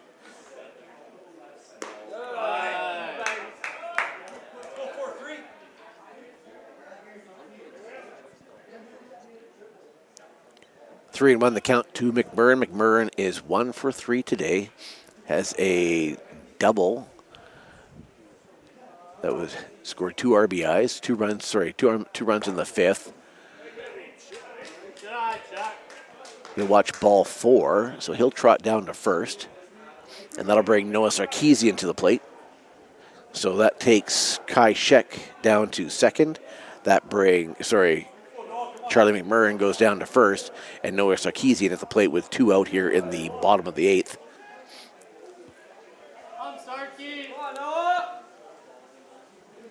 Sarkeesian with the walk-off RBI in the bottom of the 10th in Game 1. Much to the delight of the Wolfpack and their faithful, who were really, I think, hoping mostly to win the game, if nothing else, for Zach Robinson, who had held the Coyotes scoreless through 9. And it would have been a shame for that not to turn into a win.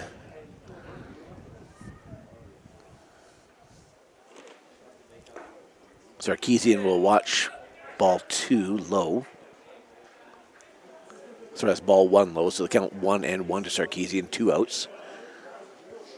Wolfpack leading 8-2, out hitting the Coyotes currently 12-8. Both teams credited with 3 errors. Ooh, that was an inside pitch. I'm not sure how Sarkeesian stayed out of the way of that, but he did.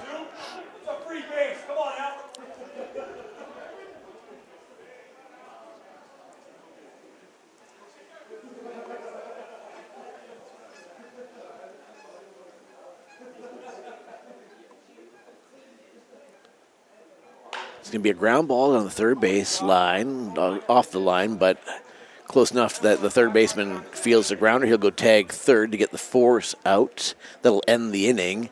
And we're going to go into the top of the ninth with the TRU WolfPack leading 8-2. If I'm not mistaken, I believe we're potentially going to see Carter Spencer come out to try and close out the game here.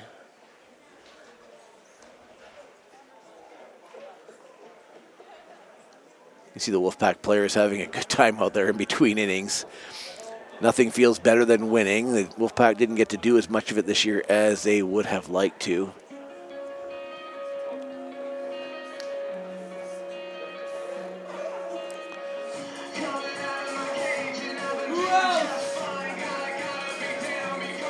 Carter Spencer out to the mound. Started to get used as a closer in certain situations roughly 3 or maybe 4 series ago. I think it was the VIU series where it really happened, where they just had a bunch of close games at the end. Spencer, who is typically a position player, Spencer in his 5th and final year has played almost every position in the infield with the exception of first. First season, Spencer was the starting third baseman, had a fantastic defensive season, and really cemented himself as a strong, elite defensive player in the CCBC. The timelines are a little bit blurred for me, but I believe he moved over to shortstop and shared the shortstop position, I think, with Jacob Anchor in Spencer and Anchor's second year. Spencer then would become the full-time shortstop for a couple of seasons. And would start to share some time at the shortstop position with Gabe Powell, and Spencer would end up either playing third or second, depending on who else was available. So Spencer all over the infield pretty much over the last 5 years. After starting to become a pitcher, which is something that he hasn't done regularly up until the last few series of this season. And once that happened, he was getting a lot more reps at second base, with Manny Birch coming in to fill in at short. Spencer will lead off with a strike. Looks like he's pitching to the OC third baseman, Daniel Kovacevic. That's going to be outside for ball one.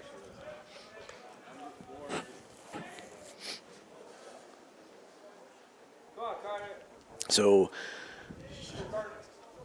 graduating seniors all over the footprint of the pitching game here for the Coyotes today. Zach Robinson, of course, as I've talked about all night, has an incredible game, going 9 full innings. It's going to be a high fly ball, should be shallow left field. Looks like Charlie McBurn is following it in the wind, and he'll make the catch for the first out. After Robinson pitched his gem of 9, Carter Spencer came in to close out the 10th, which of course was a little bit challenging because the teams get to start with a runner on second because it was extra innings. But Spencer was able to shut down the Coyotes in the 10th, allowing no runs. It'll be a fastball, must be a little bit low for ball one. I believe it's Gavin Kawaguchi to the plate.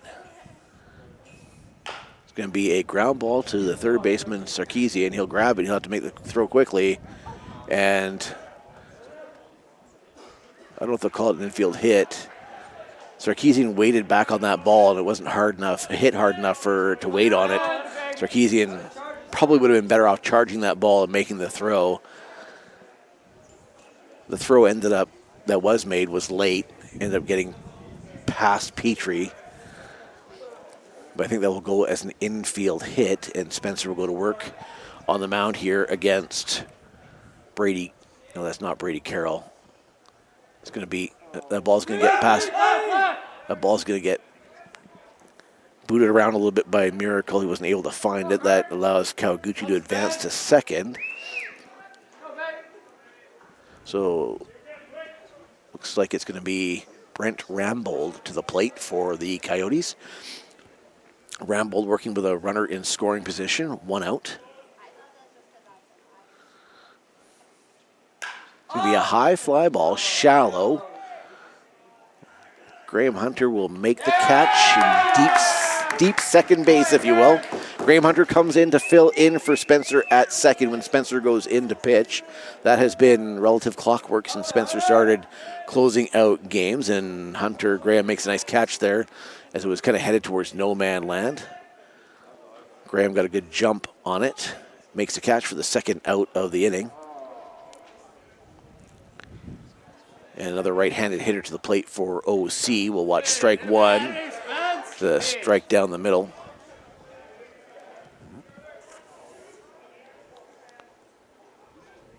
This is going to be Coleman Kawaguchi.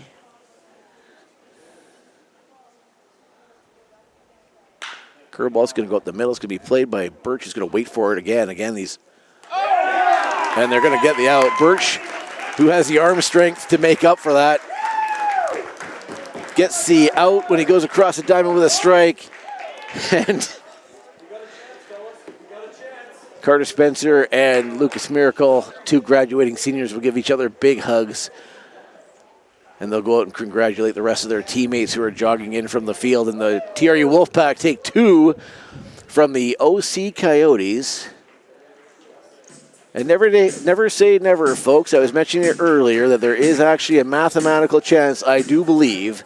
I haven't gone into the deep weeds and pulled out the scientific calculator, but the Wolfpack, if they can take 2 from UFE tomorrow, and teams that they need to lose, which is unlikely given the circumstances to who they're playing, but the Wolfpack aren't out of it yet. And they'll be proud that they went to the mat for these 2 games in dramatic fashion. It was all graduating seniors on the mound. Zach Robinson with a 9-inning gem in the first inning. Carter Spencer comes in to close it out in the 10th.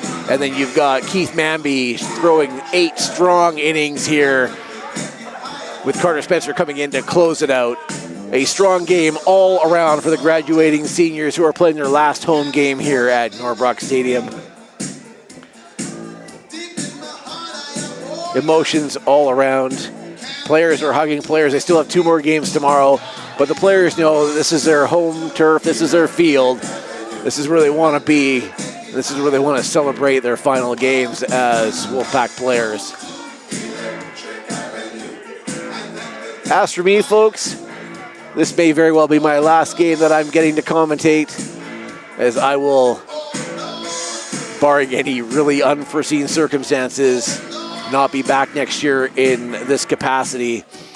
And I can only tell you that it has been my pleasure and an extremely fun time. And I have had nothing but joy watching these Wolfpack players over the last 5 years do what they do. And I can't help but be emotional watching them close it out with each other. So for one last time, folks, thank you for tuning in, and you are up to date in the world of Wolfpack baseball.